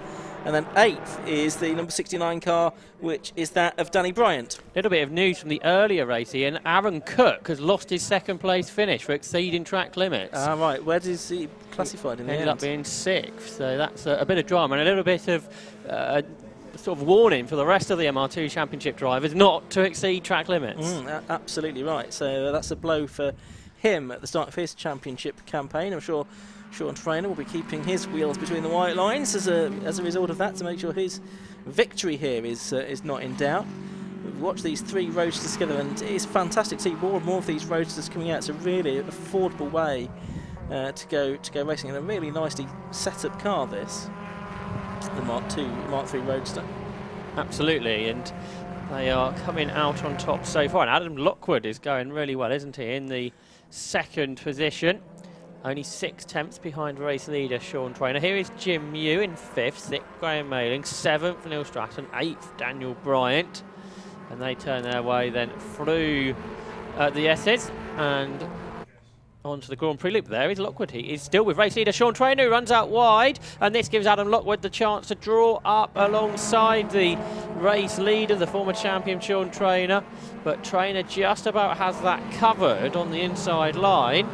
But Adam Lockwood here is certainly taking it to Traynor, who was a little bit sideways there through the Goddard hairpin. That means at the end of 3 laps, nothing can separate the 2 leading cars, with Adam Lockwood going after the race lead and looking up the inside. He is. Paul Cook 12th. We didn't see, I don't think, what happened to him, but well, he made that really slow start, and it hasn't really got going since, has he? He's in 12th now. Is he making any progress? Not particularly, no. He's not lapping faster than the cars ahead of him. So it suggests that there might be some kind of problem that caused the bad start, and he hasn't been able to rectify out on track.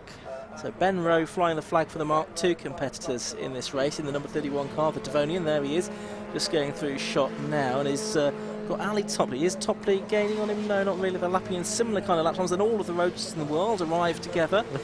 And it is the 69 car of Danny Bryant that's going to try and make up the move, the former drift driver. He prepares this guy, him, Jim Yu and Adam Lockwood. Well, they're all going pretty strongly in this race. They prepare their cars together. And Bryant and Stratton side by side through McLean. Stratton runs wide over the curves to give Bryant a bit of extra room to make that move. But a great battle here between the Mark III Roadsters, and they slide a little wide in front of Neil Stratton, so Stratton tries to use that to his advantage to fight back. And so 6th, 7th and 8th all together into the S's, but late on the brakes is the first of them, Jim Yu, to hang on in the KW car, and he's got a good exit to the S's. Not such a good exit for Danny Bryant, which gives Neil Stratton a little hope to try and make a move. He looks up the outside, can't make it. Behind them is former race winner Nick Williamson and Tim Herron, a who's been around the MR2 Championship, what feels like forever, and is that Heron that goes for a spin? You're doing really well today, Josh. Yeah, he's off the circuit. He's been racing in the MR2s for a long time, but you wouldn't necessarily know it from that. Up towards Goddard he goes. 7 minutes of the race to go, about halfway through. So it's 27 Sean Trainer that leads. 11 Adam Lockwood is second. Third is 31 Ben Rowe. Fourth is 41 Ali Topley. Fifth is 71 Graham Mailing. Sixth is 78 Jim Mew. And then 7th and 8th are side by side as they go into Redgate Corner. And at the moment, I still can't pick which one of them's ahead. It was 69 Danny Bryant as they cross the timing line.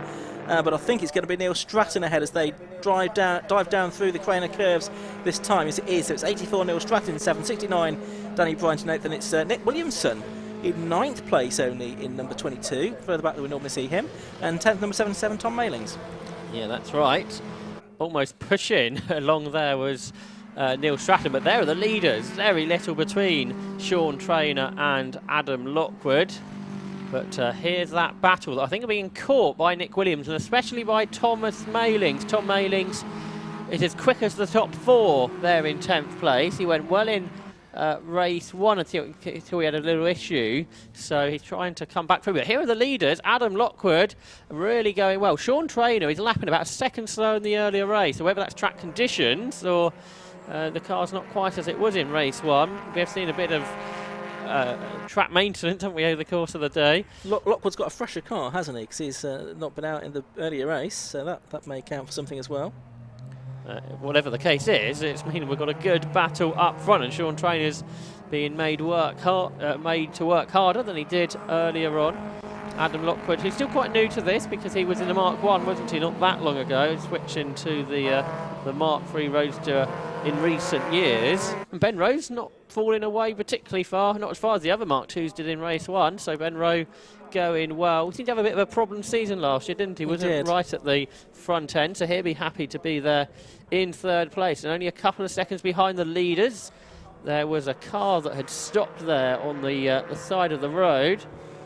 Not too sure who that might have been, but the leaders that are lapping slower than Ben Rowe behind them, 2.3 seconds the gap, continue their way down the Craner curves. We did how many laps in race 1? We did 8 laps, and we're on lap 6 in race 2. There is Ben Rowe.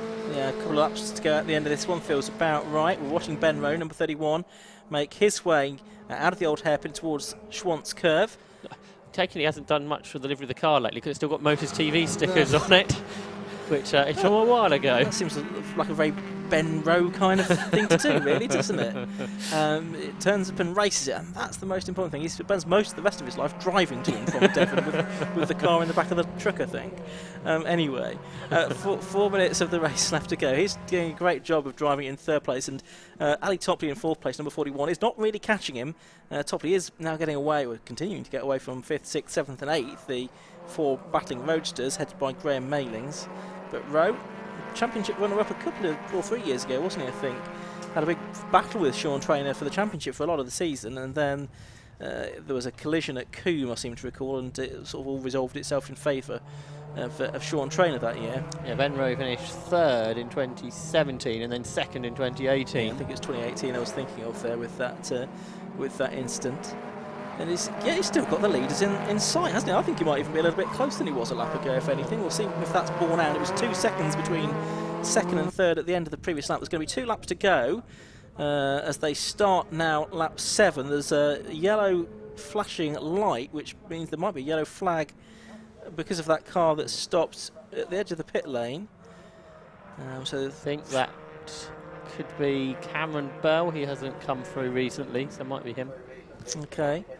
So the gap, 2nd to 3rd, that did come down by 1.7 seconds, or to 1.7 seconds, with Ben Rowe doing his personal best lap on the last lap of 154.91.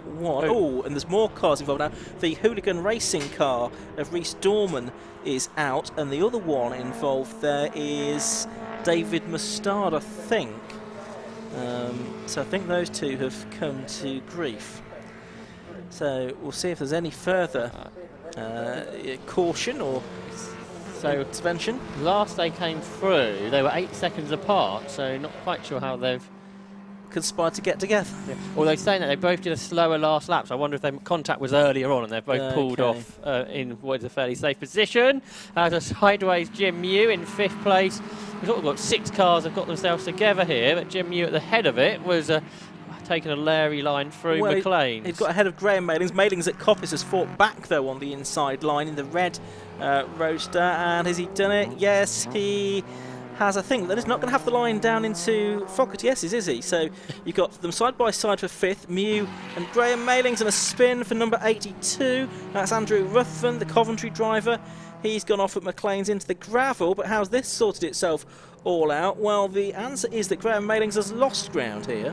Yeah, he's behind Danny Bryant. I don't think, as you said, he was on not the optimal line heading into the S's, so that's given Mew the position. Bryant has come through, and now Neil Stratton's having a go as well. And behind Graham, Thomas Mailings, Tom Mailings comes up the inside of Nick Williamson, so it's all shuffled its way around in a bad way for Dad, but a better way for Son and a bit further back.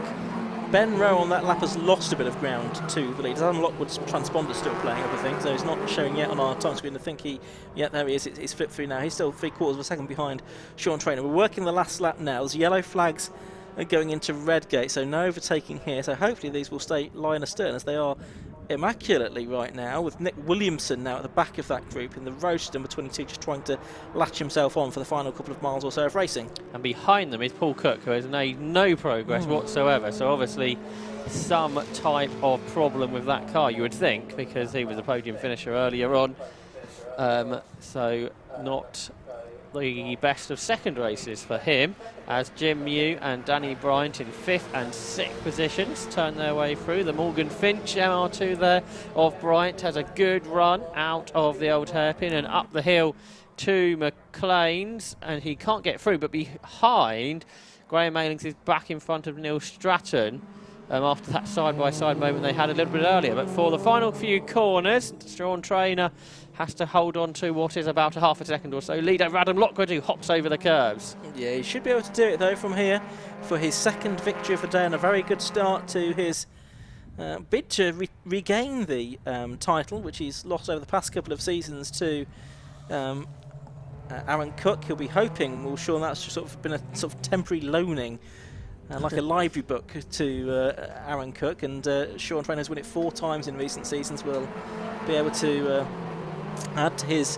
tally of championships. He's through Goddard hairpin for the final time, and so for the second time today we say that it is Sean Traynor that wins in the Toyo Tyres Toyota MR2 Championship from Adam Lockwood in 2nd place. 3rd place is going to go the way of Ben Rowe. He wins the Mark II class. 4th place goes to Ali Topley, another race where he's had a better race than qualifying session. And then it's quite a gap back to 5th. And who's that going to be? It's going to be Danny Bryant this time. Or is it, by the time they get to the line, it is by about a car and a half length. Danny Bryant is going to take the checkered flag from Jim Mew in 6th place. And then just waiting for confirmation as it comes up on screen. Yeah, Graham Mailings 7th, Neil Stratton 8th, Tom Mailings 9th, and Nick Williamson 10th, with only 3 seconds covering those half a dozen cars. Across the line there goes Dave Hemingway, the best of the Mark 1s, and during the course of that race he set the new lap record there, 1 minute 57.60, which displaces Toby Sowery, who was here guesting, what, 7 or 8 years ago with a certain George Russell. He was, as they were going to get licence signatures. Good drive that from Sam Harper as well, because he started 31st. Issues no doubt in qualifying for Sam, but came back to finish 12th and did his personal best lap on the last lap of 1:57.50 as well. And you sense that if he'd started a bit further near the front, he could have been contending for a top 10 position. So a good drive from Sam Harper. Let's have a look at the results at the end of the second of the day's Toyo Tyres Toyota MR2 Championship races. Again, easy for me to say. The win after 8 laps went to Sean Traynor. He was 0.85 seconds clear of Adam Lockwood in 2nd place, number 11. So 27 from 11. 3rd was number 31, Ben Rowe, winning Class B. 4th, number 41, Ali Topley. 5th to number 69, Danny Bryant. 6th to number 78, Jim Mew. 7th was number 71, Graham Mailings. In 8th place was number 84, Neil Stratton. 9th was number 77, Tom Mailings. And Nick Williamson, number 22, rounded out the top 10. Paul Cook, as Josh said, no real progress. He made it to 11th. Sam Harper did make progress to get 12th, and then 13th was Dave Hemingway, setting the new Mark 1 lap record on his way to 13th overall and the class win. Tim Heron, despite that spin, finished 14th, and Richard Centre, despite a retirement from race 1, finished 15th. Let's have a look a bit further back. Another Mark 1 driven by Nathan Harrison, 21st. Lee Brown was 22nd in that one. Nick Emily, 25th. We did lose a few though. Rhys Dorman, David Mustard. We also lost the number 30 car of Andy Williams during the course of that race. And also Tom Risley and Cameron Bell. Tim Risley, I should say. Anyway, there's one more race to come for the Toyo Tyres Toyota MR2s. That's right at the end of the day's programme. We'll see his mildly modified MR2s out again later. We've got more races still to come. Coming up next, though, we've got the Tagiwa Club Enduro Championship, then Bike Sports and Formula V, before we see MR2s once again. And we look forward to seeing the MR2s back out later on. And they're actually out again in 12 days' time at Silverstone for their next round of the championship as well. So it's a busy start to the season for the MR2s. Let's hope very shortly that we'll be able to head down to the pit lane and hear from our race winner, Sean Traynor, after his second victory of the day. And we can now go down to hear from Matt with Sean. Yeah, thanks very much. Down here with our race winner, which is Sean Traynor for the second time today. Sean, that one was a closer affair, wasn't it? Oh, it was, yeah. I had a little bit of a misfire. It wasn't causing too much of an issue, but just at the points where I sort of needed a bit of power, it just wasn't quite giving it to me. And he was just so fast, set into the old hairpin. I was making probably a second gap, and he was just pulling it all back there every time. I was like, just go away for a minute.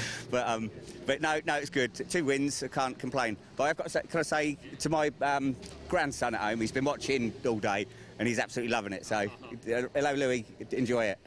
I'm sure he did. That was a great race, as we said there. The guys did actually speak upstairs about your pace, about a second off from what we had in race 1, so that explains it. Yeah, and it was down a bit, and I think it's a little bit warmer out there. I don't know if we were all off a little bit on the pace, yeah.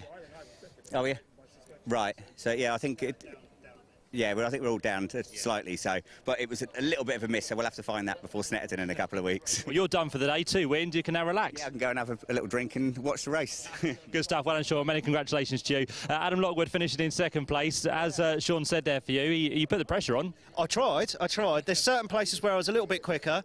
Unfortunately, wasn't able to get past there. There's certain places that Sean was quicker, and he just managed to keep ahead. Made a couple of mistakes a little bit later on, and he managed to keep ahead. But yeah, I'm pleased to be up the sharp end again. So it makes a lot of difference. It's good to see you there. It's your first race, of course, of the day, so you're a little bit fresher as well. Yeah, definitely. And like Sean said, the pace is off a little bit from qualifying actually, but I think that the warmer track temps are probably not helping that. But yeah, see what I can do with Aaron Cook in race race 3 for the group. So race 2 for me. And of course, you're in the same class, aren't you? So that should be an interesting fight. Yeah, should be good. Looking forward to it. Good stuff. So well done, Adam. Many congratulations to you. Let's bring in Ben Rowe. Sorry, Ben. I know you're chatting away to Sean there. You win your class there. You kept very well with the top 2. I did, yeah. I was just saying, that's my first proper podium in 2 years. So me and Sean used to dice all the time. But then there's 1 or 2 quick guys have come along in between, and they sort of fill gaps in between his times and my times. But I'm really pleased with that. Really pleased. We thought you might have a little bit of a fight with Paul Cook, but there seemed to be some issues. He dropped down the field at the start. Yeah, I wondered. I mean, I didn't see him after he got his poor start, but when I was looking in the mirror, I could see Al behind me and I couldn't see Cookie, so I figured he maybe had a problem. But I mean, Al was keeping me very honest. He was coming. He was definitely. I wouldn't be surprised if he wasn't the fastest car on the circuit. For certainly the latter half of the race, because he was coming. And again, for the top 2 there, about the track conditions, have they changed slightly with the oil being dropped down? Well, the hairpin was definitely quite naughty. I mean, if you got too much on the power on the apex, you would lose the back end. But I mean, that was kind of fairly obvious after the first lap. The rest of the circuit was fine. I was saying to the boys, I sorted out my suspension geometry after qualifying, because I was driving along like this in qualifying. It was clearly not right. I'd messed it up at home, so I redid it when we were here, and the car seemed to go all right. I was on the pace, so we'll see how we go in race 2. So. Yeah, good stuff. Well done, Ben. Thank you very much. There we go, our top three then from the race there. Ben Rowe with winning class, and then Adam Lockwood second, and the race win for the second time today to Sean Traynor. We'll leave it there. We've got a very big grid to get through for our feature race of the day, which is 2 hours and 5 minutes, and that's handed over to the Tagiwa Club Endurance Championship. So we'll head back upstairs to Ian and Josh.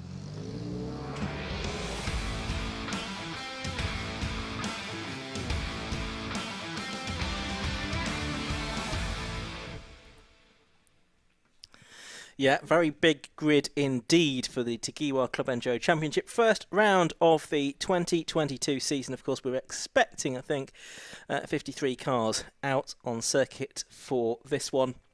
Very busy track that we had in qualifying. Of course, this is a 125-minute race for 1-2. I think in one case doing 3 drivers, of just hearing that Carl Swift is doing the whole of the race on his own in the number 1 car, which starts on pole position. Thanks for that information from James Winstanley. So Carl Swift doing the whole of the race on his own. So although it says Rob Baker there on screen, it's actually going to be Carl Swift doing the full race on his own, as we say, in the number 1 car, and alongside him is going to be number 37, Andy Marston. The second row on the inside has number 69, Matthew Hampson, and number 49, William Stacey. On the third row, it's 34, which is David Griffin, and the number 11 car being started by Adam Blair. On to row 4, 100 will be started by Steve Laidlaw, and number 2 is Ben Rushworth at the start of the race. Row 5 on the inside is number 32, Leon Bidgeway. He'll be alongside 92, Phil Knibb. Row 6 is 43, Steve Cheetham, and Sammy Venables starts car 70. On the 7th row, number 14 is Chris Freeman, and the 6th car will be started by Matthew Wallace. On row 8, it's number 42, Paul Clark, and beside him will be 22. That's Luke Browse starting that one. On row 9, it's the 179 car of David Gooding and the 12 car of Scott Parkin. On row 10, it's 27 and 20, and 5 I should say. 27 is Mark Rice at the wheel of that one to start with, and 5 Jonathan Packer. Then on row 11, it's 91 and 44. 91 is Chris Plaskett, and 44 is going to be started by Stuart Dayburn. On the 12th row, it's 51 Luke Handley, and the 13 car of Matt Fazy at the start of the race. On the 13th row, it's going to be 7, which is Jonathan Barrett, and 67 Julian McBride. Then on row 14, it's the 191 car of Oliver Owen, and the 63 car being started by Stuart Mead. On the 15th row, it's 166 Nicole Drought and 16 Phil Dryborough. On the 16th row, it's 53, which is going to be started by someone who is sharing with Michael Dart, but we don't know who that is, I don't think. And the 881 car starting by Lewis Rose. On the 17th row, it's going to be number 50, Cam Walton on the inside, and 15, Colin Gillespie beside him. Then on, what are we up to? Row 18 now. 8 is going to be started by Matthew Tidmarsh, and number 76, Michael Downey next to him. On the 19th row, it's 101. That's going to be Nick Grove to start off with. And the 10 car, in fact, is going to be Robert Fennick beside him. Then on the 20th row, it's 130. That's going to be started by Luca Diella. And 235 is going to be started by Joel Oswick. On the 21st row, it's 188, Graham Kelly. And 481, Edward Christie.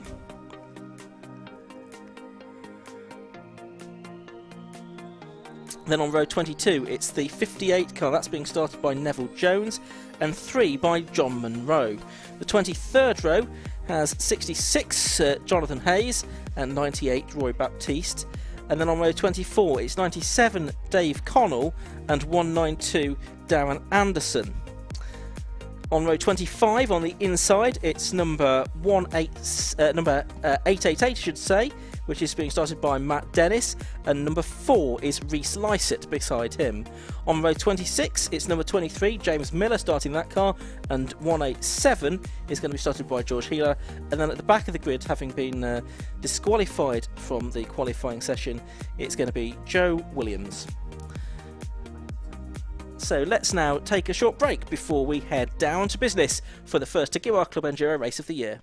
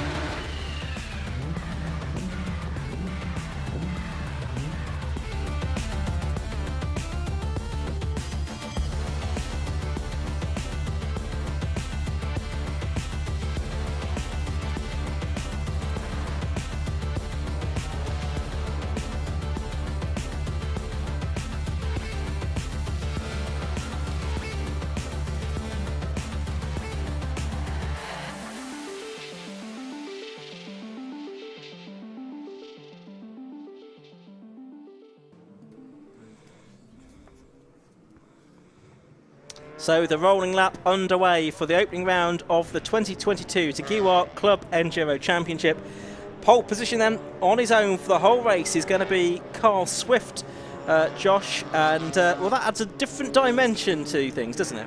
Well, in some ways, but in other ways perhaps not, because him and Rob Baker are usually pretty evenly matched. Obviously, the only other thing is Carl Swift's got to drive for a bit longer than what actually normally would do, but I doubt it'll make too much of a difference, as it might have done with some different driver duos. And with Alpha Live for the 2022 Club Enduro Championship, we have onboard cameras, Ian. Yeah, we do, and the number 13 car we can see there, that's the car being started by Matt Fazy, the self-prepared Porsche Cayman. He's sharing with Steve Hewson, who won their respective class championships, and Steve Hewson won it overall in 2018, so that's one of our onboard cars. The other onboard car is the Class A, number 43 Porsche Boxster of Steve Cheetham, so hopefully we'll see that during the course of this race. But a very varied grid, as you can see. 53 cars we should have on it. There's the last couple of them at the back. The last car is that car that had that problem in qualifying, Joe Williams in the Golf. The infringement meant that he was put to the back of the grid in the number 99. That's right. Fantastic looking grid this is, though, for this 2 hours and 5 minutes motor race with a capacity grid of 53 cars on this Donington Park Grand Prix circuit. 3 classes based on power to weight ratio. A pit stop in quite a big sort of middle part of the race, from 30 minutes to 110 minutes into the race. And each pit stop has to be 3 minutes, and there's just one car on circuit that will have to also serve a penalty for having a professional racing driver, and that will be the 179, which is started by David Goodin, but Nigel Greenstall will be getting into that. Yeah, I mean that's based on the official definition of professional as per the championship regulations, but there are some other very talented and experienced drivers in there, possibly not always having done as much circuit racing recently. But you see, for example, the number 11 car, which is starting on row 3. You've got Adam Blair in there, from a British Formula 3 Championship driver, Porsche Carrera Germany driver as well in the early 2000s. So he's not raced at the sort of very high levels recently. We just rode on board there with another former champion, that was Steve Cheetham, and we will have more views of that, I'm sure, over the course of this race. And here is Matt Fazy then, having his first run in this Steve Hewson run, driven and built Cayman. But the race is about to get underway. Safety car peels in then. 125 minutes of racing around Donington Park for the Jaguar Club Enduro Championship. Get underway now. Lights have gone out and away we go. And it's Carl Swift and Andy Marston then, but it's Marston that's made the best of the starts. Or has he? Swift goes down the inside into Redgate Corner for the first time. Big grid of cars. They're still coming out of Goddard's as the leads already at Hollywood. It is such a huge field that we have. They're still coming out. I think that's finally it. But there we go. It's the Carl Swift car leading, and it's Marston in second place. And you mentioned Adam Blair. He's third already, I think, from 6th. Marston's car, they had a bit of fluid coming out of it. I think it's just where it's overfilled. But there's cars almost on the grass there coming down in towards the old hairpin, where it's very, very busy. But for second place, here comes Adam Blair then in that Audi TT, right on terms with Andy Marston, who's been a winner in Club Enduro races in the past. You've got the little Lotus there, Liam Bidgeway, being absolutely dwarfed by all the cars around him. But he just about managed to squeeze through. Here's Steve Cheetham, who's chasing after, I think, the David Griffin car. There's another of the Lotuses. That's the Exige Cup car just in front of the 13 car. That's the car started by Matt Fazy. You've also got David Goodin's E36 M3 involved in all of that. So here's the Bidgeway Griffin and Sammy Venables battle in that newly built BMW M4. That's a car that's been built by the Elite Motorsport team. And down there as well, there's Goodin under pressure from Julian McBride and his newly liveried E46 M3. So a busy first lap of the race, as we've come to expect from the Jaguar Club Enduro races, but it's not all good for everybody. No, and that is the number 4 Reese Lysett car making the switch from F1000, showing with ex-rallyman Steve Brockington in the Together We Progress Racing entry. It's not gone well for that car so far. Might be an early pit visitor. So end of lap 1, then Carl Swift it is that leads by 1.23 seconds from Andy Martin in second place. Adam Blair is in third. Steve Laidlaw is in fourth position in the number 100 Seat Leon TCR car as well, the All Yorkshire team. And then in fifth place it's the 49 car, which is the Will Stacey Lotus Elise. That's right, big puff of smoke there out the side of the E90 M3 of David Griffin, who hasn't had the best of starts. He started 5th. He's dropped to 9th behind Leon Bidray's Lotus Exige. There's Adam Blair in that fantastic looking Audi TT. Here's Will Stacey in the upgraded Lotus Elise. He was winner hit this meeting a year ago in Class B. He now runs in Class A and he's running up there in 5th position. As the field flow their way through it, free abreast through Coppice Corner, and through the middle goes Leon Bidray. He was getting past Matthew Hampson there and trying also to pass David Griffin, but then the Lotus doesn't have the power down the straights. It all equalises out on power to weight ratio, so the lighter weighted cars will be quicker through the corners, but the bigger, more powerful cars obviously quicker down the straights, and Leon Bidray manages to just about keep Sammy Venables at bay. Lot of speed. This is being carried by Steve Cheetham. This one, isn't it? The number 43 Boxster. You can see the hydration system he's got on board there as well, which will be needed because he's driving that car solo for 125 minutes. The man from Manchester.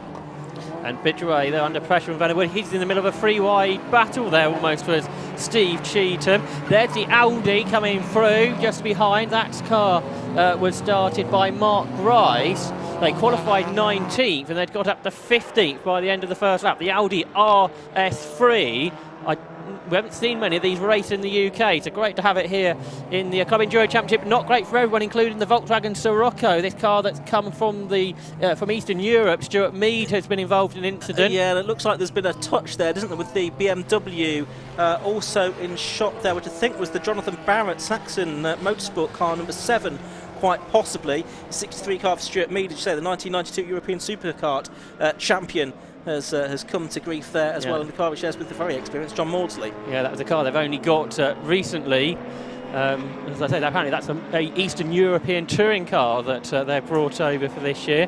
Car number 10 there round the outside with Robert Fennick, who is sharing with Beach Dean's Andrew Howard for this race, and he's come up through the order, it seems, at the start of this race.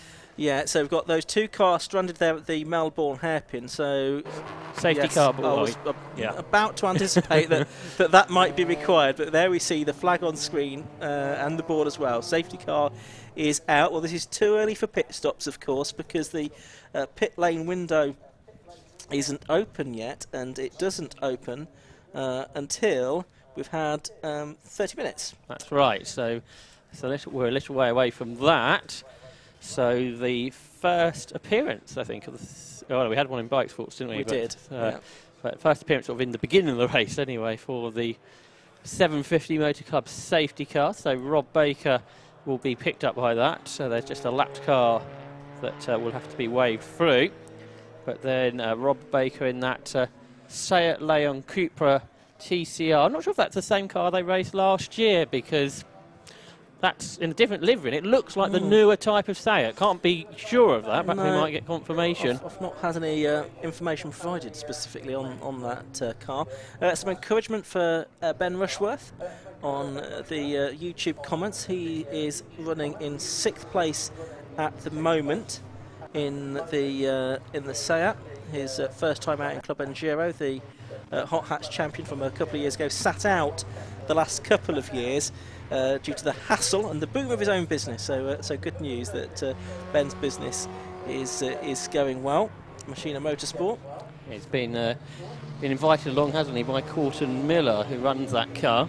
And I think he shares it with a former Time Attack racer, James Ramsden. And Ben Rushworth is currently in 6th, where he qualified in 8th. So he gained a couple of places at the start there.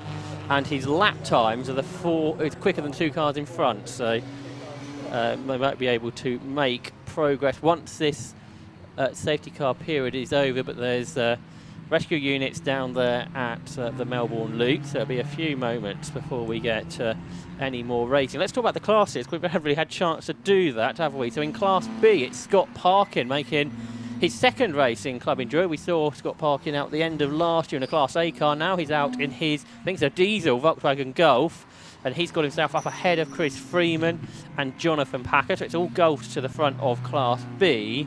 And then in Class C, it's Graham Kelly's BMW 325i that leads from that free driver shared car, which with them having to make an extra pit stop, it's not going to be ideal. That's Joe Oswick that starts that one, and third in class is car number 3, John Munro, starting the Mazda MX-5 with Nick Dougal, who a couple of days ago was racing a Mazda 2 at Snetterton, so going a bit quicker this weekend in the MX-5.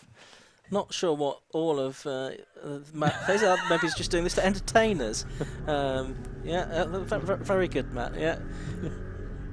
Career in glove puppetry beckons. So that's Matt Fazy in the 13 car, starting that Porsche Cayman 2-litre turbo engine machine. It's just on the classes. Class A, by the way, is for cars up to 300 brake horsepower per tonne.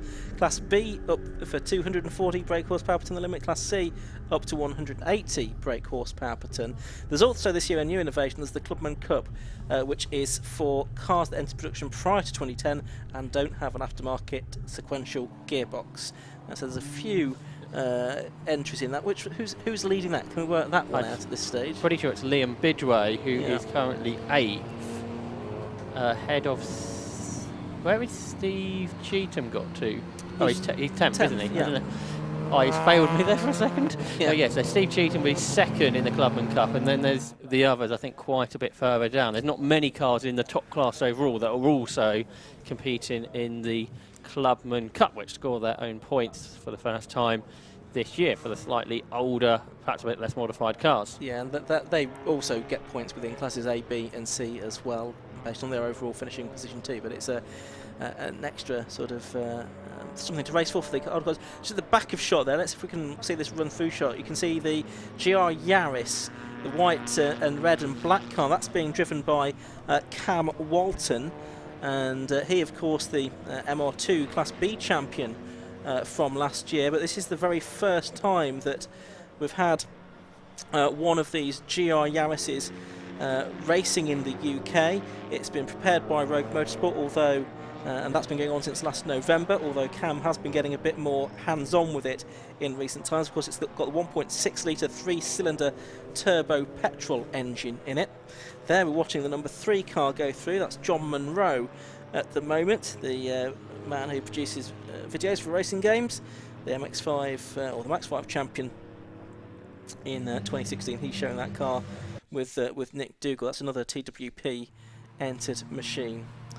Were those safety car lights out, did I spot, when safety car just cut through shot? I don't think so, because they still rescue crews down at the hairpin, I can see. My eyes deceived me then. Yeah, they're still very much on, aren't they?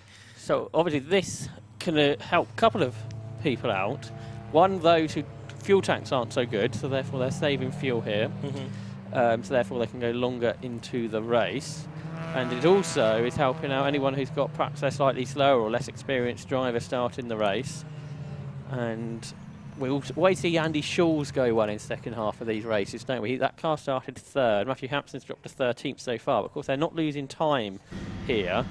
And Andy Schulz has proved to be very quick in that BMW E46 M3. So a couple of types of people being helped out by this early safety car. For those watching the live stream, let's just explain the colours on the time tower. So the pale blue, which is everyone in the top 10 at the moment, is a Class A car. The red, that is for cars in Class B. And the darker blue colour, those are the cars in Class C. Let's say those splits at 300, 240 and 180 brake horsepower per tonne. So that's just a bit of an explanation for those watching on the live stream at 750mc.co.uk. I'll start that again. 750mc.co.uk/live or via Alpha Live. You can find them on YouTube as well. Alpha Live producing all of the footage here this weekend. Still under safety car here at Donington Park. We've had just about 11.5 minutes of racing, although quite a bit of that has now been behind the safety car. We're going to get at least one more lap behind it as well. A quick some birthday greetings to Julia Harding, one of our volunteer marshals. I think she's having her 50th birthday, if not today then sometime quite soon. Very many happy returns of the day, whichever day it is, to Julia Harding. And once again, many thanks to all of the marshals who support the 750 Motor Club in such good numbers wherever we go around the country, but particularly here at Donington Park. It's been a busy weekend for Donington regulars because they had the two-day Masters meeting over the past couple of days to enjoy as well, or on Friday and Saturday, I should say, in that case. There's that Yaris again. The reason I talk about Yaris is I did used to drive an older shape Yaris many years ago, but it's nice to see that car out there for Cam Walton. And it's the newest car on the grid as well, I should think, or with the Sayats as well. Yes, one of the most modern. 2021 spec car, and the car that really was built, the Gazoo Racing version of the Yaris, so they could go World Rally Championship with it, and that has been very successful for Toyota. And Rogue Motorsport have got a close association with Toyota, haven't they? They do, yeah. Yeah, absolutely. And Cam himself, while we're just thinking about that car, he's got experience racing in Australia. He was raced out there in the Toyota 86 Racing Series. He was a championship contender to the final round in his rookie season. That supported V8 supercars, and he got the fastest lap at Bathurst as well. He says that was a very cool experience. Well, I should think it probably was. He got the lap record at Sandown as well. And he was also a race engineer to TCR Australia Championships, winning Hyundai i30N TCR for HMO Customer Racing. Will Brown, the drivers' champion that year in the Australian TCR. You mentioned Adam Blair earlier. It's cool to have him back out racing, isn't it, with this Audi TT? As you say, back in British Formula 3, had what, about 40 car entries when he raced in the National Championship a couple of decades ago. I think he's done some enduro car racing, hasn't he? Yes. Recently, but this is a big speed increase from there, and he's running really well. He got from 6th to 3rd in about a corner early on, and going well in what is a really nicely prepared Audi TT, which I think is owned by Ryan Parkin. He's a co-driver with the 2-litre TFSI engine for the Dark Side Developments driver. And that's a car that was built by Slide Sports for the Volkswagen Racing Cup a few years ago. Just going back to Adam Blair, I did pop onto his website yesterday, which is well worth a visit, because in his driver profile, he didn't just list all of his racing achievements, he gave an excuse as to why he didn't do better in each case, including, I think, in Formula 30 in 1998, when apparently all of the first 3 cars in the championship were deemed to be illegal. His wasn't. He was 4th, but they decided not to disqualify them anyway. Anyway, safety cars back in, racing is back underway in the Jaguar Club Enduro Championship, and it's Carl Swift then that leads away from Andy Marston in 2nd, and then it is that man Adam Blair in 3rd place in the Audi. And Andy Marston's made a great restart. He's right on time with Carl Swift. Here comes Ben Rushworth. He dives up the inside of Will Stacey, but Will Stacey with a lighter car hangs on around the outside. We know that Ben Rushworth can race really well. He won the Hot Hatch Championship, and he won pretty much every Hot Hatch race a few years ago, and he's right there with Will Stacey again, who is a very successful driver in this championship and in Lotus Cup races in the past as well. There's a couple of TCR cars together. That was Matt Wallace ahead of Mark Grice, who continued to make progress at the end before the safety car come in, because he's up to the top 12 now in that Audi. The Seat and the Audi, basically the same car with a different body kit on it, both built by Seat Sport, I think, part of the same group, and already more problems. This is the BMW 328i that's got Joel Oswick starting it. Yeah, and he stopped it at Redgate Corner in a kind of exposed position, so we'll see what happens with that. Well, Ben Rushworth's lost a place, so that's not in the plan. Dave Griffin, who didn't make the best of starts in this fantastic-looking E90 M3, is up into the top 6. He did qualify 5th, did Dave Griffin. He is an Australian driver, isn't he, Dave? And he's up there inside the top 6. As Steve Laidlaw there returning to 750 Motor Club Racing, he's 4th. In another of the Seats. The Seats are sort of scattered all the way through the top 20 or so, aren't they? And with this balanced performance type of method that 750 Motor Club have put in for this season, so the Seats fit nicely inside Class A. And very sideways there was Adam Blair, was it? Yeah, I just because that was into the yellow flag zone, I think, wasn't it? So I wonder if he cottoned on late that there was a yellow flag. I'm not quite sure, but we couldn't see where the yellow flag was. Well, we know that drivers need to keep in full control of their cars during yellow flag zones. Absolutely, absolutely. If you don't, then action will be taken. Well, the tyre is rubbing on the bodywork, isn't it? That's what's going on for Dave Griffin. That's Chris Freeman very slow through Redgate and Hollywood and delaying cars behind him. So we still have got yellows there at Redgate corner, so that will all be kept an eye on. Here is Ben Rushworth then. He's not sliding around here, and this is very unusual. I wonder if there's fluid down at Redgate, because there's been at least 3 cars that have had a moment, haven't there? Yeah, that was Lewis Rose in the Honda Civic EP3. Luke Handley here is way down the order, 23rd, which is something like 6th in class. Of course, he was the champion for the last 2 years in Class B. As we are watching the 2 cars here disputing 3rd and 4th position, but we're going to get the safety car again with that situation up at Redgate corner. So a little bit of excitement for 3 or 4 minutes, and then we're back into safety car order again, I'm afraid. Is the safety car? Yeah, the safety car is waiting at the end of the pit lane. Hopefully it will pick up the race leader. It's got a back marker just going through first, which is the James Miller Renault Clio 197. Then the safety car moves out onto track, and it is just about going to pick up Carl Swift, the very experienced Carl Swift, and Andy Marston as well. So we've had less than 20 minutes. We're now on to our 2nd safety car period. Adam Blair there in 3rd place, just taking sort of an interesting line. I don't know if he was aware that there's maybe something down on the circuit on the normal racing line there. Yeah, I assume that's what's happened, that 3 drivers have had a moment down there, and we saw that BMW expire 1 lap earlier. So whether the track will need to be dressed before we carry on with this race, and whether that will mean we get this safety car period that takes us into the pit window. Yeah, because it will open in 11 minutes time or so, won't it? And I think some people already on the feed have suggested that there'll be a safety car just as soon as the safety car will head out as soon as the pit lane window is open. Well, it might be out when the pit lane window does open. Suggestions that this is the slippery surface flag out there now, to no one's great surprise, that the Audi TT being driven by Adam Blair looks like the ex-Simon Walton car, which is more than possible, I think, because that was a car prepared for the VW Cup, which did allow Audis in it. Yeah, Slide Sports, which I think could well be the case. Is that reslice it near the bottom of the timing screen? Yes, I'm afraid it is. Yeah, he's made 2 pit stops now. That car's just come down the pits again. Yeah, first time racing with a roof, of course. He's done F1000 for a couple of seasons now. Teenager from West Midlands. Well, racing at the moment might be maybe not be the term that he's using. He's doing some driving, certainly, but probably not as much of it as he would like. Just saw going through there the Ginetta G40, which is out with Matthew Tidmarsh and Chris Webster, have upgraded from a Mazda MX-5 in Class B to a Ginetta G40 in Class B, so from Class C to Class B. So great to have that out, and that is out in Gulf colours. I think I saw at one point that was sort of in Rothko style livery. They, of course, have the big collection of Gulf coloured race cars, I think, down in Surrey.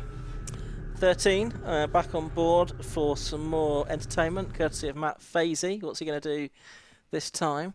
At the moment, he's keeping his hands on the steering wheel, which is probably an excellent idea. Where is he in the order? He's moved up the 3rd in Class B. Scott Parkin still leads. Jonathan Packer is now 2nd. I think the pole man, Chris Freeman's dropped to 4th. So up to 3rd for Matt Fazy. Talking of Scott Parkin leading Class B, I think, I don't know if you've mentioned already, but it's the first time he's raced against his brother Ryan, who of course is sharing with Adam Blair in the number 11, twin brother indeed, Ryan Parkin. But they're in different classes, which I think they've done deliberately to avoid too much in the way of conflict. Because of course they had this 2-driver effort in multiple cars, didn't they, at the Burkitt Relay? That's right, as they have done for a couple of years actually, I think. Until one car broke down, it was all looking quite good. Yeah, that's right. Here's the Toyota. Yeah, there it is. That's the Cam Walton car, and I do think they look great, those little GR Yaris's, I think, and I know that they've been hugely popular on the road. Lots of people have snapped them up. I did have a good think about it myself at one point, because Wonderful little car. It's also in the Toyota Works livery, isn't it? It is, yeah. So it looks really good. Rogue Motorsport have done a good job with that to get that ready for racing and to give our Club Enduro Championship. It is running within Class A, sort of well down the order within Class A, but it does just have that 3-cylinder, 1.6 litre turbocharged engine. Safety car continue on for another lap. It looks like that fluid spill has been dealt with. It wasn't a particularly long fluid spill, just from the sort of pit lane exit to the point at which that car stopped, which was the 235 car, wasn't it, the Joel Oswick car? All we need to do now is try and encourage Alfin Evans or something like that to come out and share the car. Oh, yeah, there's an idea. Patrick Mortel can work on that one, I'm sure. Or Sebastian Ogier, of course, has stopped rallying now and has started his circuit racing career. Well, perfect. It's written in the stars. So this at the moment, though, it looks like a car that's not quite on the front end of Class A pace, doesn't it? No, and I guess there's a bit of development to do, and it's going to be a very different car to those Leon TCRs and the sort of beefy BMW M3s as well at the front end. It's going to be very difficult to get it onto this, but I'm sure it won't stop Rogue Motorsport and Cam, who's sort of a race engineer in his own right, doing what's required to get that up closer to the sharp end. There's not many 3-cylinder racing cars either, is there? Especially not in the 750 Motor Club. Did you not commentate on 50 odd of them yesterday? Those 3-cylinders, aren't they? Not with 750 Motor Club. Citrusy ones, no. Anyway. And depends on what your term of racing car is. True. Steve Cheatham is who we're on board with at the moment in the number 43 car, the drive from Manchester in the Porsche Boxster. Long-time Porsche racer, of course. He's just sort of going through a shot there as well. There's the Class B leader there, the Diesel Golf of Scott Parkin, and then the Class B car directly behind. The Class B cars are a bit further down the overall order than sometime we expect because there are so many Class A cars this year, especially at this first meeting. Class C not so well presented here, but there are a lot more registrations, I understand, so expect Class C to expand as the season goes on. Yeah, the Club Enduro calendar this year, where does that take us? We go to Croft at the end of May for the second round of the championship, then Spa-Francorchamps for 2, I think, 100-minute races there on the 8th and 9th of July. You sure it's 2 races this year? I believe so. Oh, it's just because it said round 1 on It's one round, but it's a combined result. 31st of July, Snetterton 300, 21st of August, Silverstone International. Snetterton 300 is the 180-minute race. Lights are out on the safety car, by the way, so we're getting racing underway shortly. Silverstone International, Anglesey. Be good to go back there with Club Enduro, and Alton Park to round out the season. Yeah, I'm sure people are hoping it's not going to be as hot at Snetterton as it was 1 year ago. Otherwise, especially if you're doing a single driver. Exactly. Well, there were people pulling out last year because it was too hot. Anyway, it's not that hot here. It's warm enough for Easter Monday, and we're about to get racing back underway. The previous restart, Andy Marston had a go at getting past Cole Swift. Let's see if he can do it again. We're about 25 minutes in, so it'll be 5 minutes to the pit window opens, and Cole Swift has got round the hairpin really well and accelerated away from Andy Marston. That Reece Lycett car, that's had gearbox issues, by the way, is the news on that one. So, oh what a big moment for Carl Swift, and he's off! He's going to be into the gravel, surely, on the restart. Yes, he is. He's found some fluid that wasn't dressed, I think, more than likely, and he's going to resume, but he's going to resume in 4th or 5th or 6th position. Nobody else went off, so whether he just changed the brake bias on the car that was wrong, I don't know. But it was a big moment, that is for sure. He managed to keep it out the barriers, and he managed to keep it without losing too many positions. Everybody else is getting into Redgate with no problems. So yeah, very odd and a strange, unusual mistake from Cole Swift. Let's see if we can work out how he went off with a replay here on Alpha Live. So he went across the line. Everybody else is on the same line as him. And as soon as he brakes, it does seem like a brake bias problem rather than anything else. But yeah, it seems to be. It wasn't fluid, I don't think, but we'll see. Well, we won't hear from Carl Swift during the race, of course. We might hear from him if he wins it, which now will be a taller order than it was. But it would be useful to find out from Carl, if we can, at some point later on, or from his team possibly. Matt Suckling will be down there in the pit lane. What the situation was with there. We're only 3 minutes away, or just under 4 minutes away actually, from the pit lane window opening. TCR racing out on track between Matt Wallace and between Mark Rice there, Sayat versus Audi. They've got a Porsche in front of them, which is Steve Cheatham's Boxster. In the Class B battle here, that's Matt Fazy going down the inside of Jonathan Packer for second. But here's our new race leader then, Andy Marston, ahead of Adam Blair. Andy Marston goes right to the right-hand side of the circuit, so he is concerned that there could be fluid down after seeing what happened in front of him. There's Cole Swift. He gets 4th place back from Will Stacey down the inside into Redgate Corner, so it hasn't put him off much, and really he didn't lose much time considering what happened. And now we can ride on board with Steve Cheatham, who behind him has Mark Rice now, because Mark Rice has got ahead of Matthew Wallace. And down the Craner curves, how quick are these cars downhill? Very quick indeed. Then down a gear into the old hairpin, well over the curbs on the right hand side of the track, then letting the car run out wide over the curbs on the left, but going no further, because if you do you'll get track limits. And then climbing up the hill through Schwartz curve, through the left-hander, then getting the car straight before braking down a gear into McLean's, and all while trying to keep Mark Rice's Audi RS3 behind him. Yeah, absolutely good with a rear-facing camera in Steve Cheatham's car at the moment, but it's a front-facing one. He's got a couple of cars not too far behind him.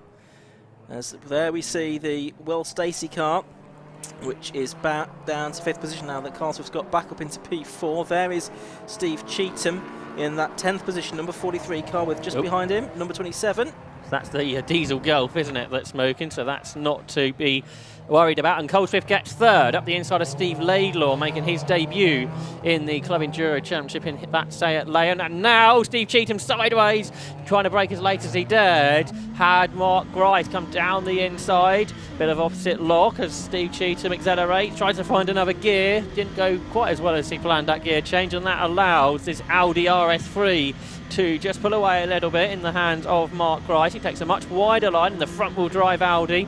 The rear-wheel drive Porsche then goes through, goes up a gear. This is one of the Clubman Cup competitors for the older cars without a sequential box. But here is a change for what is 8th position, because Sammy Venables has got ahead of Liam Bidray heading down the start and finish line. But Bidray trying to fight back. He is the Clubman Cup leader in that Lotus Exige. And we won't be too much longer in before we get into lap traffic with the Class C cars, obviously with a lot less power than the leading machines. Yeah, that's the 23 car, which is being driven at the moment by James Miller, but Sarah Dennis will take that over. James Miller, I think, having his first race. Yes, it is his first ever race, first time around Donington Park as well, driver of car number 23. But we're going back up the field to look at number 27, up into the top 10 now. Mark Rice has got ahead of Steve Cheatham. And just behind them are the Wallace's, Matt Wallace in the number 6 car at the moment. And there, coming up a position, is number 12, Scott Parkin. Yeah, the Class B leader getting past Matthew Hampson and putting some Class A cars between himself and Jonathan Packer, who's moved from Class C to Class B, from Honda Civic to Volkswagen Golf for this season.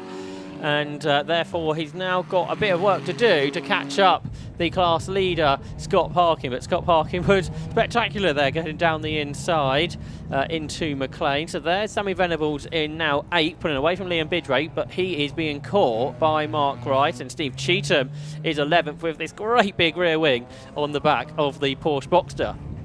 Yeah, absolutely right. And a bit further up, we can see it's very close here. Change for second. And it is a change, isn't it? Yes, it is indeed. So through to second place has gone the number 1 car, Carl Swift, fighting back. He's 3.2 seconds behind Swift now. He's got ahead of Adam Blair in the Audi. He's now got 3.2 seconds to catch Andy Martin in the BMW M3 out at the front of the field at the moment.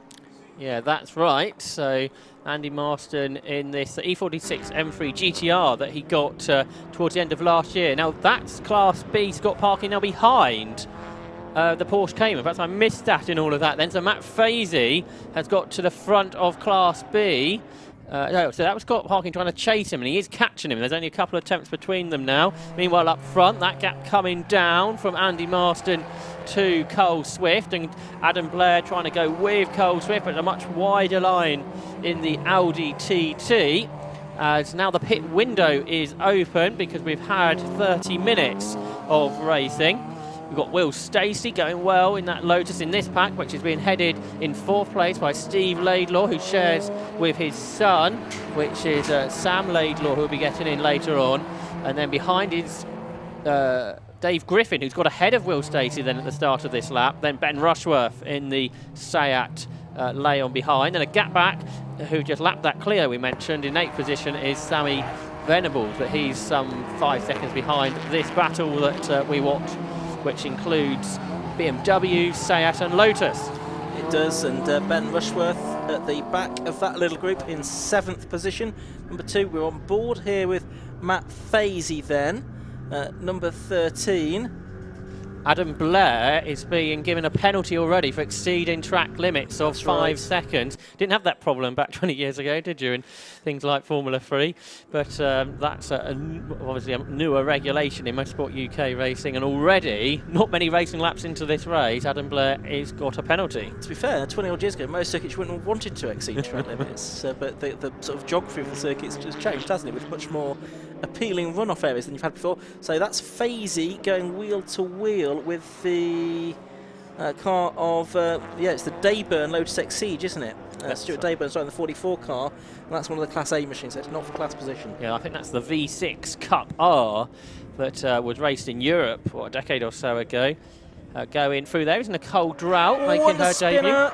So is there fluid down there still? There could well be. Let's have a look. Phil Dryborough. It is Phil Dryborough, yeah, that's had the moment there. The 62-year-old semi-retired ex-British GT driver, of course, but he's racing all kinds of different things down the years. You've got 2 drivers that have raced in Aston Martins in British GT in this race, with Andrew Howard, who will drive that Lotus there later on, and Phil Dryborough, who we've just seen, who has been a class winner in the past in the Tegewa Club Enduro Championship.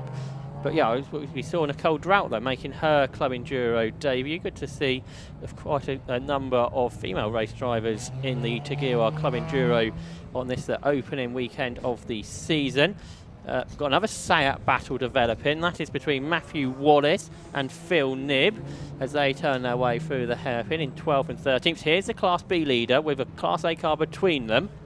So that is Matt Fazy ahead of Scott Parkin. Then there's a gap back to Jonathan Packer, who's 3rd. 4th is Chris Freeman. And 5th is the champion from last year, turning through the hairpin there, Luke Handley. Class C, a bit further back, as we watch the Toyota, continues to be led by Graham Kelly. Here is Cam Walton, who runs in 28th position. He's on the best lap of 1 minute 49.5. He's just behind David Goodin's BMW and just ahead there of Phil Dryborough included, trying to recover after his off, but it was between them with the Rose Civic. There's the GR Yaris again. Looked absolutely fantastic, I think, that number 50 car for Cam Walton, prepared of course for Enduro racing by Rogue Motorsport, with Cam also getting involved in some of the preparation and development work on that car. Lead gap down to 1.5 seconds. David Goodin in the pit, so is Nigel Greensaw a pro driver still only allowed to do 50% of the race, or is that regulation no more? But if Nigel Greensaw gets in now, if that regulation still remains, that is not ideal. I'm sure it was the Goodin BMW that I just saw come down the pit lane. Pit lane window is open, of course. That's part of the regulations I hadn't extracted from my information. That's the 99 car of Joe Williams. That was the car that started from the back. How far up the order had that got? Not into the top 30, I don't think. Last registered in 41st. Okay. And that's more than a mandatory routine stop for Joe Williams, I think. WRT, as it says on the side, not to be confused with Vincent Voss's team. This is the Williams racing team that run this Volkswagen Golf. Lots of Golfs out there this year. A popular car. I think a few of them ex-VW Cup cars as well, some of them. And there is a look at the Volkswagen engine. So the lead gap now 1.2 seconds as Cole Swift continues to catch Andy Marston. Off the circuit though goes, that's the number 101 car of Nick Grove, the BMW 130i from Class B. That was at McLean's. More penalties for Adam Blair. He's now got a 15-second penalty for exceeding track limits. So Not too sure what Ryan Parkin will be making of this in the pit lane. There comes the 1 Series back onto the circuit. Interesting little stat I noticed is we've got 1 Series, 2 Series, 3 Series and 4 Series models of BMW in this race, which is pretty unusual. It is. I don't know if that's ever happened before, but there we go. So there you've got 2 of the smaller cars in the race coming towards us, the Clio and the Yaris, with the Honda Civic just behind. There's Phil Driver recovering. He's in 28th position now. Here are the leaders though, in traffic. Andy Marston versus Cole Swift. Cole Swift, who brakes desperately late into the hairpin. So we've got rear-wheel drive BMW E46 here versus front-wheel drive Seat Leon, and they accelerate up across the line. I think that's the Class C leader they're about to lap, the Graham Kelly BMW, who continues to lead Class C by about 7 seconds over the Hayes and Sabiani BMW, then the Dougal Munro Mazda is third. Cars across the track here. Is that the Gooding car back out? So it was a quick stop. So obviously some kind of problem, wasn't it? Yeah, probably not the driver change stop. And in front of them there was a challenge for what was 7th position, because Sammy Venables has caught William Stacey. Yes, so that is for 7th, 49 and 70. They were separated by only half a second as the cars came across that line to complete lap 17. The Exige has pulled away from the Class B cars, which have swapped around because Scott Parkin has got back ahead of Matt Fazy. So Volkswagen back ahead of Porsche, and Scott Parkin's just set his personal best lap of the race. There's Matthew Hampson. He's lost a lot of positions now, hasn't he? He's down to 21st, so I think that's going to make life difficult for Andy Schulz in the second part. Nicole Drought, who I was talking about earlier, I think her Lotus may have just expired. It looked very much like it, didn't it? So that's going to be one. Yeah, it is just pulling into the pits, unsurprisingly. That's the car that's won in the past in the hands of Alan Henderson when the car got to the end. But it looks like it may get no further. Yeah, the Irish driver out of the race, unfortunately. Lead gap half a second. We saw Cole Swift had caught Andy Marston. It might be harder to overtake him though. They're 7 seconds ahead of Ryan Parkin. Ben Rushworth's up to 5th now, so he's got back ahead of Dave Griffin and also past William Stacey. So Ben Rushworth going well. He won't have that much experience with lap traffic, I guess, will he? Although he was so fast in Hot Hatch, I guess he lapped people there. But he maybe not in a situation where he needed to push so hard to chase other drivers. No, possibly not. Nicole Drought needs to remember to unhook the radio here, otherwise she's going to get strangled. We don't want that. It wouldn't be a very good way to end your Club Enduro debut. But yeah, out of the car, I'm afraid. And probably that car out of the race. We'll see if it reappears, but I rather suspect it won't. Yeah, she's not hanging around in a hurry, is she? No. So looks like that. 40 minutes of the race have gone. Andy Marston leading by half a second from Carl Swift. Last time we saw them come across the line. But the fastest car on the last lap, I know it's all traffic dependent, but that was Dave Griffin in the E90 M3, which we have seen once before. I don't remember it lasting particularly long. So great to see that car out there. Another different shape. There's so many different shapes of car on this grid, and that's what makes it fantastic. And it is fantastic to see this production endurance race series, courtesy of the 750 Motor Club. And I saw in the week lots of people suggesting that they want longer endurance races back, like the Will Hire 24 Hours, which this type of grid does give very much a feel to back in the 1980s. There is Will Stacey. He's pulled away from Sammy Venables now in 7th place, 8th. Then up to 9th in the Audi has come Mark Grice. They obviously had problems in qualifying, which meant they only started 19th.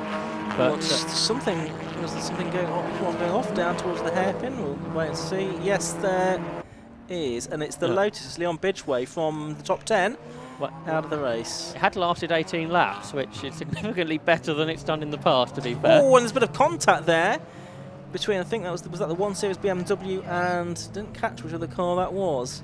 Oh, and oh my word! There's lots of all of a sudden. Is there some fluid down there as well? Possibly. Well, that's where Liam Bidgeway just pulled off. Yeah. So if cars are getting out of shape down at Melbourne hairpin, possibly there's some fluid down here. Who knows? Maybe we'll get another safety car. It seems like a good time, therefore, to run down the top 10 positions. First is number 37, Andy Marston. Second is number 1, Carl Swift. Third is number 11, Adam Blair. Fourth is number 100, Steve Laidlaw. Fifth is number 2, Ben Rushworth. Sixth is number 34, Dave Griffin. Seventh is number 49, William Stacey. 8th is number 70, Sammy Venables. 9th is number 27, Mark Rice. 10th is number 43, Steve Cheetham. We're seeing the 101 car going slowly. That's the car you thought. That was the car that was involved in a bit of contact, and yeah, there's certainly some damage there. But it's also been off the road earlier, hasn't it, the 101 car of Nick Grove as well. Class B is being led by number 12, Scott Parkin, from number 13, Steve Hewson, and number 5, Jonathan Packett. And Class C, Josh, can you see who's leading Class C at the moment? That would be 188, Graham Kelly, by about 8 seconds from 66, which was started by Jonathan Hayes, and third is number 3, John Munro. A couple of cars in the penalty area.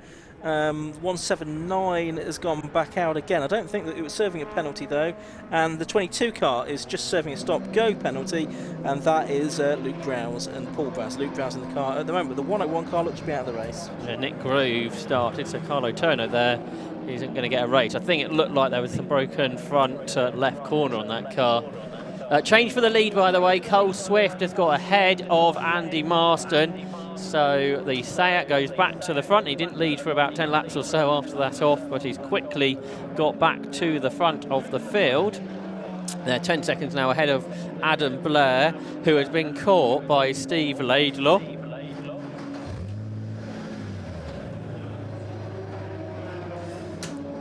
So if Matt Suckling hopefully is somewhere down there, he can hopefully go and find our cameraman down there, Adam, in the pit lane, and we'll get those linked up together again, and we'll see if Matt can maybe see if we can start to get some interviews, because we'll be getting driver change, I think, at any moment, especially if we do get a safety car as well. I suspect some drivers, especially the solo drivers here, will be rolling the dice and waiting for a safety car, won't they, Josh, in this one? Yeah, at this point, you obviously don't need fuel, but for some cars, they may need fuel earlier than others. There's the Audi, Mark Rice, front Civic Cup racer in the past. He's been doing this endurance series though for a while now. He is up to 9th and 6 seconds behind Sammy Venables in the BMW M4, and he's now 10 seconds clear of Steve Cheetham. Lots of tyre spill down there from the other end of the circuit. The Williams Motor Company Audi RS3 then turns its way down towards the Melbourne Loop. Leaders across the line, by the way. They're still together. Andy Marston is still with Cole Swift by just a few tenths of a second. And then 10 seconds later, we have a battle for third across the line between Adam Blair and David Griffin. And then a fifth place battle across the line just a couple of seconds later between Steve Laidlaw and Ben Rushworth. So we're the top 3, or the top 6 are running in 3 pairs or out on the racetrack at the minute. Then Will Stacey is solo in 7th, as is Sammy Venables. Then Venables hasn't come through, I don't think. So Mark Wright is up to 8th. There's Venables in the background, I think. So the M4 has had a problemed lap. So Cheetham is now 9th. Up into the top 10 has come Phil Knibb, who's lapping quickly in his Seat Leon now. And down to 11th, therefore, has gone Sammy Venables. René McGann out there. First time we've seen one of those in Club Enduro. That's Matt Dennis, who starts the car that he shares with Graham Price in Class B. Yeah, it's a new build for this year by Pure Truck Racing, Matt Dennis's team. And his wife, Sarah, also racing in the Clio that's being shared with James Miller. Here are the leaders, into the hairpin. Cole Swift, they're diving down the inside of a Mini Cooper.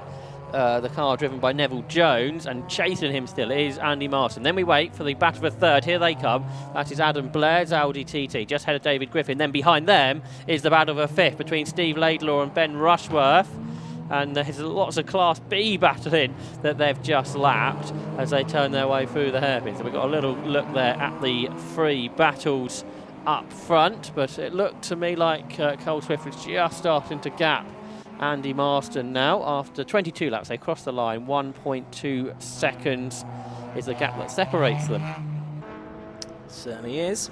45 minutes gone, 46 minutes nearly. Ben Rushworth looking racy here, isn't he, on the back of Steve Laidlaw? Yeah, absolutely.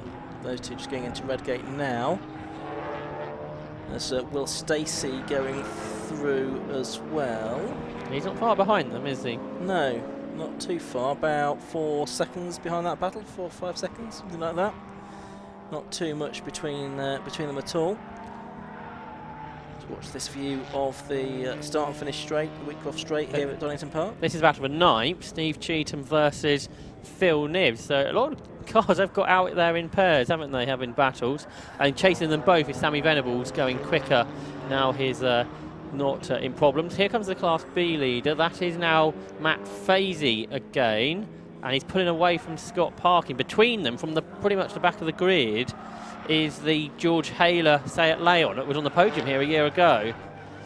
That's right. Coming through. So they got into the top 15 from way back on the grid. Yeah, it was pretty much the penultimate row of the grid, I think, that that car started. So problems in qualifying, of course. Yeah, it was row 26 of the grid. Oh, and that's problems as well. That's for the 99 car. Yeah, that is the car that started at the back. That's Joe Williams, the WRT team for the 33-year-old mechanic, starting his first season of racing. Driver from Leominster. He's trying to find a safe place to park, which is always very appreciated. But we can now ride on board with the Class B leader. This is Matt Fazy in the car that Steve Hewson won the final round of last season in the class. They are 14th overall and head Scott Parkin by about 3 seconds. Parkin has lapped quicker during the course of the race than Fazy, but Fazy doing a good job here to be ahead. I don't think we've seen much of Matt Fazy over the last few years, have we, since he won the class championship? Yeah, it's 2018 he won the title, the class title, the same year as Steve Hewson won it overall, sharing with Matt Noster, and of course Hewson and Fazy teaming up now this season for this Class B campaign in the Porsche Cayman. Yeah, the only races Matt Fazy's done in the last 3 years were at Cadwell Park, where he won twice in the Lotus Elise Trophy, so that was good for him. And now he is out with Steve Hewson in this Porsche, although it does look on this lap Scott Parkin is a bit closer again, but there is that Class A Seat between them, and Scott Parkin was at 1.2 seconds quicker than Fazy on that lap, so the gap is reduced.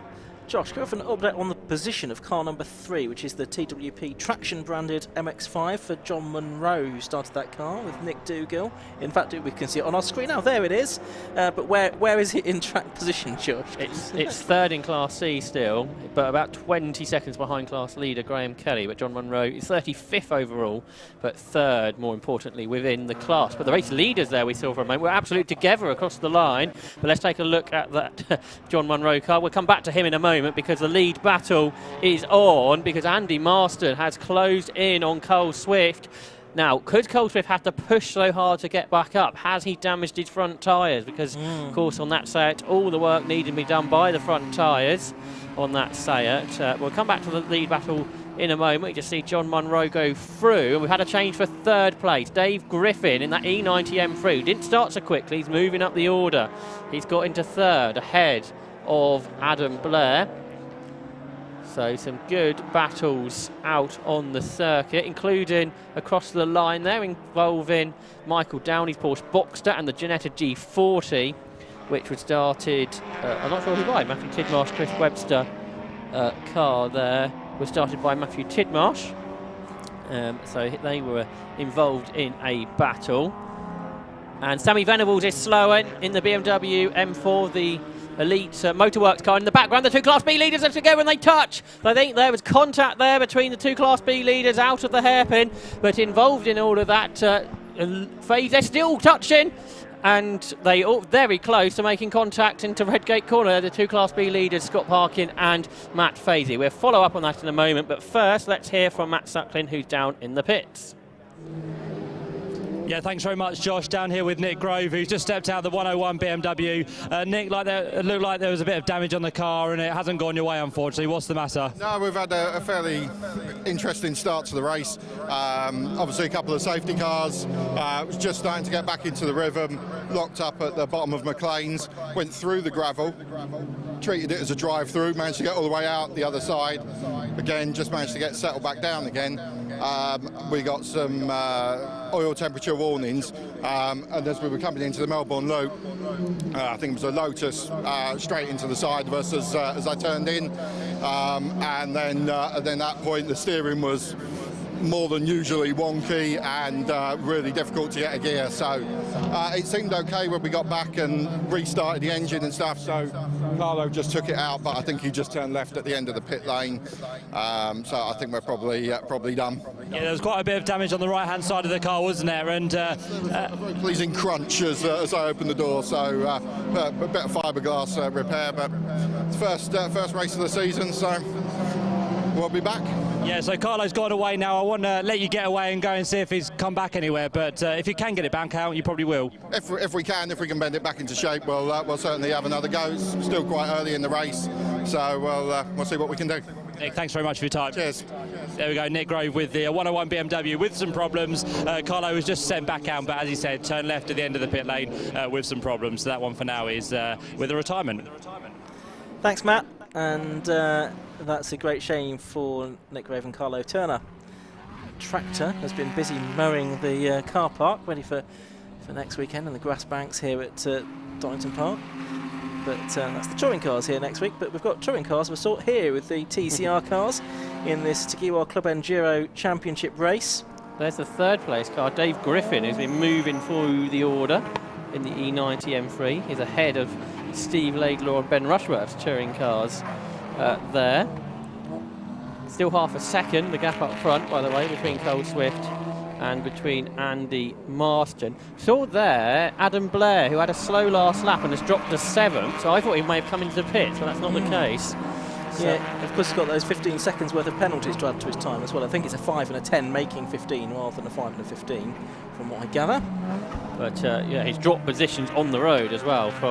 He lost third to Dave Griffin, and now he's lost 3 more positions with presumably an error. There's Rob Fennick heading through in his Class B Lotus in the car that he shares with Andrew Howard.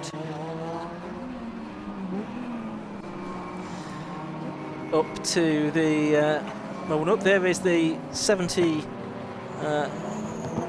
car, I think that was, going through shot. Actually, the 70 car, wasn't it? That's the correction. Yeah, it was the 70 car of Venables going through, I think. Yeah, but the car's still going, isn't it? Because that had the problem a little while ago. I thought it was coming to a halt just before we spoke to Matt. And of course, at that point as well, the 2 Class B drivers were trying to take each other out, weren't they? What's the result of all of that? Scott Parkin is now ahead of Matt Fazy. But a couple of seconds between them, isn't there? There was some non-ideal things happening, I think, between those two. Here are the 2 leaders. Andy Marston sideways out of the Goddard's hairpin, right on terms with Cole Swift, then the race leader, as they come down toward Redgate. But Marston is keeping with Swift, and these are both solo drivers now, we believe. So that race battle could last the whole distance. Then here comes Griffin. He's in third. The team, the Lodge Porsches have got themselves together, haven't they? Steve Cheetham laps Colin Gillespie. Cheetham is 9th, and he's keeping Phil Nibb there at bay as they head their way down in towards the Melbourne Loop. They're 9th and 10th now in this race, the Porsche and the Seat. Yeah, Gillespie in the Class B Porsche Cayman there, whereas the 43 car of Steve Cheetham is a Class A Boxster. There's that 70 car of Sammy Venables, which has had a bit of a mixed race so far, it's fair to say. Running at the moment in 14th position. Is that still on the lead lap, or is it now a lap down? It should still be on the lead lap, I think. Yeah, I think you're right. It's the number 70 car, and it's Steve Hutchinson, Sammy Venables' teammate, that this is Donington Park, his favourite circuit. He's not yet had the chance to drive on it in this particular race. 58-year-old surface architect in that Elite Works prepared M4.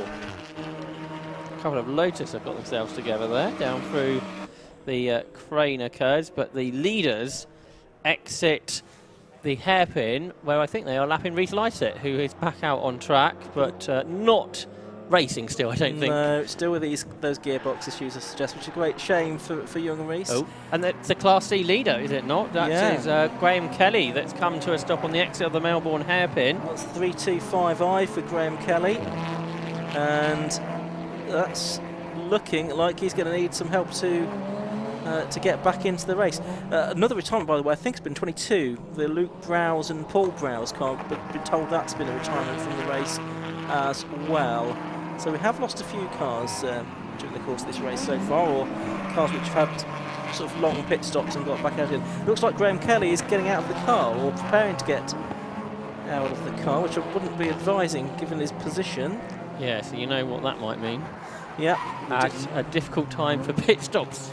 Yeah, pit lane to get busy. You're sort of getting to sort of prime pit stop time, isn't it? I think Graham should probably be staying in his car. So what that means is Jonathan Hayes now leads Class C from John Munro, who we were talking about earlier. But Munro, 20 seconds behind Hayes, and third, that promotes Rory Baptiste. Right, Kelly's managed to get his car a few inches further off the road. Still not off the road though, unfortunately, so we'll see what happens to this. The marshal has now arrived and is suggesting to Graham that if he can, he should pull the car into the old pit lane entrance. Has something happened? Maybe not. I was wondering if something had happened to Andy Marston there, but I think he's okay. Yeah, he's still actually right there with Carl Swift, isn't he? So yeah, no problems, which is good news for the E46 M3 driver that heads across the line. Black flag being shown to someone, which is probably making them aware of a pit stop penalty that they need to serve. We can't see the numbers from here. If being shown to the drivers though. Let me just check my source of information, see what I can find out, if anything. Badworth fourth comes out the hairpin, still Steve Laidlaw ahead of Ben Rushworth. Rushworth not quite as close to Laidlaw as he once was. He's got a bit further away. Yes, he's onto the old pit lane entrance now, is Graham Kelly, but that car is still not in an ideal position, but it's in a slightly less bad position than it was, and Graham is now at least able to get out of the car. Leaders exit McLean's in traffic, as they pretty much constantly are now, and turn their way through Coppice Corner. So Andy Marston, who's doing a great job here, I'd suggest, Ian, keeping with Cole Swift throughout this first part of the race, especially considering how Cole Swift caught him after going off. Yeah, the rate at which Cole Swift caught him, you'd think he'd then be able to pull away, but that's not been the case at all. That's the 100 car, the Steve Laidlaw car. That's in fourth position, just putting a lap on the Class C leader. Class C, yeah, the new Class C leader. Therefore, in what position overall is that? 31st. 31st. Yeah, it's moved on to your screen now, hasn't it? The Jonathan Hayes, Paul Sabiani car, the Canet racing car. So yeah, so they're going well. There's a Class B leader, Scott Parkin, and where is Matt Fazy? About 5 seconds behind now. And they're soon going to be lapped by the Class A leaders because they're turning their way across the line, complete 30 laps of this race. I can see there's yellow flags at Coppice in the background. Yes, there are. I don't think we've seen the reason for that. So that's probably something that's perhaps stopped on the straight. Ah, there we are. Will Stacey. It is Will Stacey. Now he was inside the top 10, wasn't he? Yeah, that's 6th, I think. Before that car has come to a halt in the last moment. But Marshall and the driver having to get that car to a position of safety. So number 49 is the latest retirement. There's been a few retirements so far then, Josh. The Elise are now out of the race. Yeah, because this endurance racing isn't just about being fast and consistent, it's also about being reliable and having good pit strategy, and pit stops begin. Darren Anderson is handing over there to Roy Chappell. Darren, the 48-year-old Porsche specialist, so obviously he's racing a BMW. Valid a Mark 1 Cortina in the past, but only started racing in 2019. That car actually was built to go rallying, but they're actually running it in Club Enduro on the circuit, so perhaps a car that would go better in the wet, maybe. And why are they running that 190 car? It's in 37th position and 2nd, 3rd, 4th, thinking Class C. So that's quite good. The Wallaces are heading exit stage left, or stage right if you're watching the screens, into the pit lane. So Matthew Wallace will hand over to his brother Simon. one of the area motorsport prepared cars. There's a few garages of area motorsport run vehicles here at the far end of the pit lane, and that is where Matt Wallace is, the first of those stoppers. Yep, down there in the pit lane you can see they're stopping at a 45-degree angle to avoid too much congestion when drivers are making the stops. They all have to put in at 45 degrees and then be pushed back out into the race. Matthew Wallace getting out of the car, and Simon will get in. Car being refueled at the moment. So you saw there he had to get out, shut the door before the fueling could begin, and then we have the fuel going in, and then somebody will be ready with a fire extinguisher. Well, hopefully it won't be needed, but just in case. There is Rob Baker. He certainly doesn't look like he's going to be driving the car. So he's on, in fact, he's running so many cars, he thought driving the car as well is not really feasible. So he's on team boss duties. Yeah, Area Motorsport boss there. And that is one of the Area Motorsport cars, the number 6 of the Wallace brothers. Started there racing in MR2s. Over a decade ago now, I should think. They raced together in MR2s, and they raced in Civics together for a while, didn't they, as well? That's right. So their pit stop, don't have to rush them. That's the whole point of the minimum pit stop time. There's Sammy Venables seemingly back up to speed, although now he is 15th in the race. And he turns his way down towards the Melbourne Loop. Into the top 10 now has come George Haler in that car that's started from the back. Marshall's still working to move the BMW down there, by the way. Yeah, that's on the old Grand Prix pit entrance, as we're watching on screen, the number 70 Elite Works car go through. And who's that into the pits? That's the Rob Fenwick Lotus. The Rob Fenwick Lotus, isn't it, that's going in? So Andrew Howard should be making his 750 Motor Club debut here. I'm looking a bit blank because I don't know the answer to that question. I suspect it probably is. I think he just raced minis, didn't he, before he went GT racing? Yeah. This is the Reece Lycett car, isn't it? Yeah, so you'd think wouldn't need fuel at this stage. We might as well. It's going to be Steve Brockington that will get into the car, the 46-year-old program manager in his first season of racing. Done some tarmac and then gravel rallying, Steve. Reece Lycett did do 16 laps, actually. Not very quickly, it has to be said. The leaders have done 32, to put that in context. Yeah, so he did. Does need perhaps some fuel, not as much as he probably would have hoped. See Matt Suckling watching on as Area Motorsport do their pit stop. Getting quite busy down there now, so Matt's going to have plenty of drivers to chat to as we head into the second part of this race. Yep, so getting ready to, as soon as that 3-minute countdown has been completed, to push the car back out into the race. There we are, 180 seconds up, and Simon is going to go back out into the race for the remaining hour and 1 minute. So they've split that pretty evenly between the two drivers, haven't they? That's right, yeah. Lead gap's now 2.5 seconds, so Andy Marston is just starting to fall away. There's third place, Dave Griffin, who's 20 seconds behind, but he's really pulled away from Steve Laidlaw and Ben Rushworth, who are together as they turn their way into the hairpin.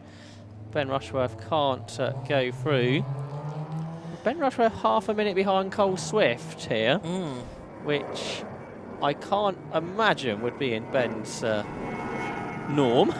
No, but I mean, Cole Swift's been racing these cars for a long while now, and it's Ben's first time out. And for Ben, very experienced, former Metro champion, of course, and Hot Hat champion as well in the Honda that he raced to such great effect. He's done bits and pieces of other racing as well, hasn't he? By invitation primarily. Yes, he raced in Historics thanks to Paul Hugo, who's I think one of his sponsors. He raced a Chevron B8 primarily as his historic exploits a few decades ago, and impressed in that. I think the historic racing peeps were pretty impressed with Ben's debut a few seasons ago. Meanwhile, the Audi is pitting. What's that, the Adam Blair car? No, the Mark Grice, the yes, RS3. Yes, it is, I beg your pardon, yeah. Came out of 7th. Good stint there for Mark Grice. He overtook a lot of cars, and the car in 8th is also in. That's Phil Nibbs' Sayat Leon. And we saw Matt hanging around in the pit lane, and now he's caught up with a driver. Yeah, down here in the pit lane with the number 6 machine, Matt Wallace, who's just jumped out of the car. Matt, that looked like a hard stint, but a good one. It was really hard. I felt like the first 20 minutes or so was awesome. The car felt really good and everything. And then that last sort of 30, 40 minutes, I think it's the same for everyone, but the tyres were just really going off and I was really struggling. So we just, even though there was no safety car, we decided to make the move and come in at the right time. So. And you were plagued, weren't you, in that early stint by a couple of safety cars? How did that kind of work for you? It worked all right, actually, because when the safety car came out, I had a couple of people right on my bum, and then by the time the safety car came in, I'd managed to pull a bit of a gap, which is always handy. So yeah, it was actually okay for us. You've now handed over to your brother. What are you kind of expecting from the day here? Well, hopefully he can do a little bit better than me, but we'll see. I've just got no idea. Yesterday in testing, we were both around the same time, so hopefully he can just go out there and keep the car on the track till the end. It's hard work today. It's not that warm, but it's a long circuit. It's a hard circuit. Yeah, it's a very hard circuit. I mean, if I was doing it in another 10 degrees of weather on top of this, it'd be really hard work. So the cars get very, very hot inside. So as you can see, I'm, so it's like a full workout. Yeah, but that's now you done for the day? That is hopefully done for the day, unless Simon decides to come in for an unexpected reason. Well, good stuff, Matt. Well done. Cheers. Thanks very much. Cheers. There we go. Matt Wallace down here in the pit lane. Now out the number 6 car, but brother in it, ready to go to the end of the race. Thanks, Matt. So good to hear there from with another Matt, with Matt Wallace down in the pit lane. There's Luke Handley, the reigning Class B champion. He's currently in 5th. There's Ben Rushworth, and he has not got Steve Laidlaw directly ahead of him now because he's a couple of seconds behind. There's I presume now Andrew Howard out in the Lotus Elise, so we'll see what Andrew Howard can do. I don't know when the last time he didn't race an Aston Martin was, so not sure on that. Good to see him out here. A late entry. There's Sarah Dennis and James Millars, Renault Clio, who we saw earlier on, turning their way through McLean's corner into the second half, as we've been saying, of this race now. A couple of cars are going to have to start again. A couple of cars are going to have to serve some stop-go penalties. 27, which is the car that came into the pits a moment ago, the Mark Weiss Will Beach Audi RS3 TCR car. They've got 2 1-minute stop-go penalties to serve, apparently. And 191 car, which is that of Oliver Owen, he's got 1 stop-go penalty to serve. Okay, that's will kind of ruined their races. 42 there going through is a new Lotus Elise in the series, driven by Paul Clark and Tom Gladys. Good to see some new names out there in the 2022 season. Here are the Class B leaders. It's Matt Fazy that we ride on board with. It's the Diesel Golf up ahead of Scott Parkin in the Dark Side Developments car that runs wide, just about stays on the circuit. So that's all happening in front of Matt Fazy then, who turns his way down towards the S's, brakes and down the gears on the flappy paddo box there, gets a bit sideways and then accelerates back off after the Class B leader. They're now, as they haven't pitted, in 9th and 10th overall and 15 seconds ahead of Jonathan Packer, and they're about to lap that Toyota Yaris that we've enjoyed seeing out there in this race. Absolutely right. You mentioned Tom Gladys being involved in this race. He's another driver that's raced at a high level, up to including FIA Formula 2 Championship in between 2009 and 2011. You think you recognise these names, but can't remember where from, so thanks for that info. So great to see him back out racing here in that Class A Lotus Elise with Paul Clark, who started the car. So across the line then comes a load of cars, which includes that Janetta G40 of Matthew Tidmarsh, that's 19th overall now. Yeah, Matthew Tidmarsh sharing the car with the car's owner, Chris Webster, in the Flying Tangerine Racing. It's less of a tangerine, though, than it was when they raced the MX-5, which I think is now available as a hire car. 13. Ooh, very crossed up from Matt Fazy there as he went through McLean's. He's kept it pointing in the right direction there as they come up to Coppice. Yes, and Scott Parkin therefore trying to get away, but he's got caught up in a bit of traffic out of Coppice, and that has slowed the gulf up somewhat. So one TWP car was in trouble, now the other one has a drama. But it's good news for our friends watching who have branded the car with the traction livery, because it's getting a bit of exposure in the pit lane. That's the number 3 car, John Munro, Nick Dougal. So if that car does go back out again, Nick Dougal, I'm sure will be aboard it. But there's some work being done on the left rear corner on that car as it's sitting in the pit lane. Ben Rushworth has not come through. Does that mean he's in the pits? I wonder. As the leaders come through, 4 seconds apart now, Cole Swift to Andy Marston. David Goodin is back in, so perhaps Nigel Greenstall will get a run now, but that car's way down out of contention, I should think. So with Rushworth not come through, meaning 5th place is Steve Cheetham, 6th place is now George Haler. And then the Class B leaders up next with Scott Parkin with this reduced margin again over Matt Fazy. There, I think that's George Haler. Is it just going through? Yeah, it might well have been actually. Here are the one of the Class B contenders. This is back on board with Matt Fazy, who was entertaining through McLean's a lap ago. This time he gets understeer, then oversteer later on. There's one of the area Sayers, that's the now Simon Wallace driven car, isn't it? That is rather getting on in his way through the corners. Yeah. And Fazy, although he's in a Class B car, gets ahead of it through Coppice and down the straights, but the TCR car is level pegging with it more or less down the straight. I don't know, he's going to pull him behind, I think. I don't know if that right indicator's going for a reason, but it kind of indicated he was going to pull him behind. He's not got the pace, has he, Simon Wallace, coming off the corner there? So I think Simon Wallace possibly in trouble in that area motorsport car.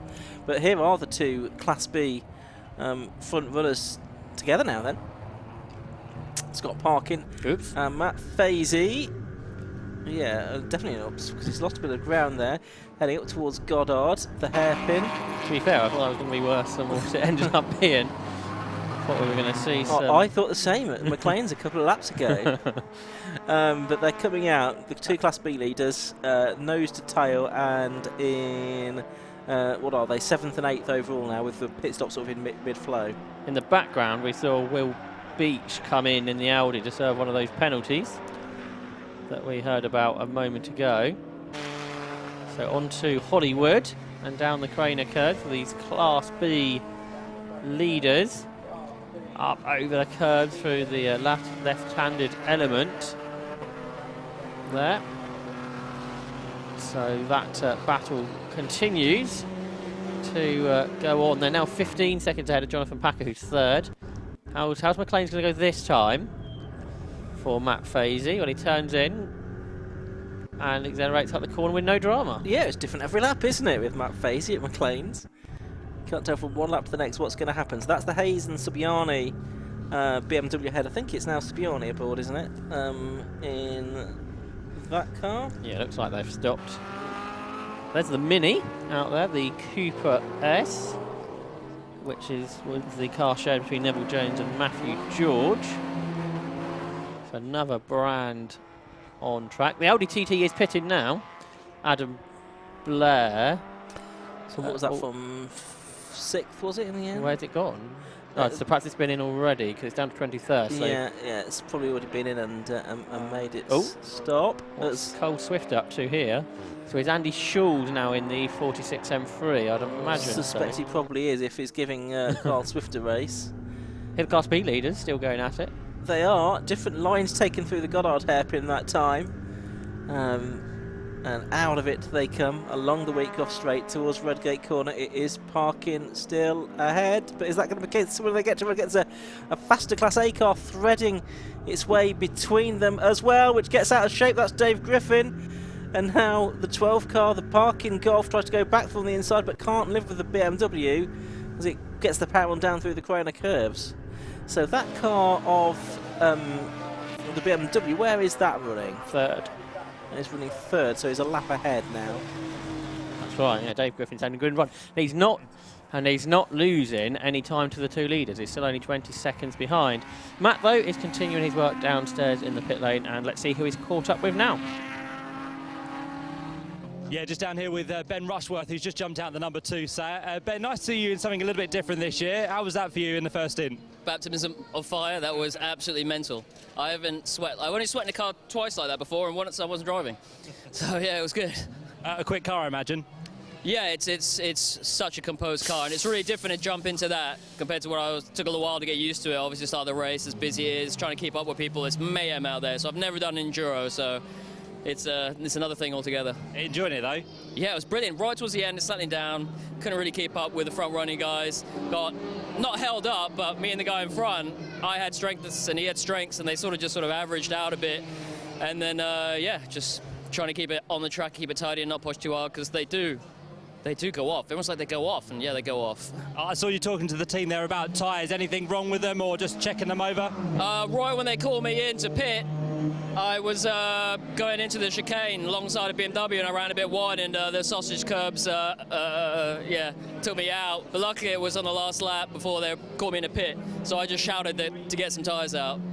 Now James into the car, of course. What do you think he can bring it home in terms of a result? A, I don't even know where we are, and B, I just hope we keep it on and keep the same position, and maybe there's a bit of attrition at the front.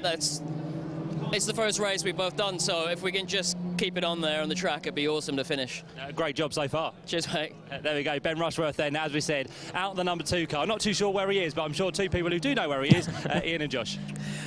He's showing, Matt, in 18th position at the moment, having made that stop, so he'll climb back up, or James will, as some of the cars ahead of him that haven't stopped will make their pit stops.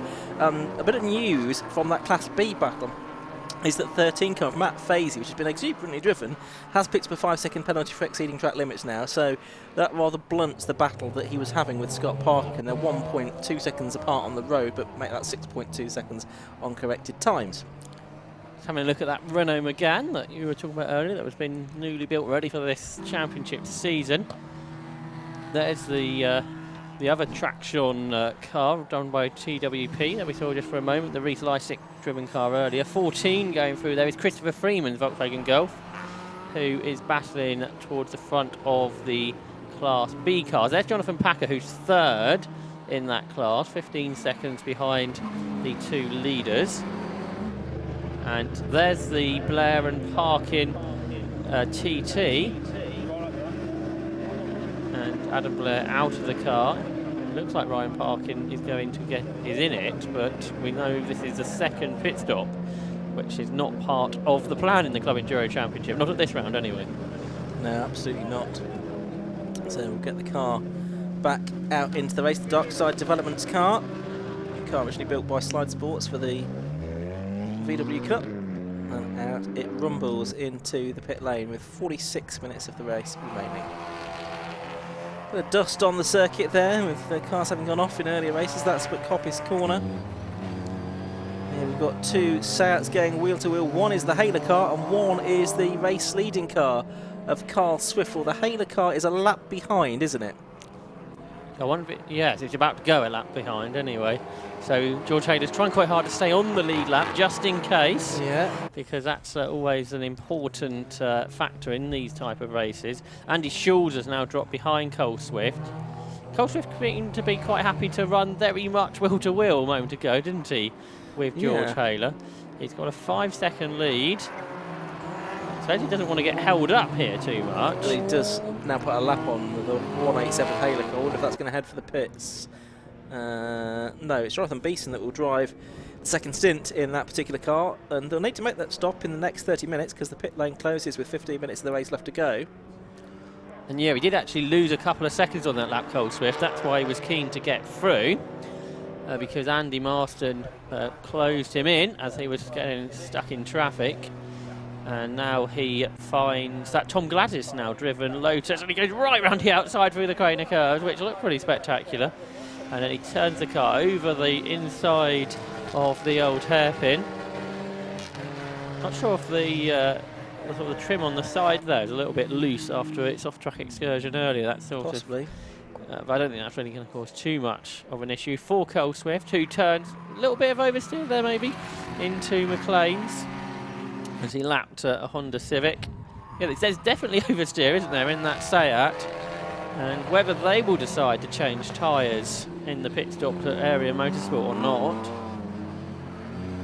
So they turn their way down to the S's. There's not many races which Cole Swift has not won in recent years of the Club Enduro Championship. They lost out on one victory at Silverstone last year when they had a brake issue, and they lost out on one race in 2020 when Alan Henderson beat them at Alton Park. But otherwise, Cole Swift has won every race in the recent years of the Club Enduro season. Yeah, usually sharing with Rob Baker though, more often than not. Usually Carl's probably done the lion's share of the racing, hasn't he, I would think. It's fair to say, but going solo here. 23 car, the Clio, you can see just heading down the hill. That's Sarah Dennis, who's now out in the race, ex-Stockcatch racer. She started racing 20 odd years ago, I think, but had a long break from racing, but has come back to it now. Steve Cheetham is pitting He from is. 6th place. Former champion. It's the box dirt on the right hand side of screen, heading down the pit lane. There's Andrew Howard going through in his Lotus. He's 27th in overall. He's in the Class B car. He's a little bit slower than the front runners. There is Andy Marston trying to squeeze past a slower car. How did that work out for him? Not particularly well, but he's still on the road. That's the more important thing. Now he gets past the Rory Baptiste and Tim Hartland, E46. And he's also now lapped George Haler, hasn't he? The Seat that's a lap down. Tim Hartland, I think, was one of, if not the only driver last year to collect awards in 2 different championships, because he collected the award for being one of the best golfs as well in the Hot Hatch Championship last year. Are you looking at what I'm looking at, which is that grass in the sort of air intake there with the #1 car? It looks that way, doesn't it? We've seen a lot of dust kicked up because the old hairpin at Coppice. There's a lot of inside of the road being used by pretty much everybody. So I guess if you're close behind someone where that happens, that's possible. And is that the case, or is it just a bit deceptive? It's hard to tell, isn't it? Either way, I'm sure the team will try and get that cleared out at the pit stop, which can't be too far away now, you would have thought. I was wondering if they're rolling the dice for a safety car here and going to try and coincide the stop with that. So Swift has gone through, and now the second place car has gone through of Andy Marston. The gap's gone out by another 2 seconds nearly on that lap. So 1:42.09 for Swift, 1:43.95 for Andy Marston. That's 2 or 3 seconds off what they've been capable of in the early part of the races.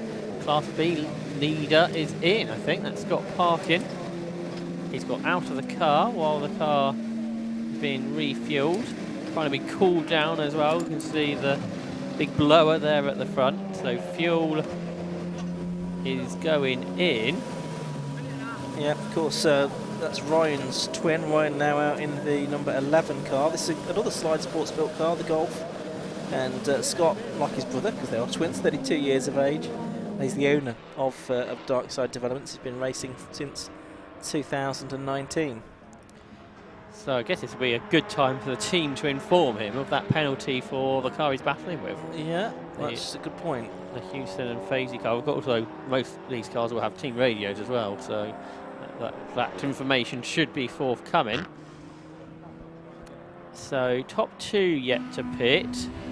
I'm kind of surprised that Lotus is continuing around with a gearbox problem, because it's not very nice to be out there, is it? So much slower than everybody else. Yeah. Well, it's hard to know what it achieves in some sense, other than some more experience, I guess, for the drivers, but it's not necessarily the most pleasant experience, I would have thought. How was Nigel Greensall getting on? Oh, it's 5 seconds off the pace. Is the answer to that in the E36 M3. He was also racing here at the Masters Historic meeting. Now what's behind this cloud of dust? I suspect by the time it clears it'll be nothing. Well, that's at Coppice. Yeah, they can't see anything there now. No sign of the car, but someone's been off the road at Coppice. Nigel Greensall, such an experienced driver. Actually, I'm not. Is that Greensall in the car? I'm kind of not convinced, but if he has got in the car or not. Yeah, very experienced. Used to race Storm Valley from the Ford 1600. I remember him racing in the sort of first ever sort of radical Enduro 2-hour race when that was at Mallory Park as well. He's raced in Boss Formula. Holds lap record at Castle Combe, or did, the outright record. On the old track. Yeah, on the old track. That car's running, by the way, in the 27th position, but isn't one of the quickest cars in the race at this point. No, but it's good to be in the race at all, because David and Nigel were only third reserve, so they've managed to get in the race with a little bit of attrition elsewhere, 1 or 2 cars pulling out before the weekend. Yeah, David Goodin also races Jaguar E-types with, or a Jaguar E-type with Nigel, so that's where their relationship started. Of course, Nigel Goodin's also a driver coach, and he's keeping up with the Audi RS3 here, which has had those penalties, so it's dropped down to 22nd. Andrew Howard here, just being lapped. As he turns his way into the S's. Andrew Howard, a massively experienced driver nowadays.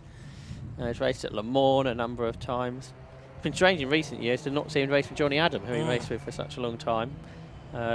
Not too sure actually what Andrew's plans are this year, because he's not racing in British GT, he's not racing European Le Mans Series, so why not come into Club Enduro for your next step up? Exactly, it's the next development, I think. It's hugely competitive, fantastic value for money endurance racing, great spectacle, nice variety of cars. Why would you want to be anywhere else? Just seen the 44 car, it's the 44 Stuart, David Trigg now car, I suspect. Has that pitted? Yeah, I think it has, isn't it? Yeah, that's the Exige V6 Cup R. Yeah. That would have raced in the European Lotus Series. Of course, we used to see Dayburn and Trigg in TVR Tuscan, didn't we, in various races. It is a tiny car compared to the Audi behind of Will Beach now, who runs Williams Motor Company, which is on the side of the car. It's a great looking car, that Audi RS3. That's the type of car Gordon Shedden raced in the World Touring Car Championship, which I don't think was Gordon's favourite times. So he's come back to the British Touring Car Championship. He'll be racing here next weekend at Donington Park. There's 98. That is the Class C BMW of Rory Baptiste and Tim Hartland. And who leads Class C now? Well, I think everyone has pitted, and it's gone back the way of Hayes and Sabiani, and they are 40 seconds ahead of the Baptiste-Hartland car we see all there. And then into third position has come the Connell and Nolan MX-5. And I think they're only in their second season of racing and going well. They're in third place in the 97 car. That's right, Dave Connell and Dave Nolan. 33 and 32 years respectively, both started racing in 2021. And this was a car that's been in the Connell family for 10 years, but converted to racing only a couple of years ago. I saw Sam McKee wishing them luck, who we've seen out in 750 Motor Club races in the past. Here is Tom Gladys sharing with Paul Clark in the Lotus there.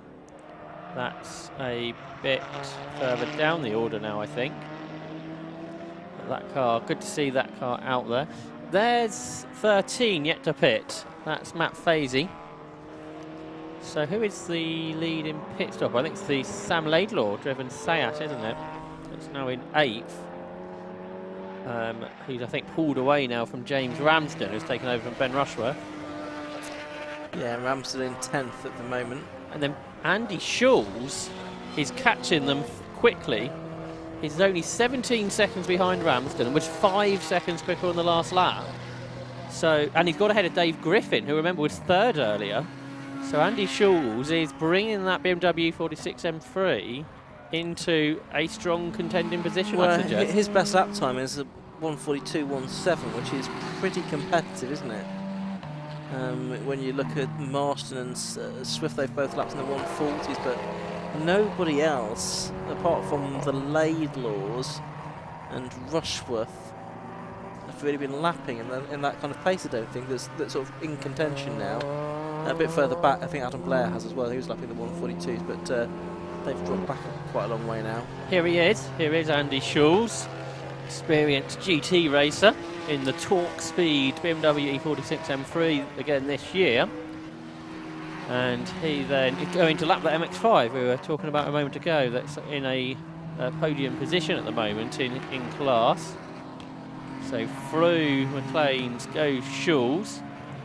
Pit window's only open for another 20 minutes or just under, isn't it? So those cars that haven't pitted will have to do so soon, and then we'll get a better read on the race. And I'm wondering if Andy Marston is in the pit lane now. Oh, there's a car off at Coppice, or run out wide at least, much like we had a moment ago. Yeah. Again, I don't think we're going to see anything once the dust clears, are we? Unfortunately. Not had much rain in the UK lately, so therefore it's pretty dusty on the grass and on the gravel. Yeah, that I think drivers now that were sort of thinking, oh well, we'll wait till there's another safety car period, probably or possibly ought to be thinking about making their move and making their pit stop now, because time is running out. Yeah, they'll be running out of fuel as well, I suspect. Yeah, that's the problem, isn't it? Some will be very tight on fuel, I suspect. So here comes Schulz to lap Cam Walton's Toyota. So the gap to James Ramsden is now 4 seconds because he's caught another 6. So Andy Schulz might be passed on the next lap, and that is for second of the stoppers, although we wait for Andy Marston to come out the pit lane.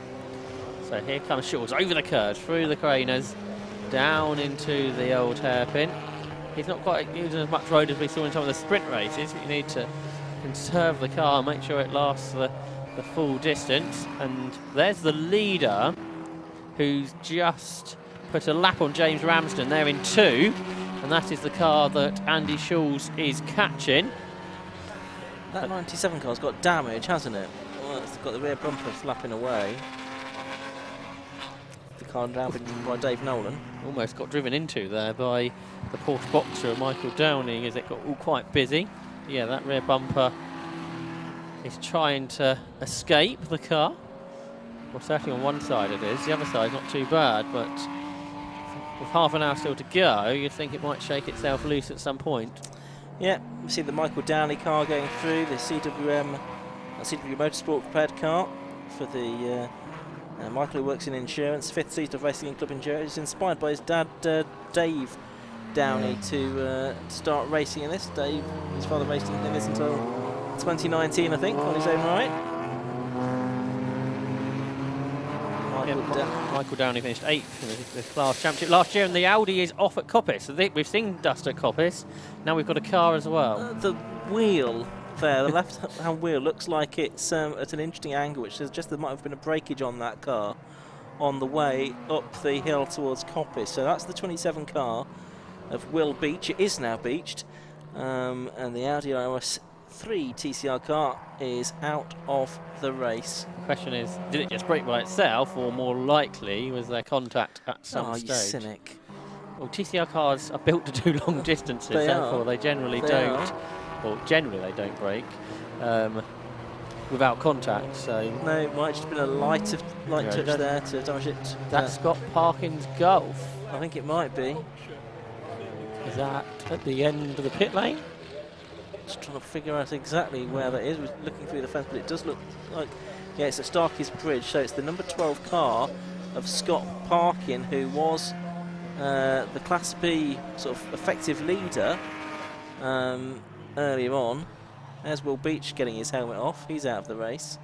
So a couple of rapid drivers out of the race in quick succession, it seems. So that's number 12, we think, off. And here's number 13, Matt Fazy into the pit lane. So there is Steve Hewson waiting. He's only going to get half an hour. He's going to get about a third of, or a quarter of the race distance, isn't he? Being a 2 hour and 5 minute race. Another driver that forgot to take their radio out before getting out of the car. Professional drivers do that as well, so not the end of the world. But now out of the driver's seat gets Matt Fady, the door is shut and then the fuel goes in. I think I can see on the sort of timer on the steering wheel there, they've got Taz 5 minutes programmed in as the race distance, and I think that's saying there's 30 minutes left to go underneath it, which is about right. So nothing was ticking away. So it wasn't. It wasn't. But anyway. So Marshall looking at that. There's the 13 car, the pink and blue, Intelligent Money Racing. Intelligent Money also involved in supporting the British GT Championship as well, of course. Pictures taken on a selfie stick during the course of the pit stop there as well. Yeah. Matt Suckling in the background there. He's a man for a selfie stick if ever there was one. I'm glad to see that they've got the fuel tank colour coordinated there to refuel the car with a pink tank. That's impressive. So it's going to be Steve Houston that will take over this car for the final sort of 27 minutes of this race by the time he gets in. Still going slowly is that Lotus Elise, so now Steve Brockington, who I can't imagine if he's having the best time of his life driving that car at that speed. Here's the Class C leader, Paul Saviani, with Jonathan Hayes, the BMW 318 Ti, up across the line to complete 45 laps for that car.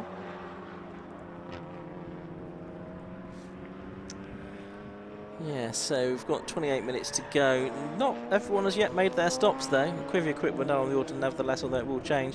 Number 1, Carl Swift leading, 187. George Haler in second place. Third is number 5, Jonathan Packer, leading Class B at the moment. 4th, number 13, Steve Houston in the pits. 5th is number 51, Luke Handley. 6th is number 37, Andy Marston. 7th is number 91, Chris Plaskett. 8th is number 100, the Laidlaws. 9th is 191, Oliver Owen. And 10th, having made his stop, number 69, Andy Schultz. So he's making progress in the right direction. Class C, currently being led by the Hayes and Subiani BMW 318 Ti. That is the number 66 car, isn't it? Originally a compact cup car, but now with a 2.8 litre engine. Andy Schulz and Dave Griffin have got past James Ramsden, and Dave Griffin there is the quickest car on the track. He's catching Andy Schulz, he's only a couple of seconds behind. They just got past this car, James Ramsden, in the Seat. There's a second place car in Class C, by the way. That's Tim Hartland with Rory Baptiste, who turns his way up through cockpit. And there's Andy Marston, the Class pit stop leader, the Class A pit stop leader. You mentioned he was up there. He's in 5th position and a long way ahead of Sam Laidlaw and Andy Schulz and Dave Griffin. There's a Ginetta G40, I think with a bespoke rear wing on the back. I don't think that's part of the G40 normally, and that is now driven by Chris Webster. I feel like Chris Webster raced Ginettas in the Ginetta Championship at one stage. Not sure. Might be making that up. That car, 2.5 litre Duratec engine aboard it as well. It's also not standard. No. Good to have a G40 in the championship again. Yeah, of course, see the G40s racing in the various Ginetta manufacturer championships. In various different guises. 26 minutes of this race left to go. Still quite a few drivers to make their pit stops, and they've only got 11 minutes left to do it now. Matthew Tidmarsh said they've had 3 days in the car since it's been brought out of long-term storage by Chris Webster. So perhaps he did race in the G40 Championship. You're adding 2 and 2 together there. Hopefully. Hopefully making 4, yeah. Race leader Cole Swift is yet to pit. Has got to do so in the next 10 minutes. Same for George Haler. So Jonathan Beeson's not going to get much driving. That Seat was sat in the Snetterton paddock for the last couple of days. Oh, right. Part of the Paul Sheard awning of Mazdas. So that car's now been transported to Donington Park, thankfully. Someone on the YouTube comments was mentioning that they'd seen one of those cars, one of the TCRs at Paul Sheard's premises recently, so that was probably the one we're talking about. That was absolutely right. So Marston, is 55 seconds ahead of Laidlaw, so it's certainly between him and Swift, isn't it, for the win? You would think so, yes. Barring anything strange. And Andy Schulz has had an issue because Dave Griffin and James Ramsden are ahead of him. This happened at Snetterton last year. He was so quick, and then every now and again there'd be a really slow lap where presumably he'd had an issue.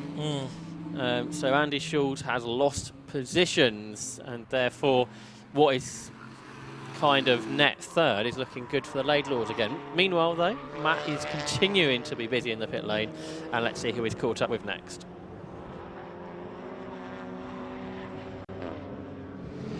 Yeah, thanks guys. Down here with Matt, who's just jumped out the number 13 machine. Matt, that was a really long stint there, left it right to the last few minutes. It was. I think Neil was actually trying to torture me, if I'm honest. That was tough. That was seriously tough. I really thought that he was going to try and... I thought he was going to bring us in below an hour. How long was I out for? About an hour and 30 minutes. How long's left of the race? Just under 30 minutes now. So Steve's got hardly anything to do.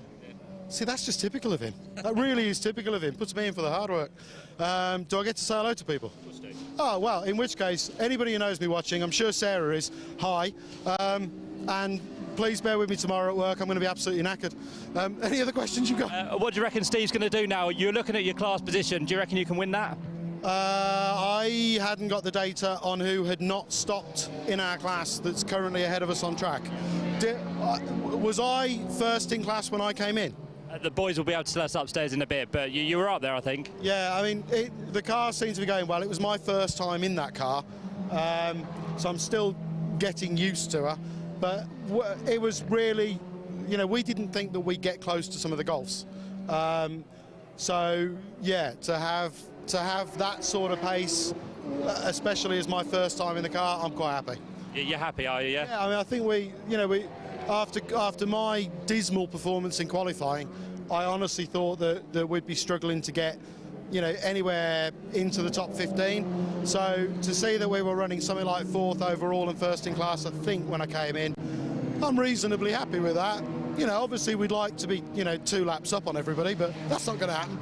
And I have to say, we've got the onboard camera in your car, some great dance moves through that safety car. We saw it all. Oh, did you see it? Did you get my hand puppet? Oh, brilliant, good stuff. That was for you, Sarah, that was. The hand puppet was for you. That's a new career. Well, to be honest with you, it relieves the boredom. And you always tend to think that when you guys are watching and it's a safety car and we're trundling around like, you know, Aunt Ninny on a Sunday shop, you need something to watch. So I thought at least if I can entertain you, and I promise you I'll do more of it, you know, and at some point we'll have to get some tunes in the car, get that blasting over the live stream. You can dance at home, I'll dance in the car. It's going to be a much better way to race, I promise. You'll have your own show.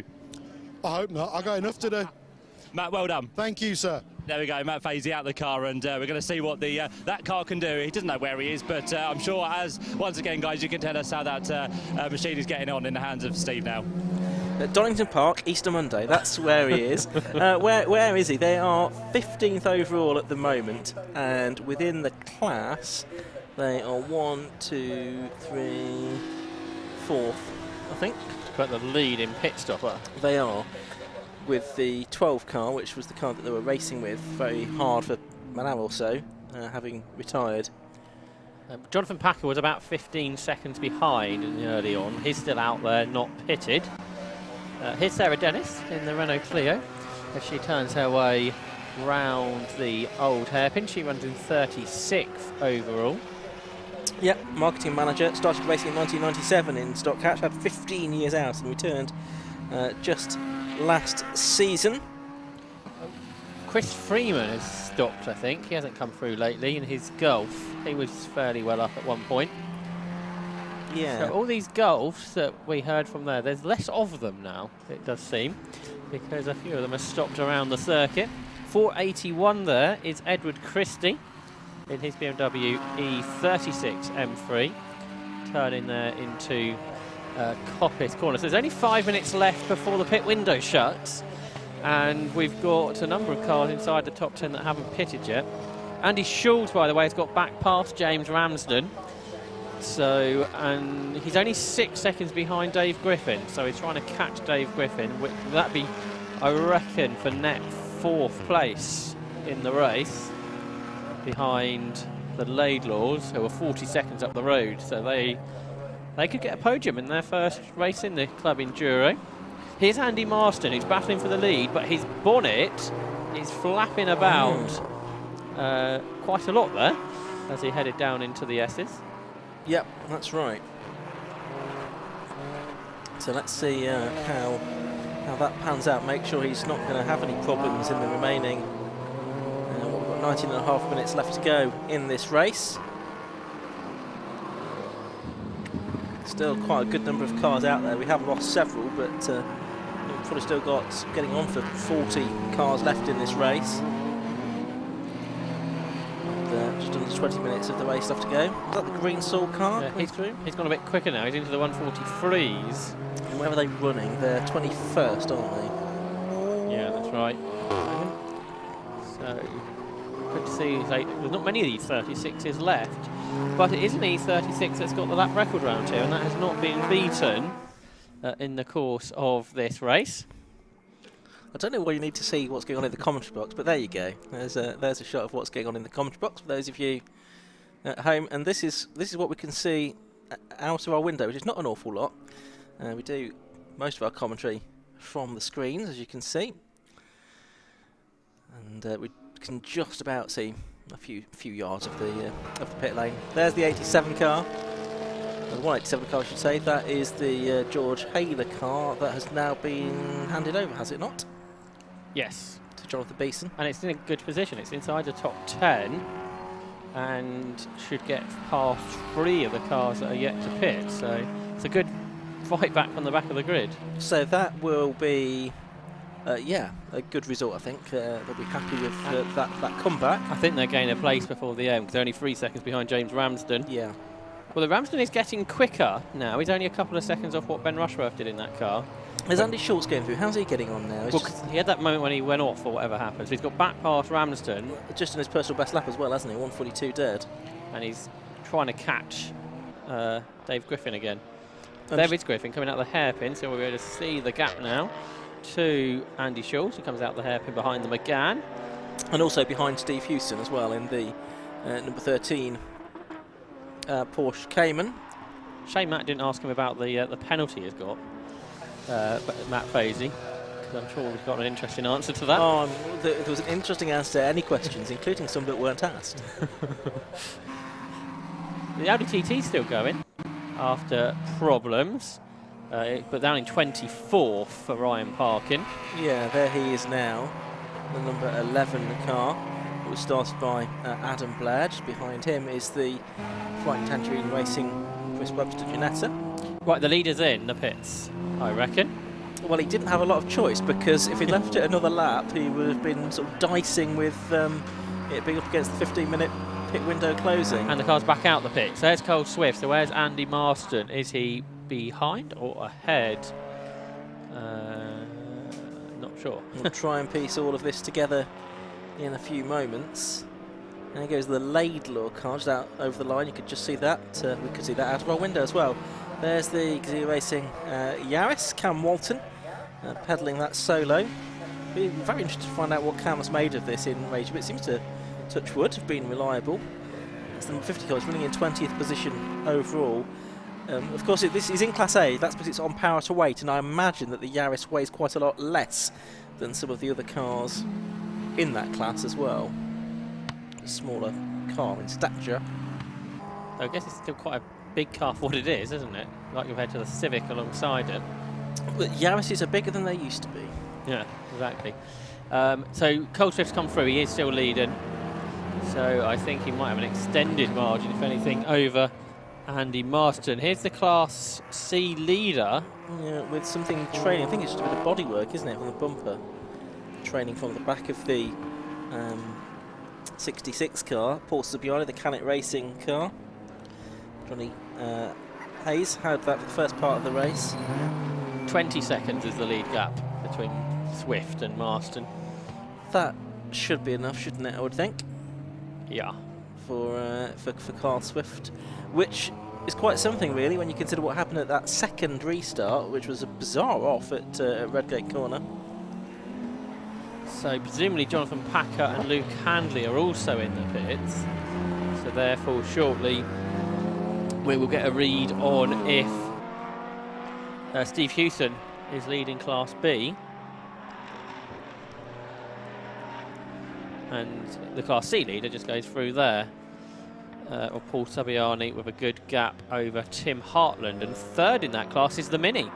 The Mini Cooper S, now driven by Matthew George, who I want to say is former British GT driver, Matt George. Yep, no, you're absolutely right. I did note that down earlier on. Where did I note that? Yeah, British GT, Euro GT4, ADAC GT Masters as well. So a very experienced driver.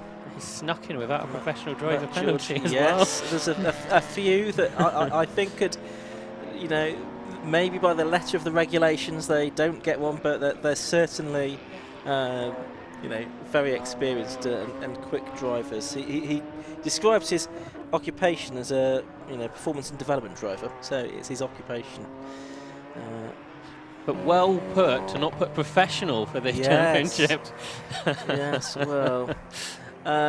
Number 70's got a 5-second penalty now as well. That's the car that's now been driven by Steve Hutchison, that was started by Hammy Venables, but he's running now in 17th.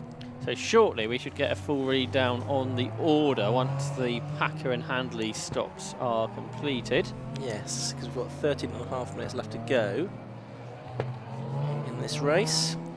So Hewson came through 3 minutes and 22 seconds behind Jonathan Packer. 3 minutes in the pits, plus running down the pit lane, stopping, pushing the car back out again after the stop. Might be quite close, I'd imagine. So we will find this out very shortly. We wait for Volkswagen and Porsche drivers to make their way to the end of the lap. I think that was Hewson in the background, heading down towards the S's. Possibly. So in about half a minute we should get a read on that. But here's our Class C leader, Paul Saviani, and not sure if we've seen that car right at the sharp end of Class C recently. There is the 67 car, Julian McBride.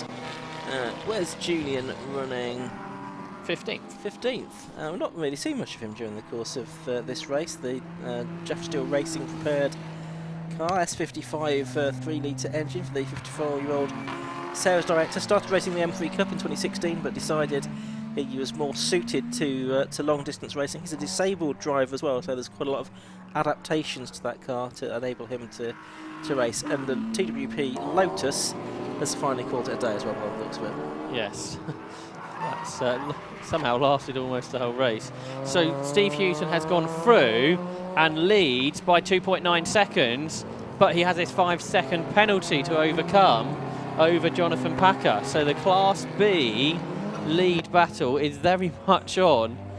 So 2.9 seconds, Hewson to Packer. There's only 10 more seconds back to Luke Handley. So the top three in Class B are separated by very little, but on sort of aggregate with the penalty, Jonathan Packer is in front on times. Just looking at the car on circuit, on screen now, the 100 car, Steve Laidlaw and Sam Laidlaw. That's been a good performance from the two of them.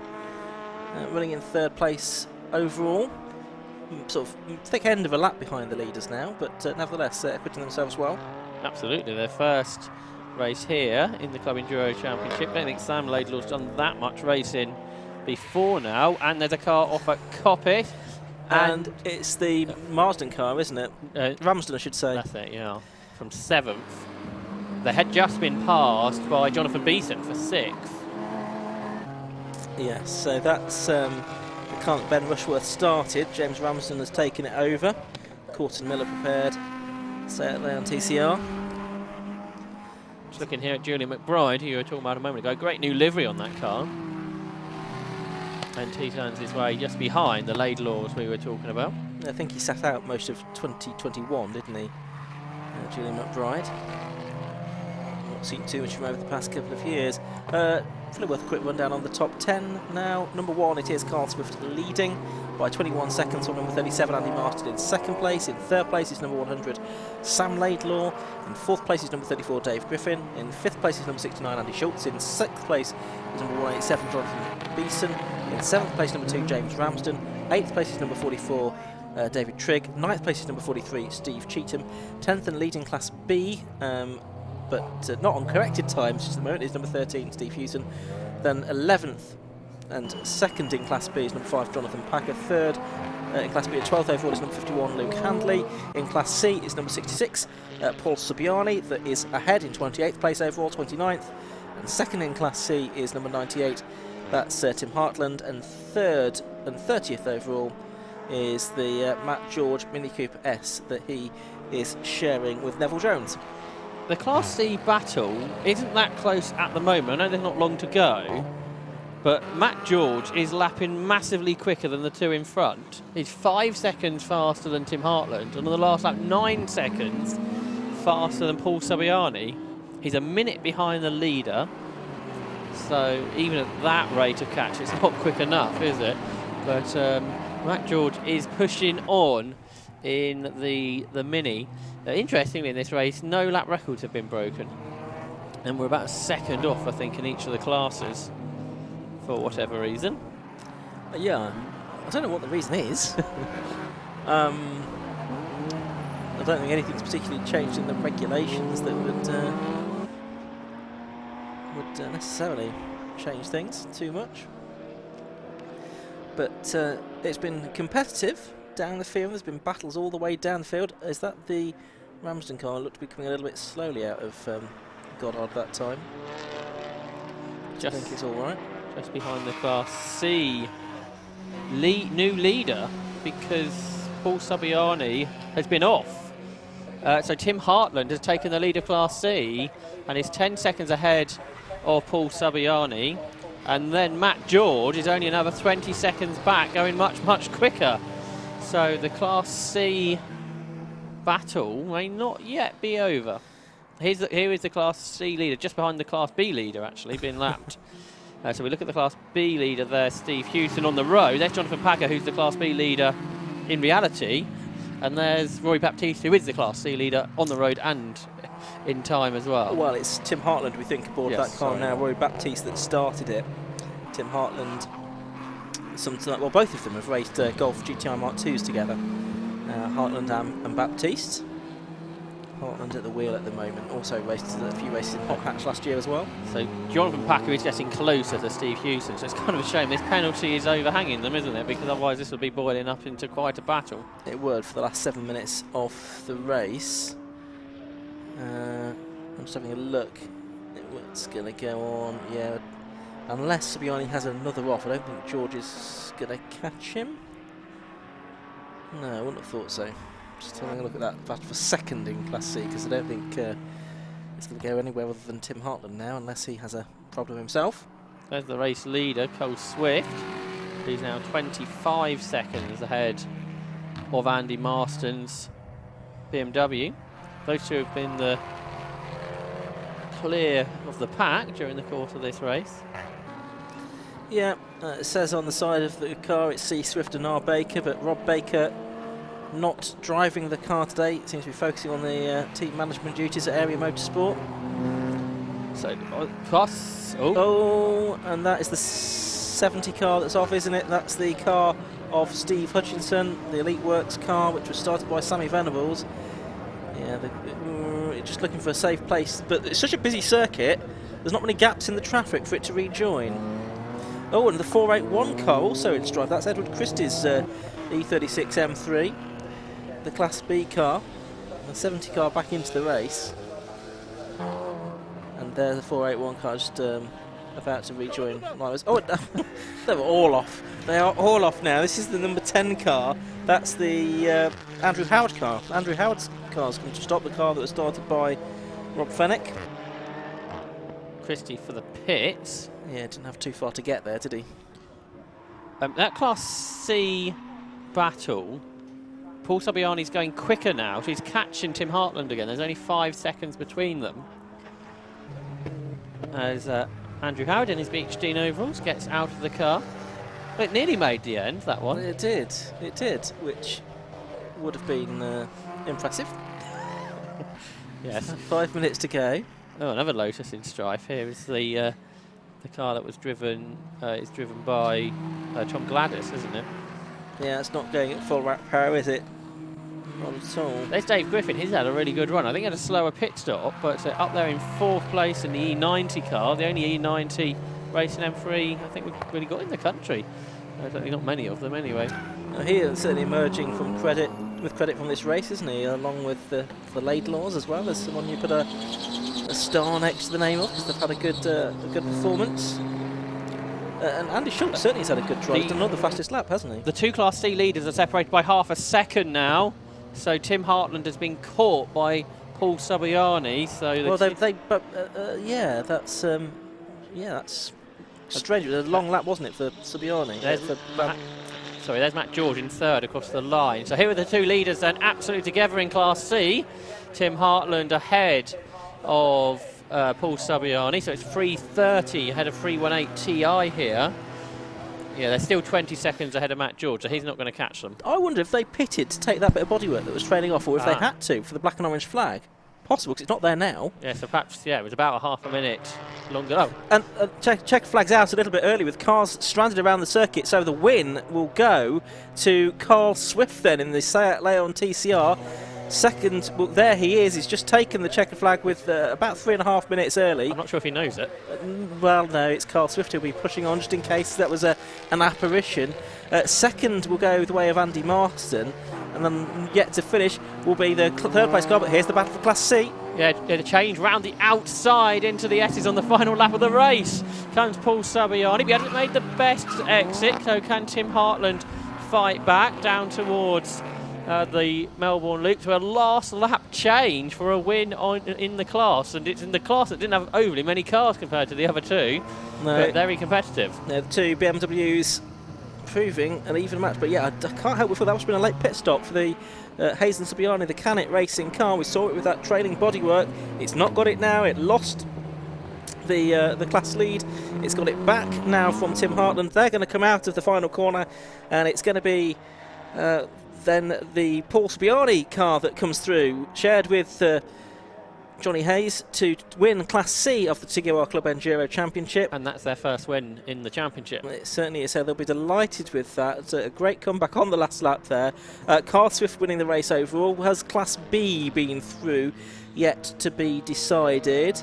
I think so, because Carl Swift is going to take the flag for a second time. He is, so that will mean it on correct times is going to be Jonathan Packer, isn't it, that wins Class B, because he was only just under a second behind Steve Hewson on the road in the Porsche Cayman, but Hewson had that 5-second penalty to bear from what Matt Fazy incurred in the first part of the race. Yes, so which was track limits. So Matt's got to try and explain that to Steve, hasn't he, why they haven't won the race. He gets all the best jobs, doesn't he? Just Matt Suckling down in the pit lane. Hopefully there'll be some officials there also to explain what's going on. A dramatic race, really. Carl Swift really coming back to win that race, when at one point my heart was in my mouth and I thought he was going to be in the wall at Redgate. Yes, and let's take a look at those results then for the first round of the Tigawar Club Enduro Championship. Right, deep breath, this could take a while. The winner, number 1, Carl Swift. Second, number 37, Andy Marston. Third, number 100, the Laidlaws, father and son. Fourth was Dave Griffin, and another good drive from him. Fifth, and also on the lead lap, I think the last car on the lead lap, Andy Schultz had taken over from Matt Hampson. A good performance from the back of the grid for George Haler and Jonathan Beeson. Ben Rushworth and James Ramsden in 7th place for number 2. 8th to number 44, the Trigg and Dayburn Lotus Exige. 9th, 43, Steve Cheetham in the Porsche Boxster. 10th there on your screen, Steve Hewson and Matt Fazy in the Porsche Cayman. They won't have won Class B though. Jonathan Packett in 11th place will have done, because he doesn't have a 5-second penalty attached to his name. 12th to number 51, Luke Handley. And another front-running Class B car, the Chris Plaskett Golf GTI as well, 16th place overall. A little bit further back. See if we can see who finished outside the top 20. Well, there we can see the confirmation of the Class C result, and less than a second between number 66 and number 98 there. 66, Johnny Hayes and Paul Sabiani taking their first Class C victory in Club Enduro from Roy Baptiste and Tim Hartland, and Matt George and Neville Jones with their Mini. And now we're into the cars that perhaps didn't make it all the way to the end. Some of these did. Sarah Dennis and James Miller. James Miller making his race debut. Sarah Dennis, something of a comeback. But we lost Scott Parkin quite a few laps from the end in the number 12 car. He was contending for the Class B victory. There we can see in the background the Beach and Bryce car that came to rest at Coppice Corner. No progress for the Together We Progress car this weekend to speak of. And more cars here that unfortunately didn't make it to the end with various mechanical issues and accidents that they picked up along the way. And the car that got least far was the Scirocco GT24 of John Maudsley and Stuart Mead, I'm afraid to say. Hopefully we'll see them back out next time with the Tikiwa Club Enduro Championship. That is going to be at Croft at the end of May. So we'll look forward to seeing the Tikiwa Club Enduro Championship back in action then. Still, although it's 25 to 6, 3 more races to go here at Donington Park today. We've got RLM Racing Bike Sports Championship up next, then 750 Motor Club Formula V and the Toyota MR2 Championship to round out the day. But in just a moment or two we'll head downstairs. Matt Suckling will be there, ready and waiting to talk to our top three. So Matt, it's down to you.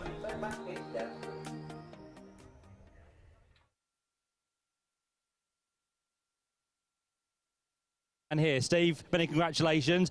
We spoke to Matt after his pit stop. He was very enthusiastic about how he'd done and hoping for you to do the same, and you did exactly that. Well done on Class B victory.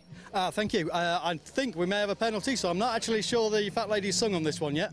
But, I mean, great fun race. Matt did really well because we didn't get any traffic, didn't get through any traffic in quali. So I'd say really our quali performance wasn't representative of the car. But, yeah, he pulled it well back together on the race. And then really it was just a question of trying to hold it ahead and stay ahead of the area Golfs for the end of the race. Do you know why you got the penalty at all? I suspect it was a track limits. From my enthusiastic partner Matt. We were keeping an eye. I think you might have pulled 5 seconds, but of course the race a little bit early finish there, so I didn't quite catch what happened. But a good race anyway. Yeah, I'm not 100% where we landed, but yeah, great fun race. Brilliant to be back into the championship again. And what is it like to drive the Porsche as well? It's fantastic. I mean, everything's in the right place. They're designed to do this job. So yeah, it really is. It's a great car. We raced it a bit last year. We had a good result at Alton, and we raced with a couple of other clubs as well last year. Really well, we were developing it. And yeah, no, really happy with it. It's a fantastic thing. Good stuff. Well done, Steve. Well done, Matt, as well. Congratulations to both you for the class victory there. Let's have a quick chat with our Class C victor as well. Let's have a quick chat. Both of you want to come in. It's entirely fine. Well done there. Congratulations. How was that for you? Yeah, it was good. I mean, we were just sort of pacing most of the way, and then we had to come into the pits because we had a nudge from somebody and the rear diffuser was loose. So we came in, mad dash, and obviously dropped a second. And I thought, right, this is more fun. Let's give it some. Yeah. So the poor little thing, I was absolutely thrashing it. But just in the nick of time, just down off McLean's, I think it was, got on the inside, and here we go. Yeah, a couple of corners from end. Checker flag, of course, came out. You got it done, but a great race. Yeah, it was brilliant. The weather's been nice. So on our little trusty shopping car's done it again. Well done. Thank you very much. Thank you. Congratulations. We'll now have a quick chat with our race winner and Class A winner as well, which is Carl Swift. Carl, well done. Nice to see you again. Many questions for you. First off, what happened after the second safety car restart down at the first corner? I underestimated the width of the oil slick, and I was too busy looking in my mirror, so absolute sideways, well, backwards into that first corner. 4 or 5 came past, and it was hard work, but fun. Getting back up there, and then Andy kept the pressure on for God knows how long. That was an awesome race. First hour was just unbelievable. What a save, though. Save of the day, I think, and you must have been lucky to get on that gravel trap. Yeah, lucky to get out of the gravel trap, and I had 2 back wheels that were like flat spotted to death, so I was just shaking my eyeballs out for the whole 2 hours, but luckily they held out. The other question is, you're doing it solo today. That's another punishment, isn't it, for 2 hours? It is, yeah. It's a while since I've done 2 hours, since we did 24 hours, because I was shared with Rob. But he's at TCR UK, well, was at TCR UK most of today, looking after 3 cars there, so he didn't make it back in time for quali to do his 3 laps. Yeah. Apart from that, great race for you, great job. As you said, Andy was on your tail in the BMW, but the pit stops came around, it all kind of shaked itself out. It did, yeah, a bit of a breather then, and the brakes came back and the tyres came back, so it was nice for the last 15 minutes. Well, good stuff. You look like you've worked hard, but well done. Thank you very much. Have a good one. Good stuff. Well done. Carl Swift there, taking victory then in the first of the Tikiwa Club Enduro Championship races of the year here at Donington Park. And we can't wait till the next one. It's going to be hopefully just as action-packed with as many cars as well. Back to sprint racing next, because it's the second race of the day for the RLMM Racing Bike Sports Championship.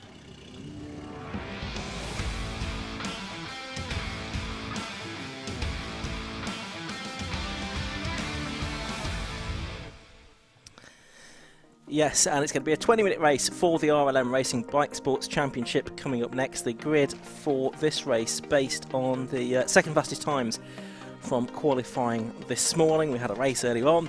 That was won by Richard Wise from Joe Locke and Simon Ward-Hansel with an early checkered flag due to the car of Jules Griffiths being stranded at a Redgate corner. But to say, this grid based on the second fastest lap times, although it's got a similar look to the grid that we had for race 1. So on pole position it's number 88 Richard Wise, and alongside it's number 1 Leon Morel, who had some, we think, electrical issues in the first one, which dropped into 5th. On the second row it's number 4 on the inside and 87 on the outside, so that's Simon Ward-Hansel and Jack Lees. Jack Lees didn't make it out for race 1, so we'll see if it's there this time. Row 3 is number 8 Joe Locke and number 7 Julian Griffiths. Julian Griffiths hopefully has dug himself out of the gravel at Redgate. Row 4, 5 and 73 Doug Carter and Alistair Smart. Row 5 is 86 Stephen Bell and 12 Andrew Fido. Row 6 is 20 Matt Moore and 30 Mark Grayson. On to row 7, that's 11 Philip Brown and 16 Ash Hicklin, a bit further back than we might expect to see him. The 8th row is 66 Rich Hardy and 24 Ian Charles. Row 9 is 33 Lee Jackson and 29 Andy Tidy. And I think we should have one more car at the back, and that is an important one because it's Joe Stables this time taking over the number 95 Radical PR6 from Father Richard, who raced it in the earlier contest. And let's just have a short break before we look ahead to the RLM Racing Bike Sports Championship.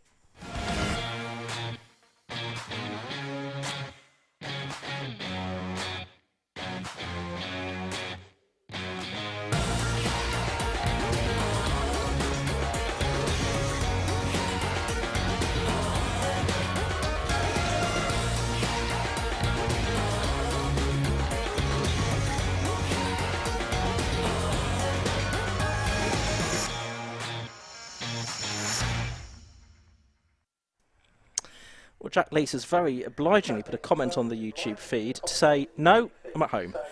So Jack Lees isn't going to be out there for race 2, unfortunately, which is a shame for him. We're looking forward to seeing him make his bike sports debut. What do you reckon we can expect from this one then, Josh? Well, Joe Stable's probably driving through from the back, I suspect. His lap record, or his lap times, I should say, from last year was sort of 2 to 3 seconds faster than what we saw earlier. So he should be able to do that in 20 minutes. But the rest of them, especially the Class B battle, that was good earlier, wasn't it? And there's some people, I think, starting further back than what their real pace can be shown, because we saw Alistair Smart, didn't we? He moved up nicely in the earlier race, as did Ash Hicklin. So I think there are a couple of drivers, aren't they, Ian, that will move forward. But there'll be a few moments before we get the cars out, because there were quite a few stricken cars in that last race, weren't there, from the club Enduro. So there's going to be a few moments to wait. But Richard Wise, he took that first win, didn't he, in the first round of the RLM Racing Bike Sports Championship. And hopefully we'll get a checkered flag under green conditions this time, because that was a disappointing thing in the earlier race where we had the safety car out for Jules Griffiths off. We've got the pace car at the front, because this will be a rolling start for the RLM Racing Bike Sports Championship. And Liam Morel will be looking to have a better time than the earlier race, won't he? Because he was so quick. He's at the fastest lap in his class, but he only took 3rd after that intermittent problem in the middle. Yep, that's right. It's still quite an inexperienced racer, though, is Leon Morel. He's only been racing 2 or 3 seasons now, hasn't he? But he won the championship last year from Class B. It was a very exciting conclusion to the last year's Bike Sports Championship at Snetterton, wasn't it? Because you've got Joe Stables and Stuttgart Mattel going at it for overall and Class A honours. And it was all dependent on what Leon Morel could do within Class B. Would he do enough if things didn't go to plan for them, for him to wrap up the championship title? And he did get the title under his belt there in a dramatic conclusion to the championship. All went down to the last lap, I think. Yeah, Leon Morel won all but one race last year, but he didn't always have a full complement of cars in his class, which lost him some points. But this year, Class B, I think, has the bigger grid. It does. And it has some very pretty quick drivers in it too. It does. Yes, the points are limited. If you don't have a full complement of starters within your class, then you can't pick up the maximum 15 points for a win necessarily. But that shouldn't be a problem, at least this weekend, and hopefully for the rest of the season. Class B being for the more production-engined cars, motorcycle-engined cars. Class A for tuned motorcycle engine cars. That's the differential between the two classes. And as we said earlier on, no Class C anymore this year. That separate 1000cc class has been sort of merged into classes A and B, but we do have that 1000cc car on pole and the race war winner. That's right, yeah, the smaller engine but a lighter car that Richard Wise is in, the first of the Mattel bike sports cars, the MC41R. That's got Mattel was a race winner in, but now Richard Wise has added his name to that winner list. So it's no longer an exclusive club for Scott Mattel. No, it's not. It's not at all. And it is good that we do see that car out there beating the Radicals. No Spires on the grid this year in bike sports. We've had them in the past. Been a championship winner in the past as well, with the overall championship back in 2015 going the way of Tim Gray in the Spire GT3. And wonder where those couple, well, Richard Wise drove one, didn't he, where those couple or so cars have gone. Charles Hall had one for a bit, didn't he? Yeah. And he is entered in, or is registered for the championship, but not in a Spire, not in a Radical, in something else. So hopefully we'll see that car out later on in the season. Yeah, we look forward to seeing Charles out later in the year. I did see he was in the paddock today, so okay. That's planning his return. Of course, he is racing other cars as well this season. Right, that beach car is taking more recovering than we thought. It's needing a full lift. You spotted the broken corner on it, didn't you, during the yeah, race? Broken suspension, I should think, and we never did find out why or how that happened, whether there was some contact there that broke the suspension, or if it was a sort of component failure. But clearly it won't go anywhere on an all-field wheel, so it does need that full lift from McAvery's recovery crew, and he'll have been busy recovering other cars around the circuit as well, which is why we do have this slight delay, unfortunately. Probably, I suspect, why we did have that slightly earlier checkered flag as well, knowing that there was a number of cars that needed recovering after that Takiwa Club Enduro Championship race as well. Yeah, we should say a thank you to all the track staff and particularly the marshals for what is going to be a very long day here at Donington Park. You promoted the nearly 8 hours of coverage, didn't you, up to this event, and it might exceed that. It could be. It could be. A little bit more than that in the end. We've still got 3 races to go. We're over-delivering.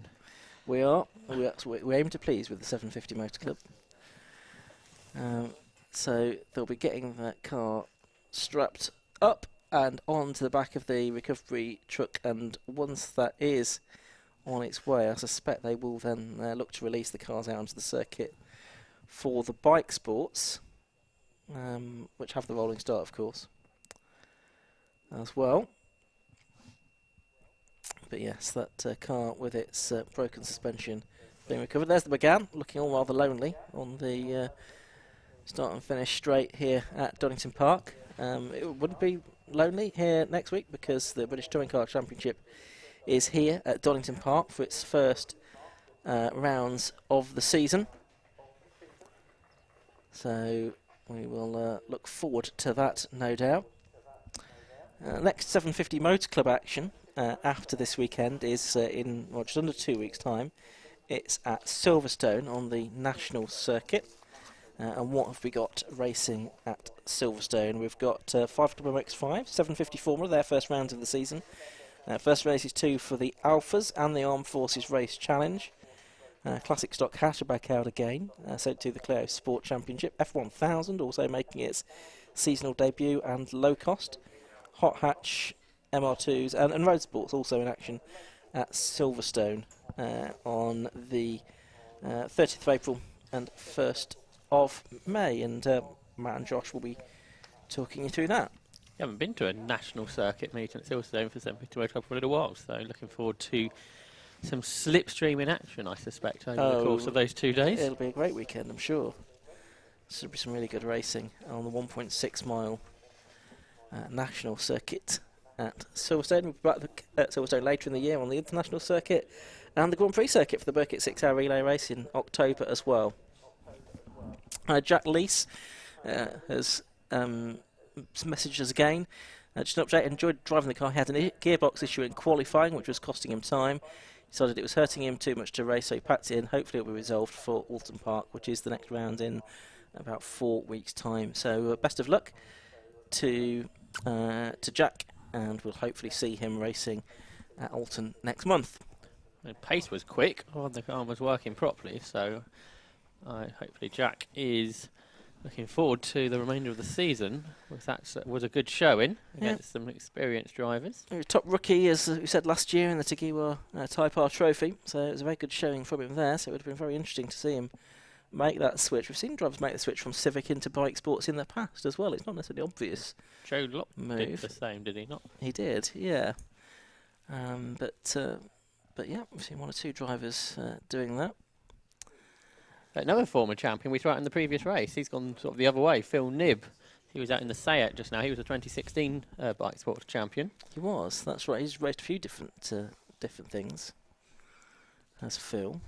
Adrian Reynard was the former champion. I think still racing now, but in historic cars that he built many years ago. And going back further, Darren Luke was a champion, and Jonathan Wright when Radical PR6s were to the front. But those cars are still out there, but not right at the sharp end today. Yeah, that Audi, I think, is causing some issues, isn't it, for the team down there at Coppice? Yeah, it's proving rather difficult to recover, I'm afraid. Of course, Stefano Lini was the last champion driving a Radical PR6, and he was lapping quickly last year around Castle Combe. Yeah, got the outright lap record on the new layout at Castle Combe. Nigel Greenswell having the layout on the record on the old layout. That was driving an F3 Cup, and I think it was sort of 56, 57 second laps I think he was doing there, which is quite something.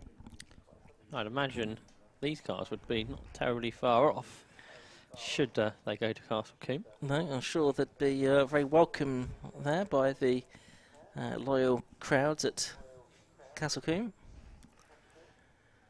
They've had their first meeting of the season today with some 750 Motor Club content in the form of the Sport Specials Championship. Just having a look to see what happened in those races.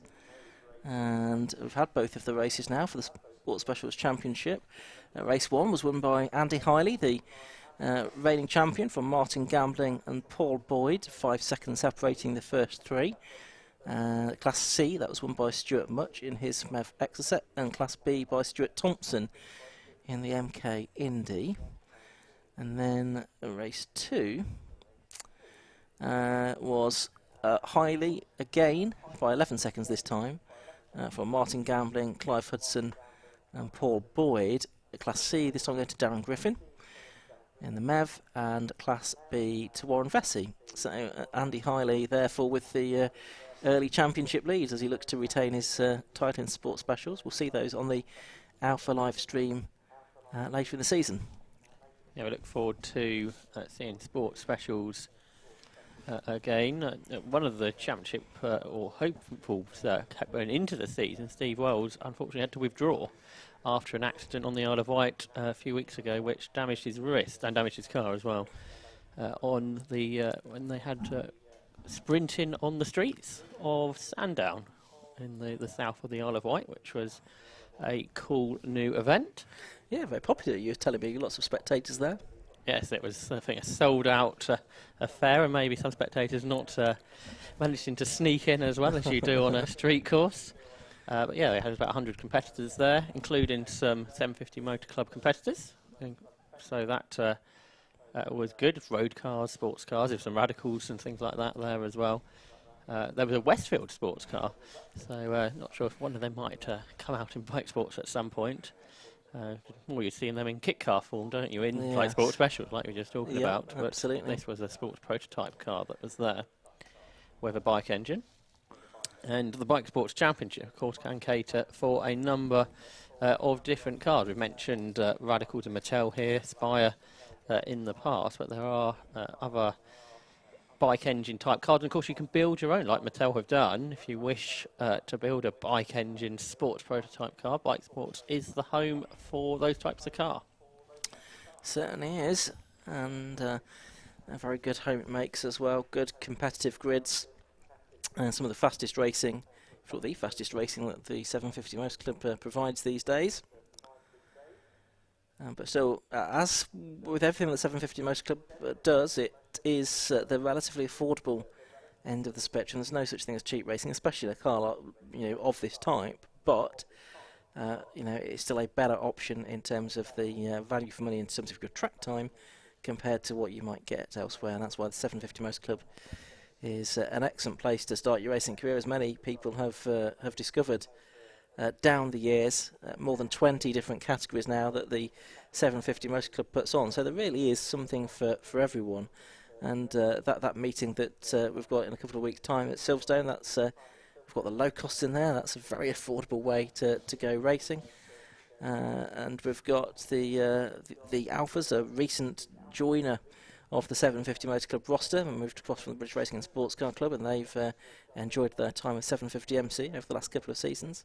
And F1000 as well, another to have made that move. And again, seeing grids almost double since they've made that move. And really now 750 Motor Club, the home of bike engined racing with Bike Sports, with F1000 and with Sports 1000 as well. And so if you like your bike engines in cars, 750 Motor Club is the place to race them. It certainly is. There's still problems up at Coppets, by the way, and so the race is not able to start until the Audi can be picked up. You can see there we are no further along than we were 5 minutes ago. So this is obviously a difficult car to put onto a flatbed. Yes, it seems to be quite difficult to get it to balance and on the straps. Safety car driver out of the car. I'm not sure I blame him. Getting some fresh air. When days don't run as planned, they really don't run as planned, do they? No, it's unfortunate that what probably looked like a relatively straightforward recovery at first is taking rather longer than expected with that Will Beach and Mark Rice Audi stranded up there at Coppes with broken suspension, needing a full lift and proving somewhat recalcitrant in that lift happening as well. Start line marshal's put his flag down as well, so that's never a good sign. No. And yeah, safety car drivers taking their helmets off as well now, which is also an interesting one. So here at Donington Park, with this pause before we get the R&M Racing Bike Sports Championship Race underway. Let's just take a short break before we look ahead to this race.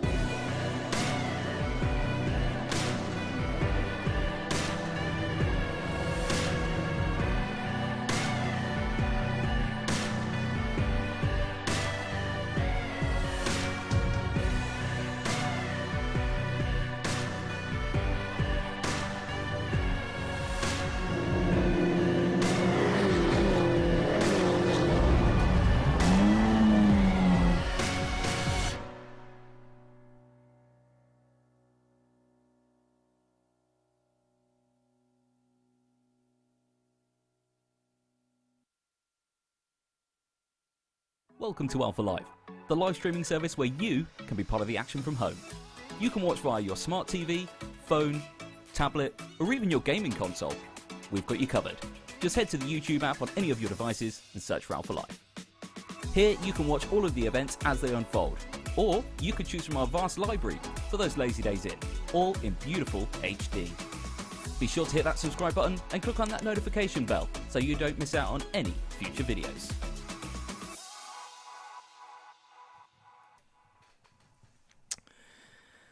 Welcome back to Donington Park. We can see there that the recovery of the Audi from the Club Enduro race is still going on. Unfortunately taking rather longer than expected to be done. We will get the cars out for the Ireland Racing Bike Sports Championship Race just as soon as we can. And then we'll hopefully get in remaining races for Formula V and MR2. But obviously time is ticking down towards the curfew, and we'll see what racing does get in before the end of the day. But unfortunate that we have lost some time here with this recovery that's taken rather longer than expected up at Coppice Corner at the end of that Club Enduro race. So bike sports cars still in the assembly area, about to be brought out onto the circuit just as soon as it is cleared. I suspect as soon as it looks like the recovery will be completed, they'll get the bike sports cars out on track so that they can get off onto their green flag lap just as soon as they possibly can. But for the moment, we still have this recovery to be completed here. Ian Soman up here in the commentary box with Josh Barrett alongside me, speaking to you whether you're here at the circuit or watching the live stream at home. Thank you for sticking with us as we look ahead to this bike sports race. We had a great start to the season though at Croft, didn't we, last weekend, Josh? Really enjoyable racing there across the whole range of classes, including a really cracking 116 trophy race to round out the day this time, 8 days ago. Yeah, that kind of caught us a little bit by surprise, I think, didn't it? Which came down right to the last 15 minutes, where the whole podium basically changed in that time in a race that didn't have any caution periods, did it? No, not at all. And it ran straight through, and that series is getting more and more popular, getting bigger and bigger grids, and as I say, the racing sort of comes with that. And the thing is, more people got used to the cars, everyone's getting, the times are getting closer, which actually was shown for a lot of the categories. All the times, Clios all came closer, Type R Trophy especially all came closer, and that helped to some good racing. The Mazda 7 race on Sunday, I thought was really good as well. Yeah, they were really good, and interesting new sort of talent uncovered there in Eddie Moore, who was having his first races. He was leading the first race for quite a long time, and I think he got one podium out of the two races in the end, didn't he? It was his experience showed just a little bit. Yeah, although strangely, when he had that brake caliper issue, he did better on the Saturday. On the Saturday than he did on the Sunday race. But yeah, they were really good, and they get to go to the Brands Hatch Grand Prix circuit next month, which is going to be an exciting affair for both them and the Low Cost Championship. Yeah, they're showing a grid there, aren't they? Yeah, so it's going to be a lot of cars on a tricky circuit, which probably nobody's seen before or nobody's been around before. So they're going to really love that away day, really, on the Brands Hatch Grand Prix circuit, which I think most people consider as, especially in this type of car, the greatest circuit to drive on. Yeah. The Tigua Type R Trophy races were really good as well, I thought, last weekend. Yeah, that was highlights of their sort of their short career for the championship. And again, that had lots of new names. We had some drivers who hadn't competed in racing before, and they surprised with some podiums. And yeah, so that looks really good for their, I think it's a 13 race season for Type R Trophy, and over 6 meetings, so that looks to be exciting. That's another new initiative from 750 Motor Club. There's been quite a few over the last few years. Yeah, always looking to make changes and developments. We mentioned the Clios. That's now the Clio Sport Championship, not the Clio 182 Championship, because the 197-200 models have been introduced, and they were competitive, to say the least, right from the off. Some newcomers entering that class straight away. We'll see how that sort of sorts itself out as the season goes on in the Clios, but we did have a first-time winner in Chris Keir in the second race there, and also We had a win for Scott Edgar there as well, didn't we? Yeah, that's right. Croft. Both first-time winners, Yeah. which is always a nice way to start the season. Things are a bit more predictable there in 5 Club, weren't they? The MX-5s from memory. Yeah, but with the championship though, Ben Short might not be doing the whole season, so That's right. And George Kingwood did really well there, didn't he? He did well. George King had was it 3 podiums? He had certainly 2 podiums, wasn't it? Out of 3, and he will be a challenger for the championship this year. Ben Abbott will be up there. Ben Hansey will be up there as well. If Ben Short is good as his word and doesn't do the whole season. Well, that's the thing. He said that last year as well. And George King this weekend is racing at Paul Ricard in Aligier in the support race, the European Le Mans Series. Okay. So whether he's going to do the full season of MX5, I'm not sure, but he's... well, I should imagine he'll prioritise that, you know. So he's got a potential star of the future there. He finished 3rd in one of the races there over the weekend. He was racing radicals in the Gulf, wasn't he, over the winter as well? Yeah, and the Dubai 24 Hours, so that's another potential future star to add to the 750 Motor Club's list that is growing. 8 years ago at this meeting, we saw George Russell make his racing debut in a Toyota MR2, and I think he's done okay. He's done all right. He's not done too badly, hasn't George? Now with Mercedes, of course, and got a podium last weekend, wasn't it?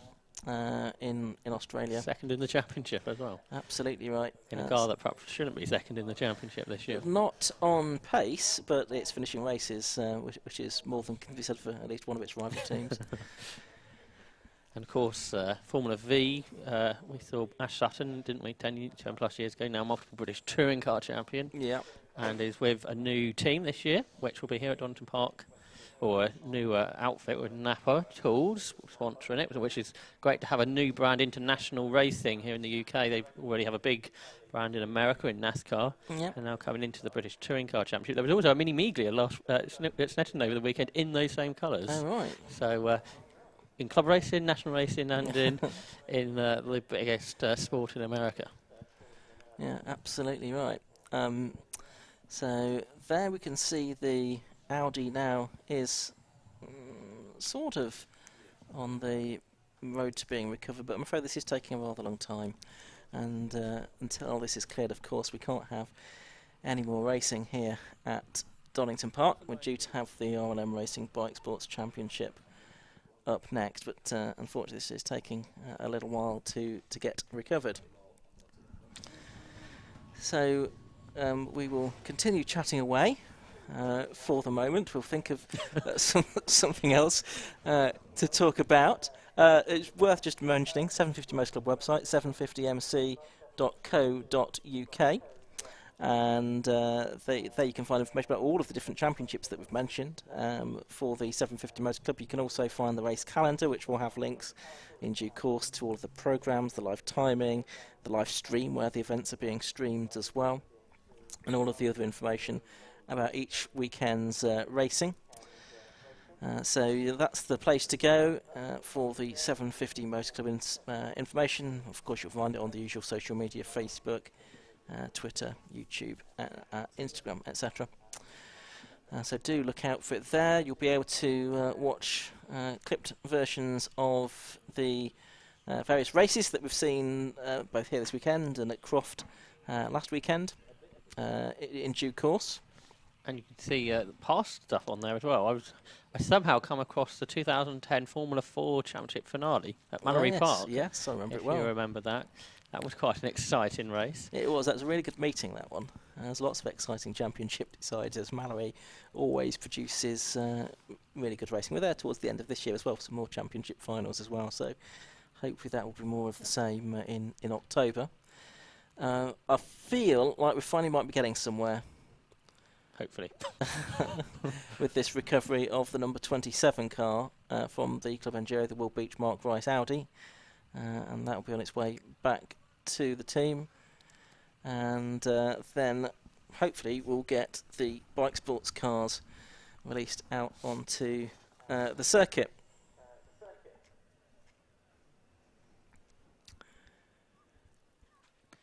So yeah, that looked like a rather difficult job, didn't it, for everybody up there in Coppice? Yeah, it did. It took a rather long while to deal with as well, but the marshals on the start line are now sensing that they're about to be called into action.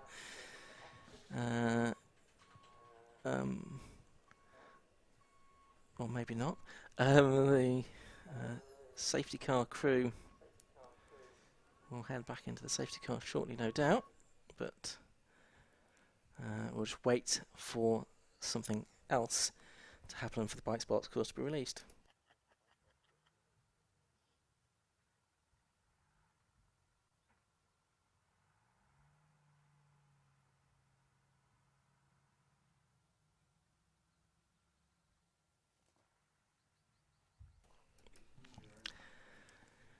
So it looks like that car is on its way back, on the back of the Mick Avery recovery wagon, and hopefully we'll see cars released out onto the circuit shortly. Now for the Bike Sports Championship, we've got the marshals now sort of moving into their positions down the grid. The safety car crew are about to hop aboard the McGann once again, and we should be able to get underway with some racing very shortly.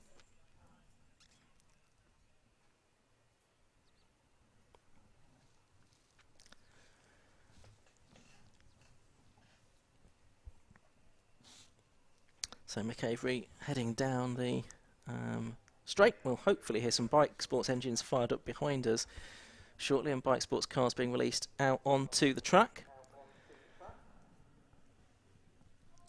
The start line's looking more like a race is going to start, doesn't it, than it did does. 5 minutes ago. It does.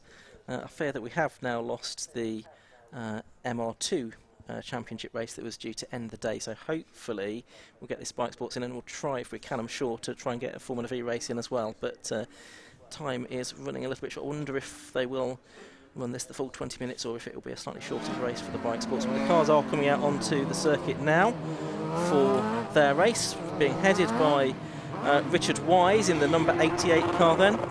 We did do the grid for this quite some time ago, didn't we? And, oh, is that a moment for Leon Morel as he tries to warm his tyres up getting to the grid? Possibly it was. But he's going to take up his position on the front row of the grid. So 88 Richard Wise on pole position in the Mattel MC41R, and alongside him is number 1 Leon Morel in the first of a whole plethora of radicals. Second row on the inside is number 4 Simon Walker-Hansel. He's going to be on his own because Jack Leese is watching the stream at home. He should have been next to him though in the number 87 car. Third row on the inside is going to be number 8 Joe Locke, and 7 Jules Griffiths is alongside him.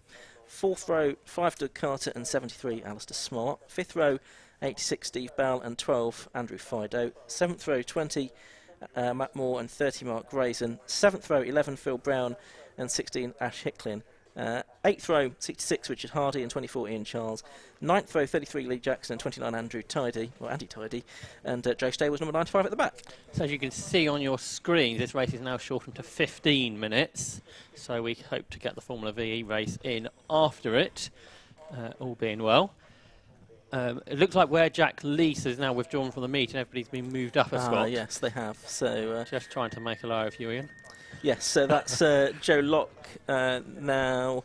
No, actually, they've moved up on one side of the grid, but not the other. So I think actually what's happened is Jules Griffiths has moved up, and he probably shouldn't have done. Because it should have been Joe Locke that moved up to be alongside. I think at this point we'll go with whatever happens. Yeah, I think it's for the best. But it's a 15-minute race going to be, rather than the 20 minutes that we were expecting for the RLM Racing Bike Sports Championship Race. So 750 Motor Club safety car leading them around.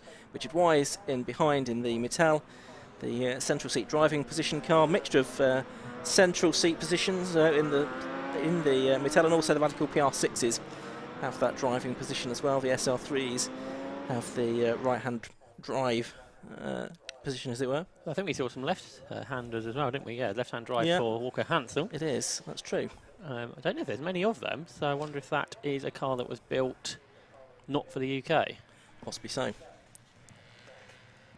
Anyway, that doesn't really matter too much, I doubt. So there is Walker Hansel then, the experienced driver that started off in T-cars a couple of decades ago before racing in Formula BMW, I think Clio Cup as well, and has done a lot of racing with the 750 Motor Club over the last few years. Yep, absolutely right. So 15-minute race this will be for the RLM Racing Bike Sports Championship. here at Donington on the 2.5 mile Grand Prix circuit today.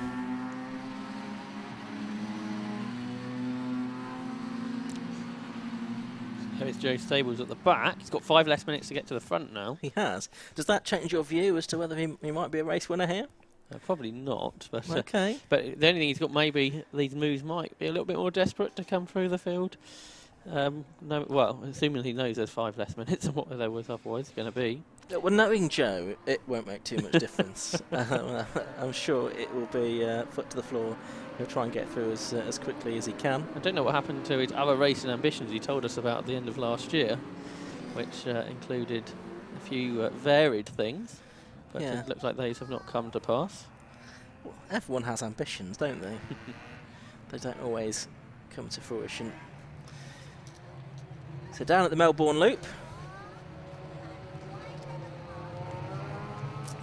we've got the bike sports cars. It's a rolling start for the bike sports. These bike engine cars, 1000cc car on pole position, Suzuki Hayabusa engine, Mattel MC41R of Richard Wise. Cars will be in 2x2 formation as they head up to the line. You can see Stables at the back sporting the 195 on his car for the purposes of this race. Round the Goddard hairpin they go. Red lights are on. Red lights are out, and away they go. And it's Richard Wise trying to fend off Simon Walker-Hansel for the lead of the race as they head down towards Redgate for the first time. It might allow Liam Morrell to go around the outside, and it does. Morrell takes the lead of the race. George Griffiths is going to try and go around the outside as well. He was off there at the end of race 1, tucked back in behind into 4th position, I think, behind Wise and Simon Walker-Hansel. So it's Griffiths in 4th, Joe Locke 5th, Doug Carter is 6th, but it's Leon Morrell that made the best of the start. Yeah, he went round the outside, didn't he, into Redgate. There's Joe Stables. He's already passed 7 cars, something like that.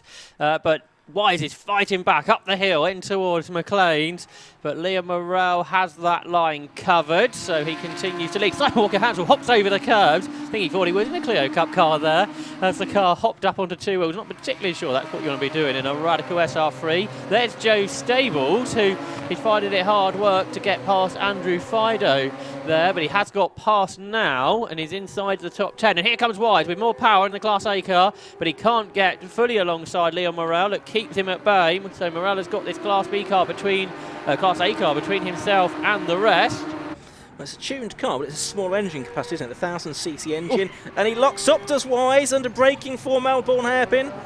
Further back, Stables makes up another position. He's gone past Doug Carter now, so I think he's up to 6th place as we come towards the end of the first lap. So it's Morrell leading in number 1, last year's champion from number 88, Richard Wise in 2nd. In 3rd place, it's the number 4 car of the Simon Walker-Hansel, the multi-experienced Simon Walker-Hansel from all kinds of different categories. Low cost he's been racing in regularly most recently. And then in 4th place it's Joe Locke, 5th place it is Jules Griffiths, and then in 6th place, about to be 5th, and there he is, number 95, Joe Stables from the back. Yeah, he's doing pretty well, isn't he? That is for sure. So he's now on terms with Joe Locke, who was a class winner in race 1, and he's trying to go round the outside at the Craner curve, which then we're given the inside for the old hairpin. So I don't think Joe Stables has done much driving today, but you wouldn't know it really, would you, as he comes through the field. But for the lead, Leo Morrell has been caught by Richard Wise, who would like to win this if he can, and they then battle their way up towards Coppice Corner with Walker-Hansel, then Stables, who's lapping so quickly, and down the straight towards the S's. Here comes Wise. Morrell tries to place his car in the middle of the road, but Wise looks up the inside. Morrell brakes later, round the outside. He stays in front, but behind them, Joe Stables has gone past Simon Walker-Hansel, I think, to get 3rd. Wise is slow off the S's, so already Stables is challenging him now for P2, and he dives up the inside. He brakes so much later, and he goes through. Yeah, so not a complete surprise there to see Joe Stables move up to 2nd place down there at the Melbourne Hairpin. So he's just got Leon Morrell to try and pass now. There's only 6/10 of a second between Morrell and Wise at the start of the lap. I think that had gone out as we turn their way through Garage to complete lap 2. So it's Morel number 1 that leads. The 195 car in second place is Joe Stables. His dad Richard watching on from the pit wall, I can see in front of us. In third place, number 88, Richard Wise is locked up again, this time at Redgate Corner. He does get through the corner though, although he runs wide. Fourth is number 4, Simon Walker-Hansel. Fifth is number 8, Joe Locke. And sixth is number 7, Julian Griffiths. Unsurprisingly, the fastest lap of the race has gone to Joe Stables, and he's about to get the lead as well. Does he do it at Old Hairpin? No, Leon Morel closes the door in his face down there at the right-hander at the foot of the hill, but Stables will have another go further around the lap.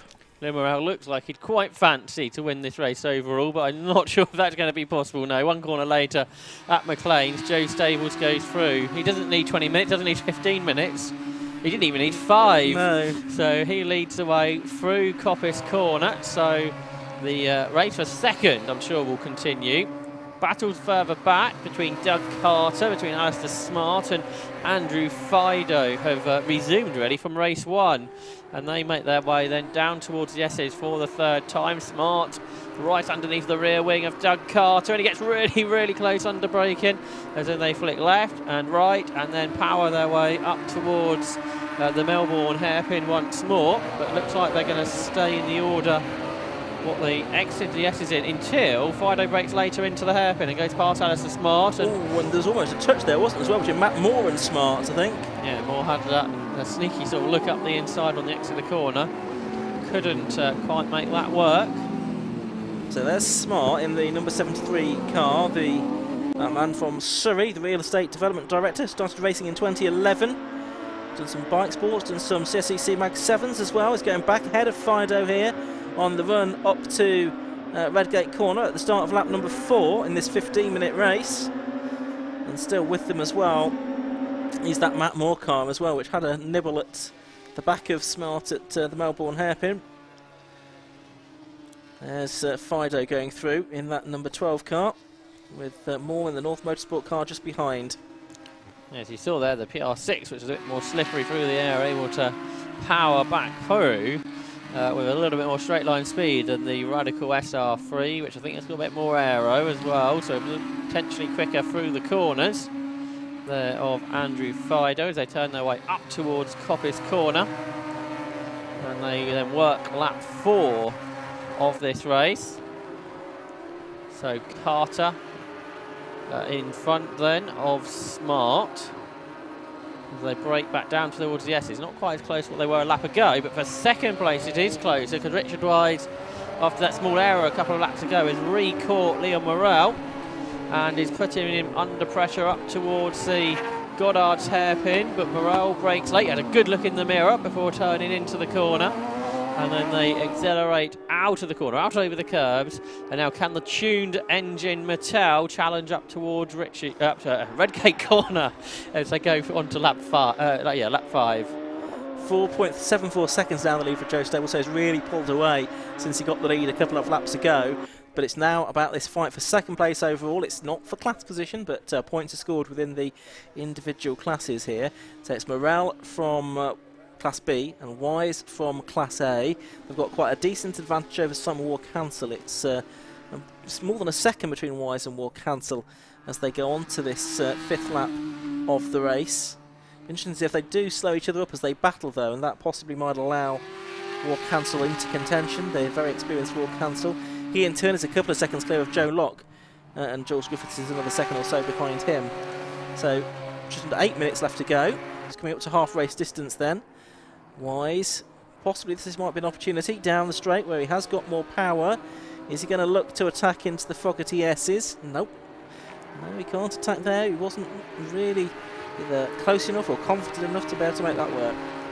No, we saw when he tried it before, he actually lost time. So this time he's decided to sit behind and perhaps try and challenge a bit later around the race. Halfway through this shortened distance, and Richard Wise then behind Leon Morel as they turn left through the hairpin. He runs a little wide, does Morel, so does that give Wise a chance to power up alongside him on the run up towards Redgate this time as they start the 6th lap. And again, Morel had a good look in the mirror because he knows Wise is coming. This time he lets him go, and round the outside then Richard Wise takes second position. As that is a retirement, is that for Matt Moore possibly?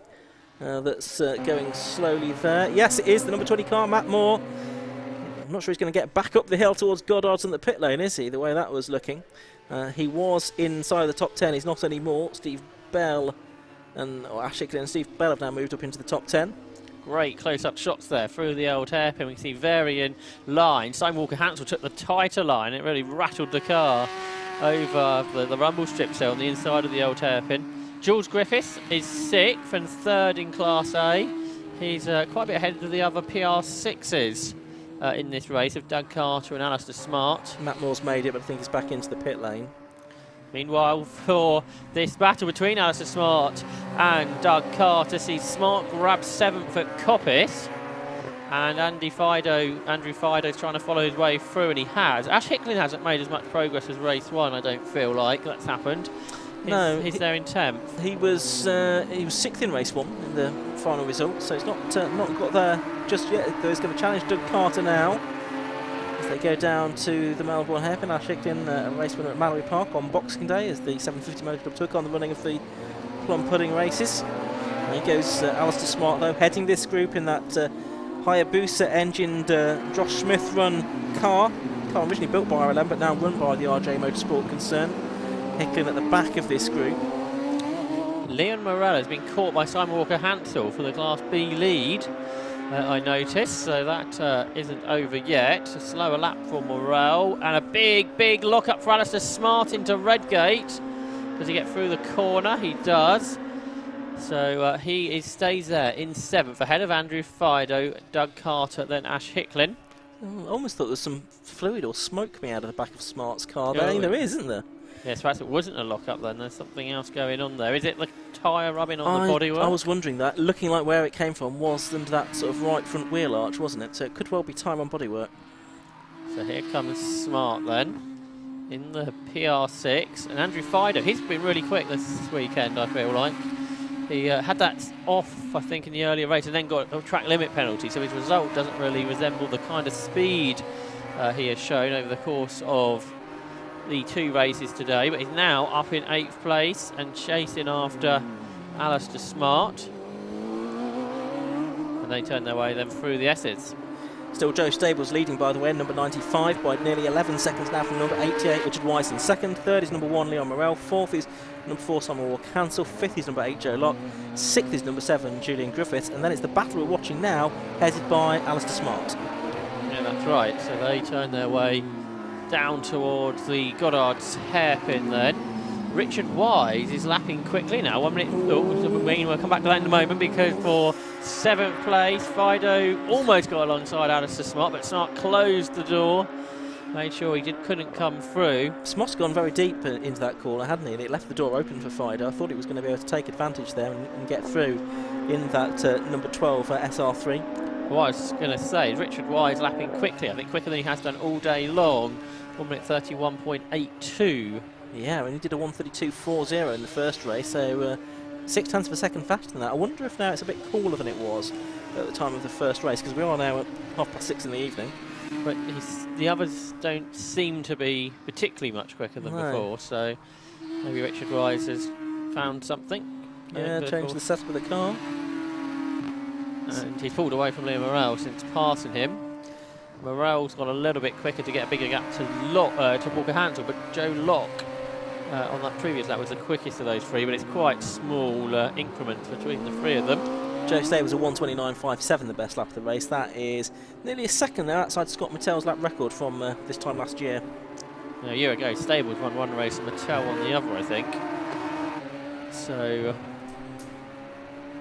no one to sort of battle with for Joe Stables. So I guess last year he and Scott Mattel sort of urged each other on, didn't they, to go quicker and quicker. It was a cold day last year, wasn't it? Because that's when we had, didn't we have some snow in the morning on Easter Monday? Yeah, I think we did. So obviously it's a little bit more friendly temperatures today. The lap time's not quite there. And Joe Stables has got the lap record in Class B, and no one's got near to that during the course of this race. But the rules have sort of been tweaked, haven't they, over the years? So whether that's a potential reason for that, as late on the brakes into Redgate for Andrew Fido, as the cars, I think, go on to their penultimate lap of this race.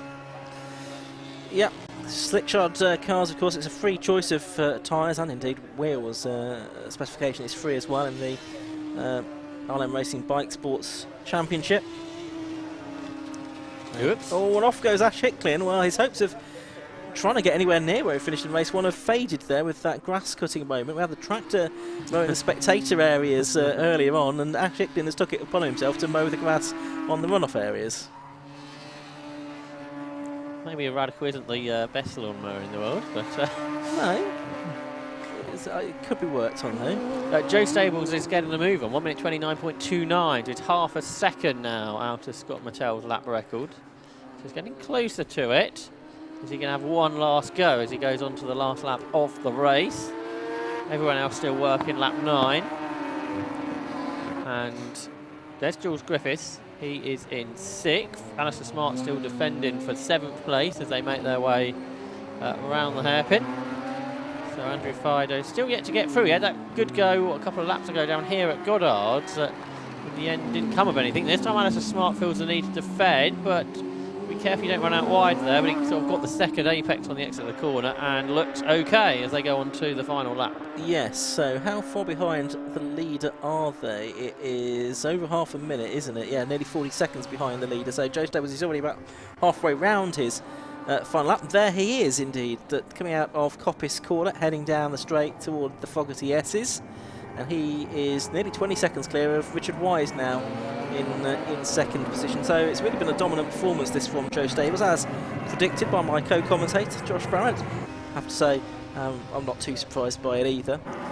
Smart and Fido still disputing 7th and 8th position though, as this race comes towards its conclusion.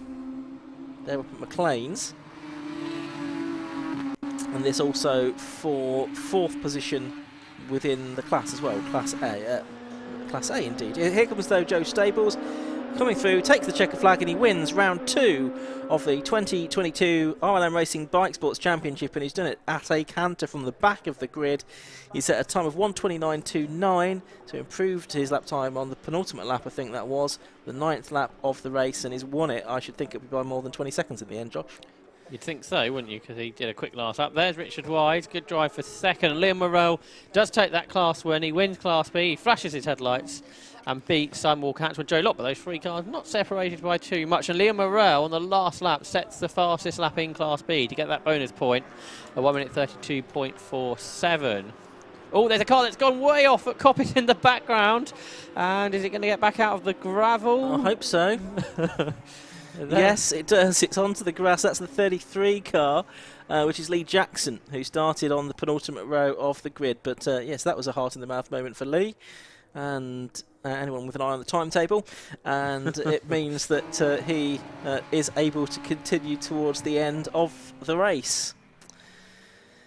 So that's the RLM Racing Bike Sport Championship. An important win there for Leon Morrell after his disappointment in the earlier race where he was only 3rd in Class B. Joe Stables, I'm not quite sure what his plans for the season are going to be. Obviously he shared the car with his father Richard today, which suggests he's not going to be mounting a full-time championship attack. So, but it's going to be, I would think, Richard Wise that will leave Donington in the lead of the championship, I would think, probably. He's had a 1st and a 2nd in Class A today. Yes, looks that way, doesn't it? So perhaps Matt might be able to find out from Joe if he can tell us what his plans are for the rest of the year. But before we get to Matt, let's take a look at the results of round 2 of the RLM Racing Bike Sports Championship for 2022. And it was Joe Stables that took the win from the back of the grid in car 95. He won by 22.5 seconds in the end from Richard Wise, number 88, in 2nd place. In 3rd place, the Class B winner, number 1, the reigning champion Leon Morrell, ahead of number 4, Simon Walker-Cancel in 4th position. Joe Locke was 5th, completing the class podium with Jules Griffiths in 6th place. At least he got to the end of the race this time. Alistair Smart was 7th in number 73, 8th was number 12, Andrew Fido, 9th, 16, Ash Hicklin, and Doug Carter was 10th in number 5. A bit further back, Steve Bell, Ian Charles, Richard Hardy, Andy Tidy, and Lee Jackson all made it to the end, but Matt Moore didn't. He was retirement. So that was the RLM Racing Bike Sports Championship. They will next be in action at Alton Park in a month's time, so we look forward to that. We still have one more race to go. Unfortunately, we're not going to see the third scheduled race for the Toyota MR2s this evening, but I'm hopeful that we will have time for the second race of the day for the 750 Motor Club Formula V Championship coming up in a few minutes' time. But with a bit of luck, we'll also be able to hear from our successful drivers in the RLM Racing Bike Sports Championship. We should have our class winners, Leon Morel and Joe Stables, so two different class winners as well compared to the earlier race. Matt Suckling is getting ready down there in the pit lane. Joe Stables is down there as well. So we will head down now for the penultimate time today to Matt Suckling in the pit lane. Thanks very much, Ian. Yep, down here with our race winner, Joe Stables. Joe, a magnificent race. You should start from the back a little bit more often. I know, it's good fun, isn't it? It's good to watch. Yeah, I bet. It's good to drive. Yeah. Good lap times there, brilliant. I think every single lap was under 1 minute 30, so you're absolutely flying, but it took you no time at all to get to the front. Yeah, I was hoping the track would be a bit faster so I could get a lap time in, but it was only the 1:29, so... What's the reason for you and Dad sharing this weekend? Just, I don't want to start at the front and just race against myself for the entire race, so it makes sense to start from the back and actually have to do something. What was your thought then once you got to the front? What were you trying to do then? Just try and break lap record, but I think the track was too slow. I was second slower than last year, so... Enjoyed it though? Yeah, it was good fun. Thank you. What's the plan for the rest of the year? Don't know yet. No. Don't know. Still in the air? Yeah, still thinking about it. Well, good to see you. Well done, Joe. Many congratulations on the victory there. Let's grab a quick word as well with Leon Morel, who finished in the Class B category and took another win. Leon, not the race you wanted, race one. What happened there first off? We had a silly gear change issue. The connector for the paddle shift fell out on the dashboard. Oh, okay. So I spent a lap trying to put that back in. So yeah, a bit annoying. Pace was there in race one to do that. Fastest lap showed that, but yeah, great racing, right through the field, very clean and very fair. So well done to Joe and all the other guys for a good weekend. You managed to mix it with the Class A car, Richard Wise as well. You tried, didn't you, to keep ahead of him? Yeah, I mean, to be honest, it's kind of tactical. I wanted to use him as a blocker for all the B cars that was chasing me behind, so I thought if I can get in front and just make a bolt for it, hopefully it'll give me a little bit of breathing space, and yeah, it sort of worked out that way. I saw Simon just dropping back, attempted to a lap, so we came down the straight. Richard's car's way faster, so I just let him go on the brakes and then just tried to follow him as best I could. So yeah, solid job by the team, and thanks to all my friends and family for their support this weekend. It's much appreciated. You've done well. Well done, Leo. Many congratulations. Good luck for the next round as well. So there you go, our two class winners from the final bike sport race of the day.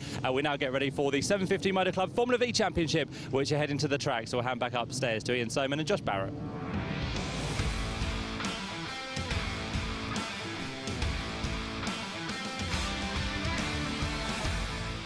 Yeah, cars heading to the circuit for the 750 Motor Club Formula V Championship. It's their second and final race of the day, and indeed the final race of the day now here at Donington Park. The grid set by the second fastest lap times from the qualifying session, I should say.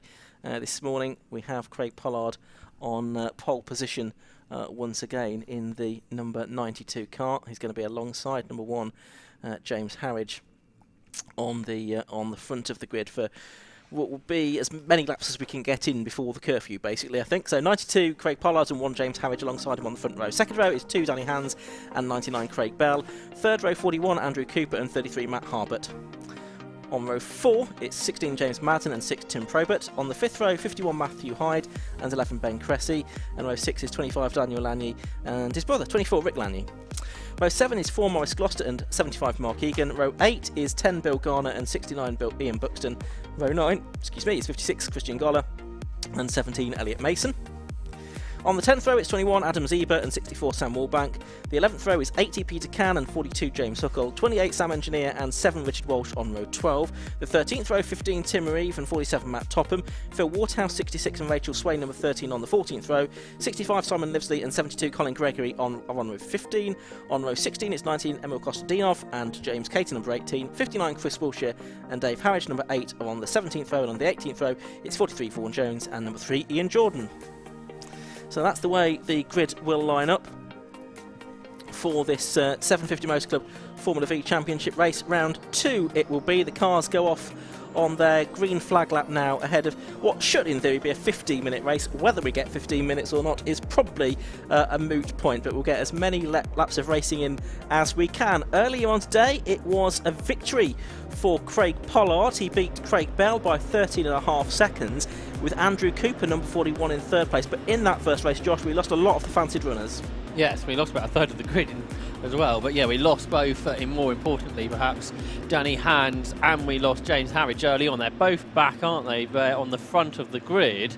So we had a good race up till Hands stopped, didn't we? So it'll be interesting to see, one, if those cars are fixed, and two, if they are able to take the challenge to Craig Pollard in his new car in the WEV, the Web, on pole position.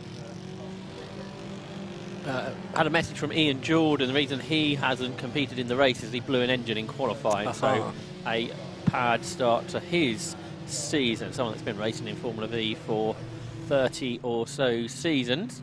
Yeah, 1991 he started. So hopefully we'll see Ian back out later on during the course of the year. But Craig Pollard versus James Harridge versus Danny Hands, you would expect from this race. But Craig Bell, he did well, didn't he, in that earlier race?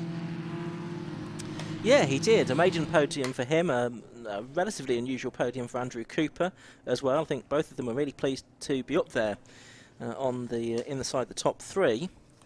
But possibly a little bit of misfortune for others is what played into their hands there. If they can do it again, well, they'll absolutely deserve it. Bell, of course, does start on the outside of the second row of the grid behind Danny Hands on this occasion. Cooper starts 5th.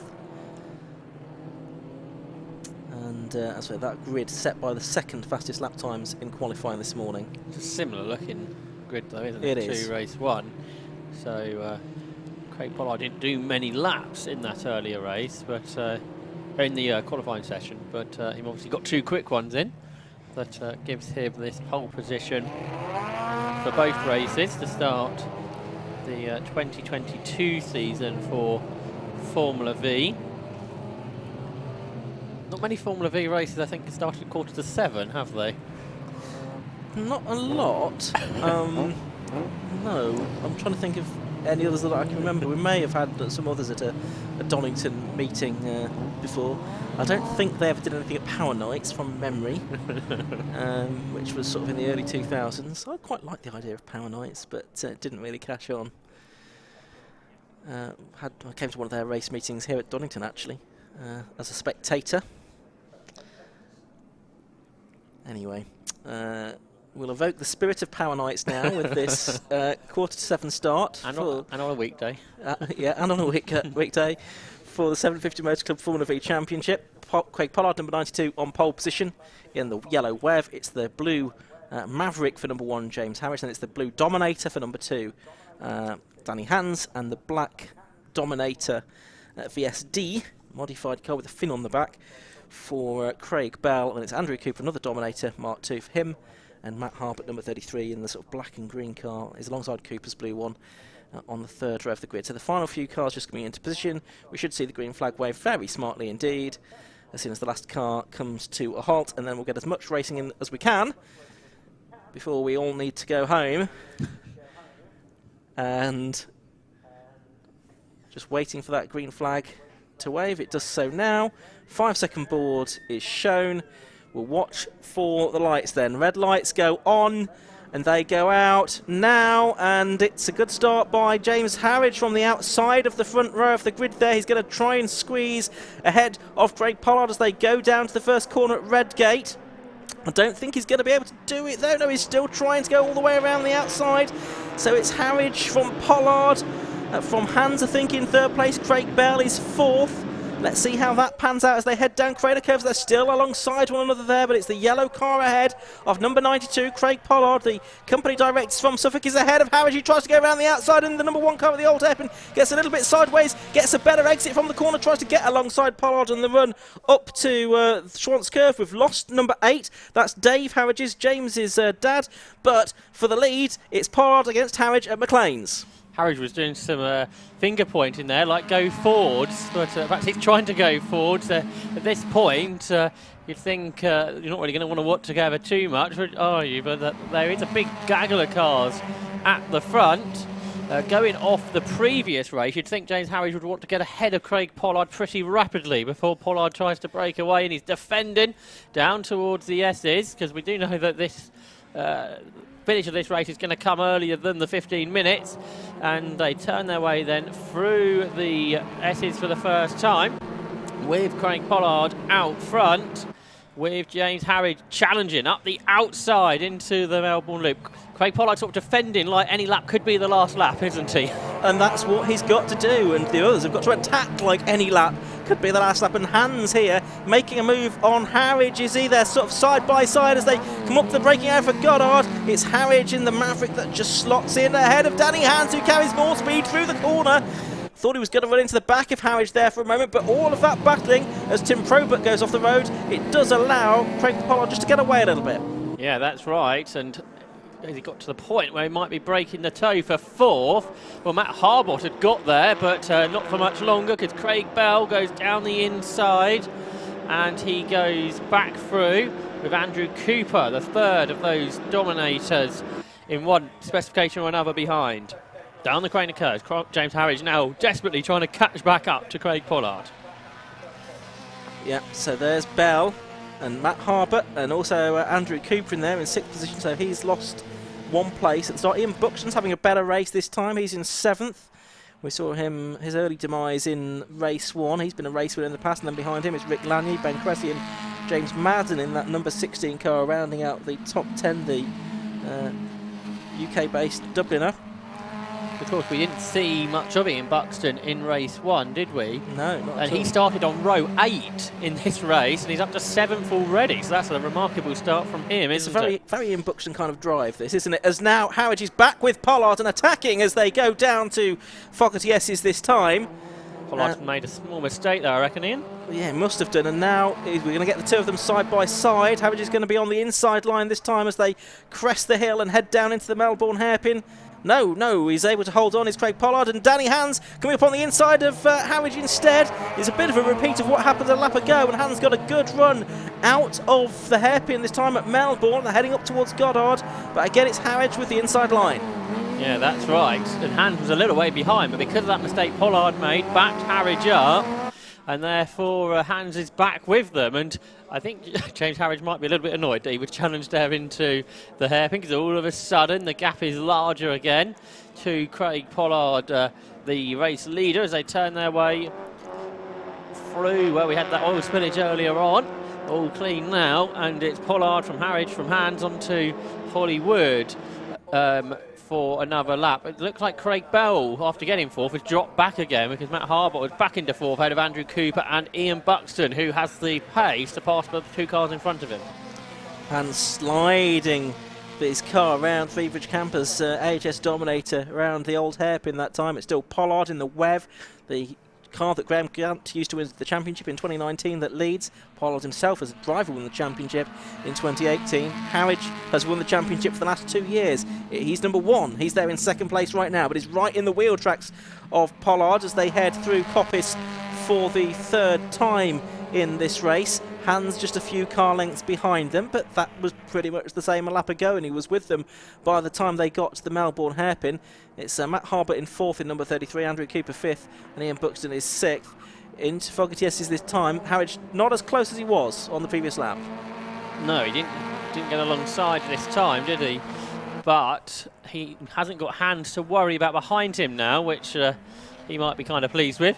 As they turn their way through the hairpin, he can take his own line. I think Craig Pollard's just really good around this part of the track, isn't he? Through the slower corners, going down the gears and back up the gears. Again, he's got a bit of a gap, and these three are the class of the field. They're pulling away from now Craig Bell, who's back to 4th. How's he managed that? From 7th at the start of the lap, but he may not be there at the end of the lap, because he's got cars coming either side. On the inside, Matt Harbott takes the position. Andrew Cooper is behind, and Ian Buxton, who is moving forward, drops a position. New fastest lap by the leader, starting to get away again. So quick through that Grand Prix loop. He's Craig Pollard, 146.45. Yeah, he's got an Iron Martin Farmers lap record. He's still about 1,300ths behind it, though. So it's Pollard that leads, Harridge in 2nd, also a Class B registered competitor, and Danny Hans in 3rd. But it looks like these three have spread out a bit more, so I don't know if we can see what's going on in that fight for 4th, 5th and 6th. We'll see if we can pick that up in a moment, because Matt Harbert and Craig Bell and Andrew Cooper were really going at it. Ian Buxton was catching them as well to make it a 4-car fight for 4th position. Let's just see if they run into shot at Schwanzkirch. Here they come. Well, it's Cooper that's 5th. Bell is back to 6th, and Buxton is with them now as they climb up through the right-hand McLean's, and Buxton spin. Now, was there a touch there? Not sure. He's looking to lock up under braking. He's in a slightly precarious spot there, especially if the car rolls backwards. But he has got it moving forwards again, so that's better. Yeah. But not a good day for Ian Buxton. And a great first lap to this race, but apart from that, nothing's really gone to plan. No, so just the 3 cars left in the fight for 4th, 5th and 6th. Then Matt Harbert, local drive from Markfield in number 33, under pressure now from the man from Suffolk, another man from Suffolk, and that is Andrew Cooper, number 41. The 25 car is off, and that is Daniel Lanier, the older of the 2 brothers, and he was 17th at the end of the previous lap, so he'd already dropped back from where we'd expect to see him. And for 4th, well, now it's Matt Harbert back at the front of this trio of cars as they make their way up towards the hairpins. So 3 Dominators, all in slightly different specification. Meanwhile, up front, James Harridge has done a lap time of 1 minute 46.12, which I think it's going to be Harridge then that eclipses that lap record. Well, it is a new lap record then as Craig Bell goes off the circuit and spins as he rejoins. Cars pointing back in the right direction again, but there was 4, then there was 3, and now there's 2 cars left in that battle for 4th position. The leaders have got on to their next lap. It could be conceivably the final lap of the race. We'll have to wait and see exactly when the checkered flag comes out, though. It's Harridge driving the wheels off that thing. He's got the lap record. He's got it away from Martin Frommer, but what he really wants is to get the victory away from Craig Pollard. Can he do it? It's definitely possible, isn't it? Because he's right on the gearbox now, the race leader. So like you say, probably this one or one more, isn't it, in this race up towards Coppins, and Harridge dives up the inside and he goes through then ahead of Craig Pollard. Pollard didn't defend there like he was earlier, but it's not a bad place to be behind because the run down towards the S's is certainly a potential overtaking opportunity. They're side by side, they're wheel to wheel, and Harridge brakes really, really late on the inside line and he hangs on, he hooks over the curbs, but has he got the exit? It's done okay. We know Pollard is really good through the 2 hairpins though, Ian, so he's going to try and fight back up the outside. He is down the outside into the first of the right-hand hairpins. This is at Melbourne. It's the left-hand hairpin at the top of the hill at Goddard, and Harridge hasn't been particularly good at these parts of the circuit in earlier laps. We didn't really get to see how good he was in race 1, so Pollard is going to try and hassle him. Harridge goes defensive into Goddard. They're turning their way out of the hairpin up towards the line, and over the line they come, and it is the number 1 car ahead, and it's James Harridge, and we've got at least one more lap of this race, and so Craig Pollard lives to fight another day. They've got away now from Danny Hans, but Pollard's going back through on the inside into Redgate Corner. No, he's not, because number 1, James Harridge, closes the door in his face. So we've got at least 2.5 miles more of this, Josh. It's fair chance this is the last lap, and they're going to go side by side down the Craner curves. Craig Pollard's on the inside. Harridge gives him room. There's racing respect there between these 2 drivers, and James Harridge, who's really quick through the old hairpin normally, takes the lead and stays ahead. Andrew Cooper's got up to 4th place now at the expense of Matt Harbert as well. I noticed in Tim Probert after that off on the opening lap, he's back up to 7th as Pollard and Harridge are at it, and at McLean's it's Pollard that has the advantage in the number 92 Web. But we saw on the run down to Fogarty S's on the previous lap, that was where Harridge was strong. He got the moved on here, didn't he, at Copps on the previous lap. He couldn't do that on this occasion, but how good is he going to be on the way down to Fogarty S's? Just half of this lap to go, and it may well be the final one. Yeah, Pollard defended hard into Coppit, and he defends hard here as well. James Harridge seems frustrated that Craig Pollard is defending. Well, that's kind of what you do, don't you? So Craig Pollard then leads the way through the S's, what we think might be the final lap of this race, and down towards the hairpins. We know Pollard's good here, but James Harridge on the outside line breaks late, and can Pollard get the car tucked in? Okay, I think he can, and there's possibly 1 corner to go, Ian. Yeah, so up towards Goddard then. It's Pollard leading. Harridge brakes very late. He'd have to brake very late to make it work. He tries to get the switch back, though. He's right on the gearbox now of Pollard as they come up to the line. The checkered flag is ready and waiting, and it's going to be Craig Pollard that does it. His 2nd win of the day in the 750 Motor Club Formula V Championship. He wins by 26 100ths of a second If it had gone one more lap, it could have been different again. James Harridge takes second place, Danny Hans in third, and they are just streets ahead of the rest, because here is the fight for fourth place coming out of Goddard now. And is it going to be Andrew Cooper, or is it going to be Matt Harbert? The two dominating almost side by side as they come up to the line, just over a car length between them, and it is Cooper, number 41, that follows up his podium earlier on with fourth place this time. Matt Harbert is fifth, and then the rest of the cars, like a handicap race, this all coming through together. Rick Lanier sixth, Tim Probert seventh. No, hold on. Tim Probert sixth, Rick Lanier seventh, Craig Bell eighth, Ben Cressy ninth, and Christian Goller, who was a retirement from the early race and the qualifying session, rounding out the top 10. He started last, didn't he, I think, Christian Goller? So that was pretty... Oh, no, he didn't quite start that far back, did he? But nevertheless, good drive. From a long way. I think row 9 it was in the end for him. So yeah, good drive to 10th. But like you say, a whole load of cars came through all in one go there. But a great race there. We had to wait a little while, didn't we, to have that one. It was a shortened race, but it was a great battle. And how important was it that Craig Pollard defended like he did into Coppice Corner on that last lap? Absolutely right. And I suspect I can anticipate the kind of comments James Harridge might be saying after this race. There was no weaving, was there? You just placed the car exactly where Harridge perhaps wanted to go. It was a really good, clean race, but it could have gone a few more laps and would have done in normal circumstances, and I think that will be Harridge's argument. They were lucky to have a race, I think, is one point to look at it. That is certainly one way. Let's have a look at the results. Number 92, Craig Pollard, it was that took the win, and what did they get? They got 6 laps in the end. Quarter of a second victory margin for him over James Harridge in number 1, who also won Class B. Third place, number 2, Danny Hans. Fourth place to number 41, Andrew Cooper. Fifth was 33, Matt Harbert. Sixth was number 6, Tim Probert. Seventh was number 24, Rick Lanier. Eighth was number 99, Craig Bell. Ninth, number 11, Ben Cressy. And 10th, number 56, Christian Goller. Further back, Matt Hyde, he had some supporters on the live stream. He came home in 11th place, a great debut from him. 12th to number 4, Maurice Gloucester. Then it was Bill Garner, who was the next of the Class B cars, in 13th place, overall number 10. Then Mark Egan and Ian Buxton rounded out the top 15. Bit further back, any particular names to pick out there? Emo Kostadinov, 26th in the number 19 car. Daniel Lanyon and Elliot Mason, though, both retirements from the race. And I think if we go on to the final screen, yeah, we just see James Madden there. He also didn't make it. Then we saw Dave Harridge, a retirement right at the end of the race. So some final thoughts on the day's racing from you, Josh Barrett? Well, I think the Club Enduro race, that was really good, wasn't it? We had some really exciting racing. The last lap pass after 2 hours to win a class race there. I think that was super exciting. And obviously it's a shame in some ways what's happened in some of the time-wise today, but we did have some good racing. Bike sports were some of those best races we've seen. Okay, Joe Stables kind of ruined it a bit in the second race by winning by a long way, but that in battles between Richard Wise and the front Class B cars really bodes well, because those cars are so fast, they're exciting anyway, but when they're so close together you get some great racing, and that last Formula V race was a great battle. It certainly was. Thank you very much, Josh, for having you alongside me once again on the Alpha live stream. Thanks to all the marshals, from me, Ian Soman, up here in the commentary box, and all of the other officials of the 750 Motor Club, and Josh Barrett alongside me. But let's head down to the pit lane for the final time, and Matt Suckling. Thanks very much. Yep, down here with Craig Pollard, double winner today. Well done, Craig, first off, but that was quite tough, wasn't it?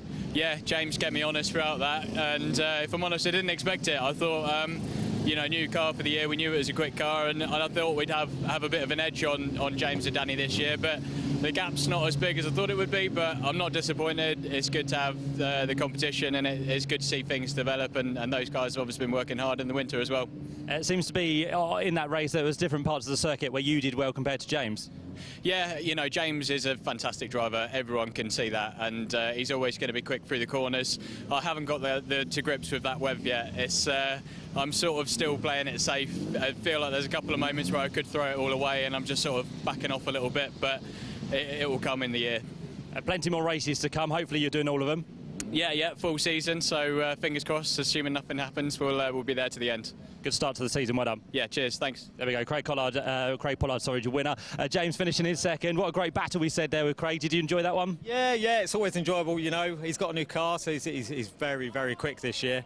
I mean, it's a beautiful thing. They've spent a few years developing it.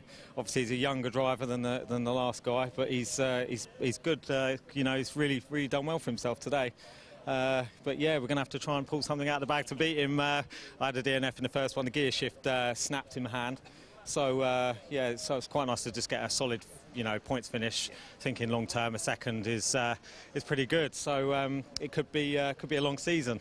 So anything can happen. I think it's going to be a long one, but hopefully very competitive between you and a few others. Yeah. I think the three of us, are definitely going to be right up there. At certain tracks, I think it's going to suit me. Other tracks might suit him. He seems to have amazing traction off some of the corners. Not too sure how we can compete with that. But through some of the faster corners, I was all over him and managed to get past him, which was a bit of a miracle. I just wish, because I didn't see any sort of last lap board, it was just, I didn't know whether it was the last lap or not. So that sort of played into his hands a little bit. But no, well done to him. He's done really well. And well done to you on second. Well done, James. Many congratulations. And we'll just grab a quick word as well with Danny Hands. Danny, if you just want to jump down here for us so we can have a quick chat. Well done, third place. I'm sure you saw that battle in front, wanted to be part of it, but still, good podium. Yeah, I mean, I was part of it in the last race. Unfortunately for James, he didn't finish. On that one, unfortunately, I just couldn't keep up. I just couldn't quite hang on to the back of them. In the last race, we didn't finish because our front anti-roll bar snapped. So we put a different one in, and now it's causing me like chronic understeer. So all through the high-pace stuff, the front of the car wants to wash out, and under braking, it's pulling one way. So I had a few things to deal with in the cockpit then. But yeah, I wasn't too far away. But yeah, like you say, I would love to have been part of the fight. I was early doors, but then just unfortunately just dropped off. Well, a learning curve for today and hopefully better for the next one. Yeah, hopefully come back stronger. And still a podium anyway. Yeah, can't ask for more. Good stuff. Well done, Danny. Many congratulations to you on third place. Second place, of course, to James Harridge, and victory for the second time today in Formula V for Craig Pollard. So there we go. Hopefully you've enjoyed all the action here at Donington. It's been a busy one, and we've got more live action to look forward to later in the season.